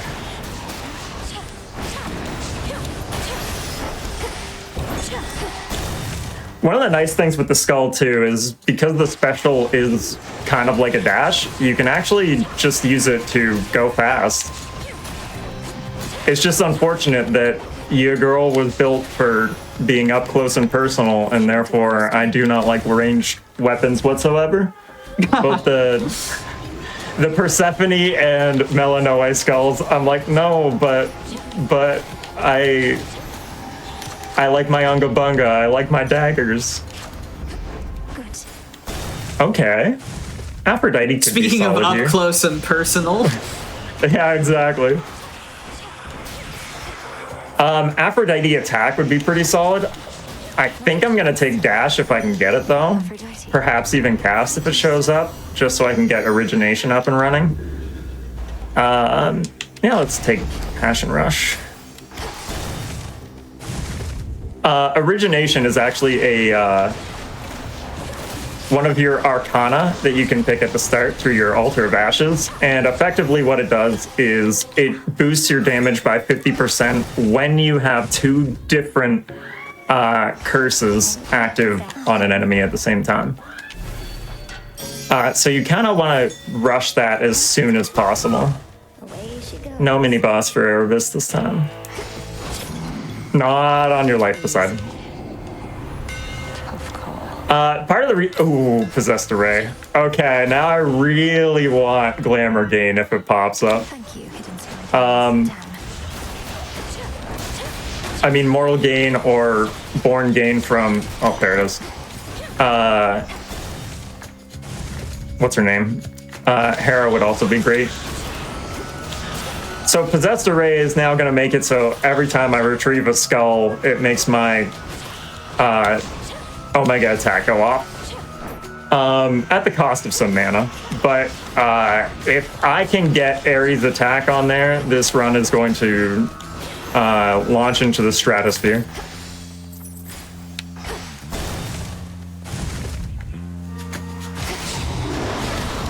I don't need to do that anymore.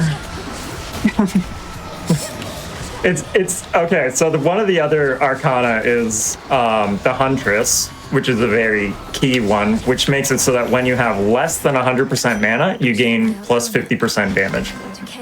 So that's, I think it's 30%. Either way, you really want to make sure that you have less than maximum pretty much at all times. Sure, that one's fine. I don't have a cast yet, but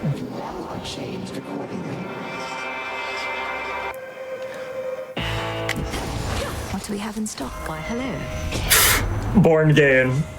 Oh yeah, An we are epic so Born back. game, too. Yeah, all right. That was quick. All right, take us to the stratosphere.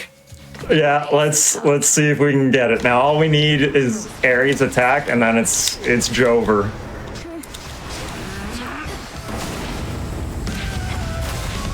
I hate this attack. It's gonna make dodging sheep really annoying. And it's 100% a skill issue. 2, 3, 4, 5, 6. Okay, we're good. Hey, dodge the sheep on round 2. Yay! No sheep today. Well, on this specific run today. That is enough. Yeah, that was a brutally fast Hecate. Yeah, that was pretty solid. Outlasted her. Made it through her in less than 2 minutes in game time too. So we're gonna act priority to Aphrodite as we're passing through there. Sure. Oh, I probably should have taken the witch's mark there. Oh well. It'll be fine. I actually don't know if witch's mark applies to the ability of the possessed array, because it does effectively add your omega attack every time you pick up a skull. You again.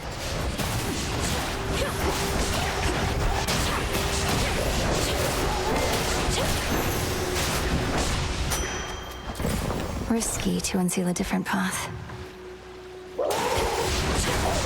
So I assume with, similar to the first game, with Hades 2 speedruns, there is never any use case for any of the, like, extended length ideas in the game, like the family feuds or godly disputes, or similarly the unsealing extra rooms in Oceanus. There's never any, like, secret benefit to that. No, and I mean, technically, yes, there are occasions. I haven't seen it very often, just on my casual playthroughs, where unsealing a room can actually get you Narcissus or a shop that wouldn't have appeared if you hadn't done that.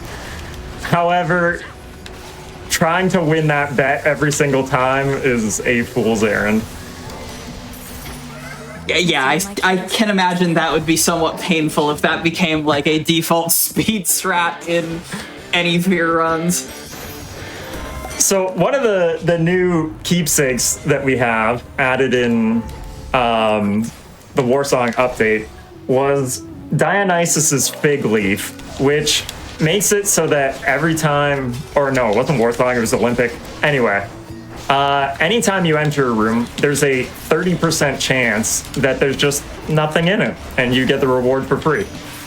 However, it only works once per region. Now, when it first launched, it would just roll on every room until it ran out at 3 charges. So more often than not, speedrunners would be running it exclusively through Tartarus, because the less Tartarus you have to run, the better.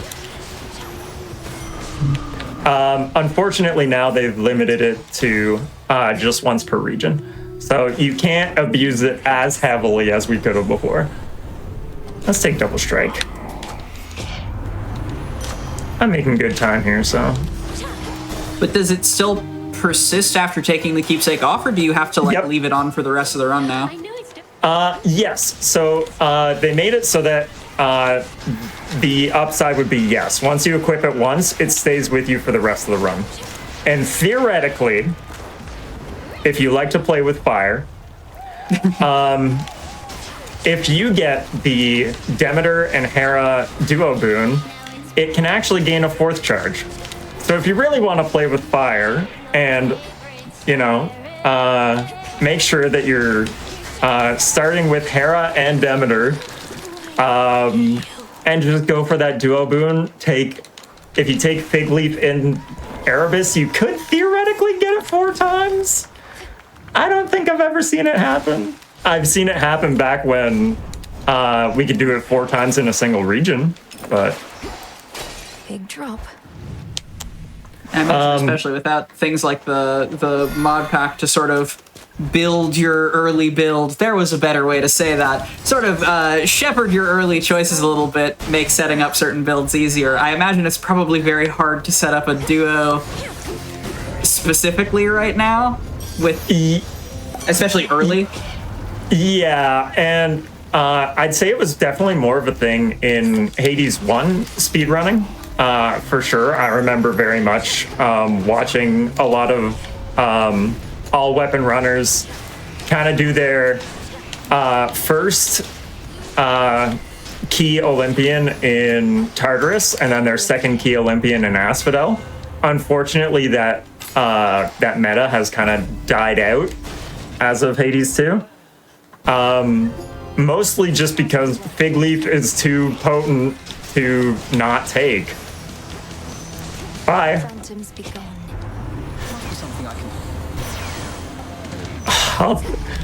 I feel like Extra Dose isn't actually good on this build, but it's one of my favorite boons, so I gotta take it when I see it. Don't you despair, Rebecca. That's a me problem for sure. For me, not a problem, a strength. Yeah. Thank you. Yeah, so you mentioned shepherding earlier as a pun on Hecate, I presume.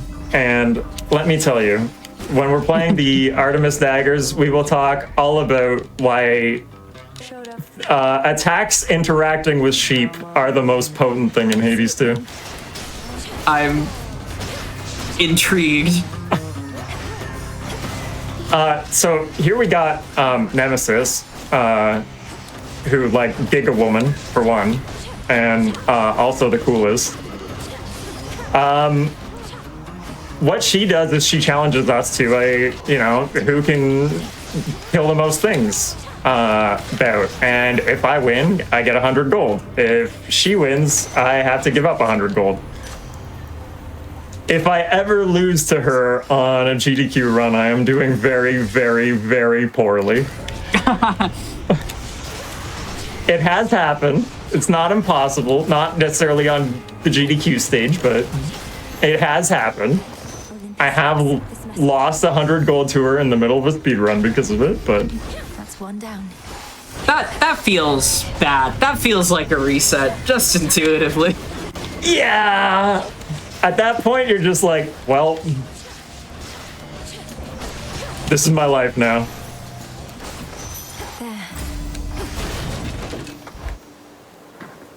We're making decent time through here in round 2. Sure. Yeah, at a certain point, are you really looking for further things on the build, or are you like, I've got the fixins I need, just sort of gun it to the end? Well, okay. So I have a confession to make, which is I have a problem wherein I see shiny thing and I want to pick it up, and that's a consequence of doing a number of silly runs that I've been doing on my channel lately, but also when I was first speedrunning this and posting videos on YouTube, I had one person who popped in and said, I know that they're a speedrunner and that they don't have to worry about it because they probably have everything they need, but seeing all those resources go to waste just makes me sad. And I said, sometimes the material demons win. And I'm like, ooh, shiny flower. Sometimes I do that with boons. You probably saw it on the last run going through the fields where I just stopped to pick up mana flasks. Did I need them? No, I saw it and I wanted to pick it up. It's a problem. Important. Yeah. No, I thought you were just talking about, like, I know that from Hades 1, presumably it's a thing in this game, in streamer landscape, that like shiny runs are a thing where it's just pick the highest rarity boon that gets offered. And good yes. Luck. Yeah. I've tried that. I spent like a whole night doing that one night, and it was a blast, especially because we started doing this thing with chat where I'm like, okay, if there's 2 boons that are tied, you guys have to break the tie, right? Like, I don't want to have to pick my build. And that has since spawned into something else, which is a little pet project of mine, that I like to call Fortune's Favor. And so this is the thing that I do every Friday, where I do runs of this game where all of my decisions are decided by D6. Every single decision, what weapon I'm running, what boon I'm taking, what exit I'm going, what route I'm going on, all of it decided by D6s. And it's a lot of fun, but it's also very hard. Yeah, I can imagine that having to make literal randomness work is probably difficult. One of the things that keeps me playing Hades as opposed to other, roguelikes with more stringent permadeath or less sort of progression is that Hades lets you get a sort of sense of building up where you're going and what you're doing run to run. Exactly, yeah. And I think for me, what kind of spurred me to do that was I spend a lot of time watching people do randomizer runs of Elden Ring. And watching those people just have to make do with whatever they get, I thought, I should learn to do that too. And if I'm being fully honest with you, I think it really paid off in that last run that we got where I didn't even get my key boon. I didn't even get it. So I think we're making it work. I think it's great practice for stuff like this where I can't control not getting the thing that I need at the start of the run. Which admittedly I could have kept re-rolling, but I have lost all weapons runs saying I really need Aphrodite attack on my daggers and I will re-roll until I get it. And I re-roll all of my re-rolls on the first draw and I don't even get it. And that's the whole all weapon run gone because I don't have any re-rolls. I'm stuck with whatever it gives me. And just knowing that, I kind of now have a 2 re-rolls in a row rule. Any more than that, I'm just setting myself up for failure. Yeah, I think even in the relatively limited scope of Hades speedrunning that I've done, the importance of rerolls and using them judiciously seems to only grow. Yeah, exactly. And Kate.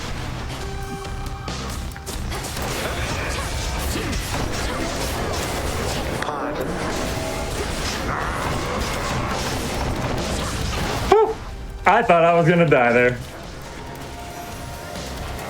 But instead he did. GG, Chronos 2. That was 2, yeah. Last one. So this weapon's very good. It's very easy. It's fun. I would recommend it if you want to learn a weapon. Media Skull's a good place to start. So is the Moros Torch. The other one that I'd really recommend is the Pan Daggers. That's a very potent one on the latest. I have played a fair bit of Pan Daggers. Girl, I have the Pan flag on my nails, so I get it. It's a very good weapon, and I like it a lot. I remember picking up Pan Daggers shortly after I started playing this. And I tried it out for a couple of runs, and I said, I am garbage with this weapon, but I think it has a lot of potential. And I think somebody smarter than me could figure it out. And surely enough, they have. That weapon was very, very broken on the Olympic update. So here we are on run number 3. I really want Aphrodite attack here. Good. We're gonna make dash work. All right. Okay, so Artemis dagger is a little bit different from the other daggers, and its special note is that you have a parry and riposte mechanic. So when an enemy attacks you, you can block it with your Omega attack, kind of like that, and in return, you get some iframes, as well as your next 9, I think it's 9 strikes have plus 50% crit chance. So it's a very potent thing both for offense and defense. I picked up dash on Aphrodite, didn't I? Oh, this is... Yes. Okay, yep, we're Oh, this is gonna be a very country goddesses make do. I love the energy.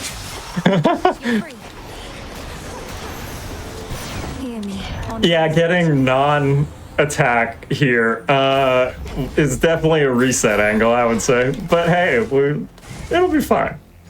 I have made do with worse, I think.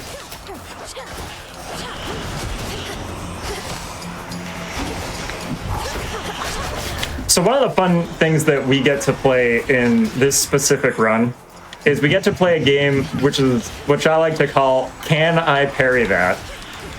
And the answer is almost unquestioningly yes.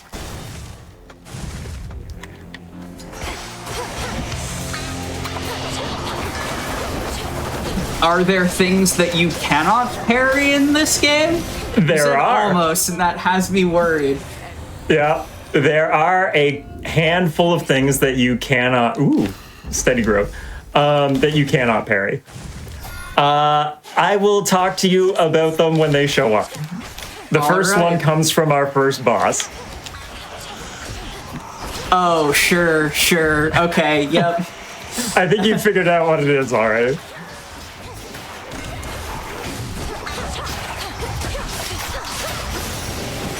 All right.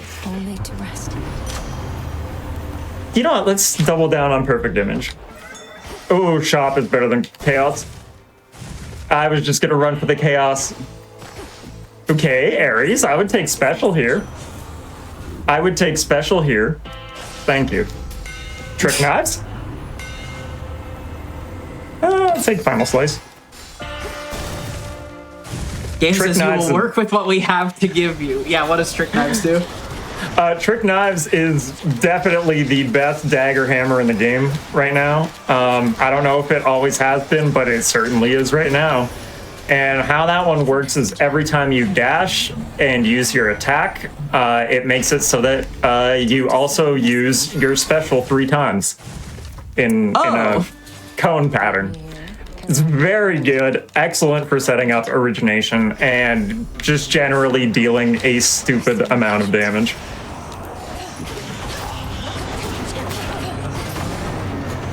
Alright, can I shut out Nem this time? Let's see. Nope. Aww. I was like, it's faster if I let her kill that one, I'll just let her do it. Gotta give her a sporting chance, you know? Yeah. One of my favorites was I got a nemesis in Oceanus, and I had Rousing Reception, which is a boon that you get from Hera, which makes it so that enemies entering the arena, if you have your cast on, receive X amount of damage. Those little fish guys in Oceanus have a very small health pool. And so I just sat in the middle dropping casts, watching them all die in an explosion of fireworks, and Nemesis did nothing. And I ended I think the round, it was like, I don't know, 103 to 2. It was a close one. Sure, let's do single elimination. Vitality. Welcome. So tell me about things that you can't parry. I bet you can probably guess which of Hecate's attacks we cannot parry. Go out on a wild limb here and say sheep. Yes, the sheepening, unfortunately, is unblockable. And I also do have to ask, because I know the Supergiant devs are very good at covering their bases in dialogue. Is there custom dialogue if you try to, like, parry the sheep? That's a good question. I've only ever tried it once and failed and decided, okay, lesson learned. So I actually don't know about that specific instance. Early access game. Obviously, I just know that they're very, very good at that sort of thing. Oh, absolutely. Yeah. Like, Hecate has plenty of dialogue if you block her shot with Brinos, our little frog friend, who's one of our 5 animal familiars. I generally pick Rocky on speedruns because it gives you crit chance, and I love that. That briny smell. But the other ones are also incredibly good, except for Tula. Poor Tula. I never use Tula. I love her to bits, but she is not good for my specific brand of speedrunning. Tula gives you a Death Defiance, which automatically turns off Strength if you have it. So she's just not efficient. On runs where I don't run Strength, though, sometimes I pick up Tula. She's a sweetheart. Okay, please give me Aphrodite attack. I've been suffering without it for so long. Surely the game wouldn't troll you a third time. In the name of Hades. Oh, I love you. All right. We are so back. You know, we haven't gotten the rat yet today. Why would you comms curse yourself like that, though? Oh, I love the rat. Hellifish. I hate Hellifish. Still ratless. Bane of my existence. L plus ratio plus no rats. Yeah. Secret Crush? Yeah. That's a feeling there. Okay, we are so back. It is on like Donkey Kong. Okay, these cocoon rooms are very RNG. Not only for you getting them, but also finding where your reward is in the room. That was probably the fastest Oceanus I've done in a long time. Wow. Ooh. We're on.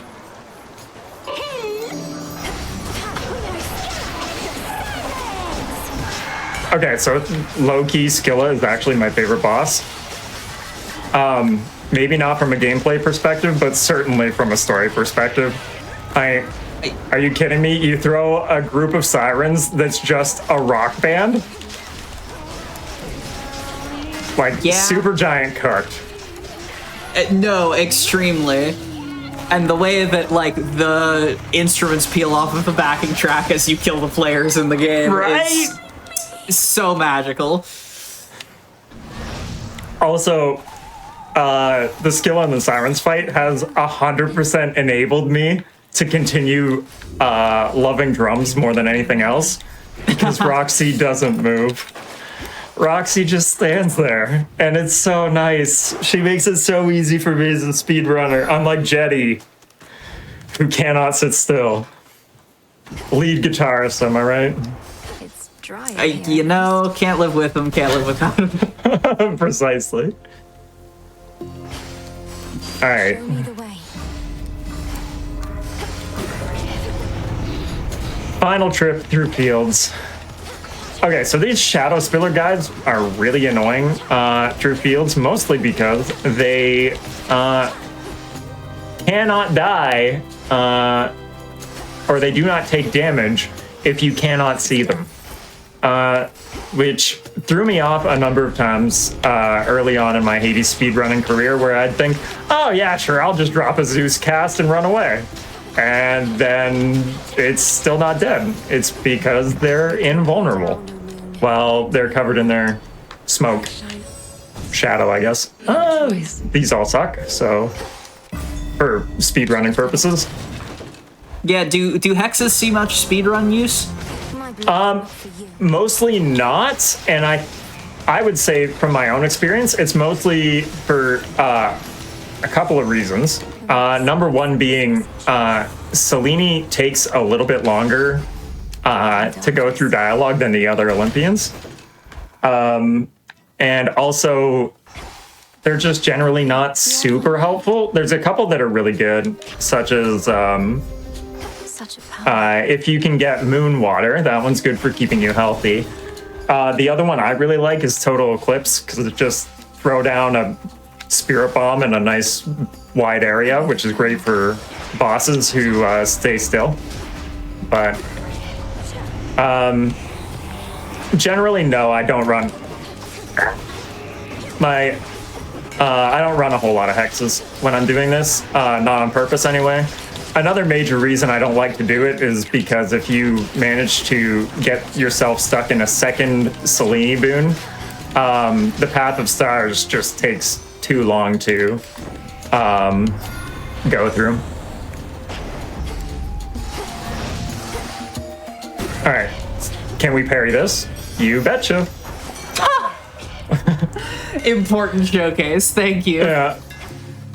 You can also do the lava and asphodel. If you get sent off to asphodel, you can do that. The traps in Tartarus, you'll see that we're probably going to use those explicitly for parrying off of. There's a lot of things you can parry in this game. That's so funny. Yeah, and I think there's only 2 that I've ever found that you can't. 2? Okay, so not 1. Nope, there is a second thing that you cannot parry. I have a guess. And we will see that towards the end of the run.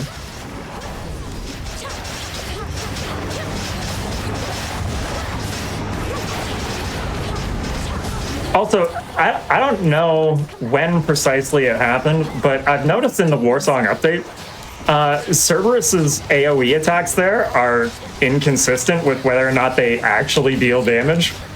I was gonna say, it looked like you just stood and phased through that. Yeah, see? No damage from that one. He does remember you.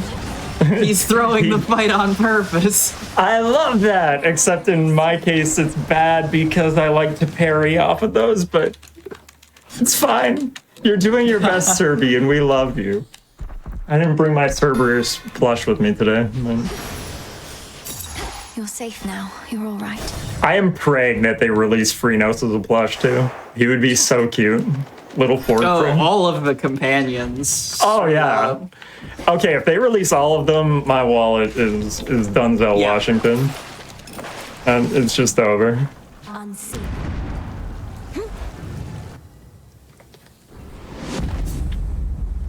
All right, so would you like to place a bet on what the other attack we cannot parry is? I feel like it would be extremely funny if you could parry Kronos's like insta-death attack. I feel like that's gotta be the one. Surely there is an exception for that. Like, it does what, 500 damage? I thought it just insta-killed you, straight up. You can actually survive it if you have, I think it's like a set amount of armor might help you.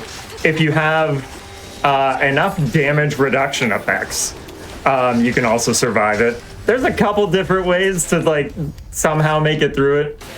You can iframe through it with your dash. It's very, very tight though.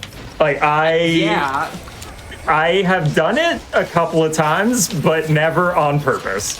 It has always been, I'm not gonna make it, what do? But you're burying the lead here. Can you parry it? You'll have to see. That makes me think I'm wrong, because you'll have to see implies that I will see you parry it and not I will see you die. I have died to that attack on my final run too many times to count, so, you know. No, it's fine. It's fine. We're all rooting for you. Everyone here. Your girl likes to play dangerous. Like, you saw me cutting it a little close on that first one on the skull.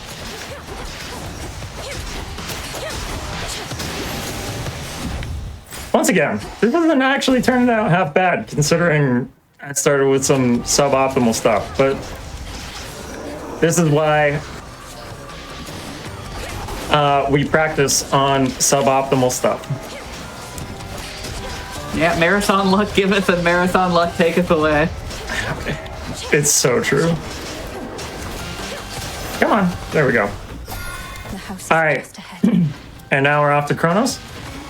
We're making pretty solid time. I'm happy with it. Quick dip. Good luck, final fight. I've lost a run so many times to this exact scenario, so I'm not getting my hopes up too high.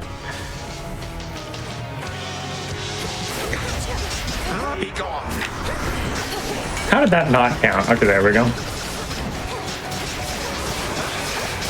How empty it is here without some guests.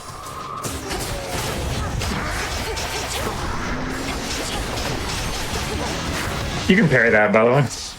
I didn't have it up, so I couldn't do it, but I should have done it there. That would have been stylish. Or there. He's being really mean with the teleports today.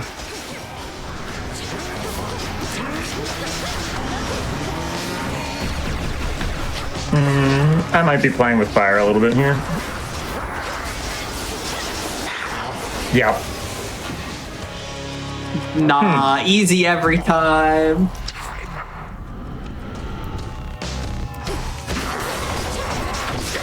Oh, I got it.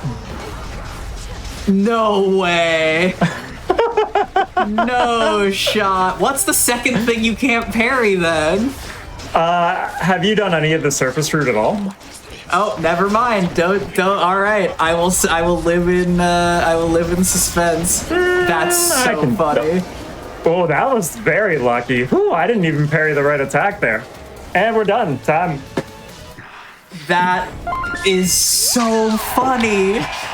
God, what a note to end on. Okay, I will tell you, like, straight up, I have 100% had runs where I look at that parry timer and I'm like, I'll make it. And I didn't. At the end of an all-weapon run, on the Artemis daggers, it's the final confrontation, literally the last attack I have to parry and it's over, and I missed it. So, it happens. I've thrown. That's you know, you live on the edge. I completely respect the aesthetic of we go in, we get up close, and if we die, we die. We ball. We ball. That's exactly. That's the sub theme of today. Truly, is we ball. But you know, live on your terms sounded a little better. I mean, did you watch the Kabuto run? We ball. We ball. We ball. Thank you so much for coming on and showing some Hades. This is a game that I am forever excited to play more and more of. I cannot wait for the full release. But before you go, tell the people who you are, where you're at on the internet, and what you are up to. Hi, I'm Behemoth Steve. I pretty much speedrun Hades 3 to 4 nights a week on Twitch at twitch.tv/Behemoth Steve. I also post all of my speedruns, all of my PBs and stuff like that go up on YouTube. So that catalog is just constantly growing. But like I said earlier in the showcase, my baby is Fortune's Favor, where I just take some D6s and I roll to see what I end up with and just make it happen. So you can find that every Friday on Twitch as well as on YouTube. So if that sounds like fun to you, I'd love to see you there. Thank you very much, Quacksilver, for having me. And I do want to give a special shout out to Frame Fatales, the whole community, but especially Corey, Lucifer, Winter, Susan, and especially Jupy, who's doing our first run tomorrow. So thank you. What a perfect segue. Yeah, and of course, always and forever, shout outs to the Frame Fatales. But you said it perfectly. That is going to bring us to the end of our show for today. But Make Your Own Victory will be back literally tomorrow with the second day of this 2-day special, y'all. There is so much GDQ happening this month as we ramp up into SGDQ 2025. We have the Sonic Hotfix event next week on the 14th and 15th. We have Juneteenth, Black in a Flash's summer speedrunning celebration. That's the 19th through the 22nd. I am honored to be a small part of that, and I hope to see you here tomorrow at 1 p.m. Eastern when we pick this back up with our second day of the Make Your Own Victory Pride special, subtitled Surround Yourself with Love, with a variety of marriage and other coupling speedruns. If you missed any of this showcase, in a few moments we're going to start a replay, going back to the top, going back to Celeste, Monica's D-Sides True Love percent, and running back through the entire schedule. I have been Quacksilver. Speedrunning is a beach day. Thank you, as always, so much for playing in the sand with me, and happy Pride Month! See you tomorrow.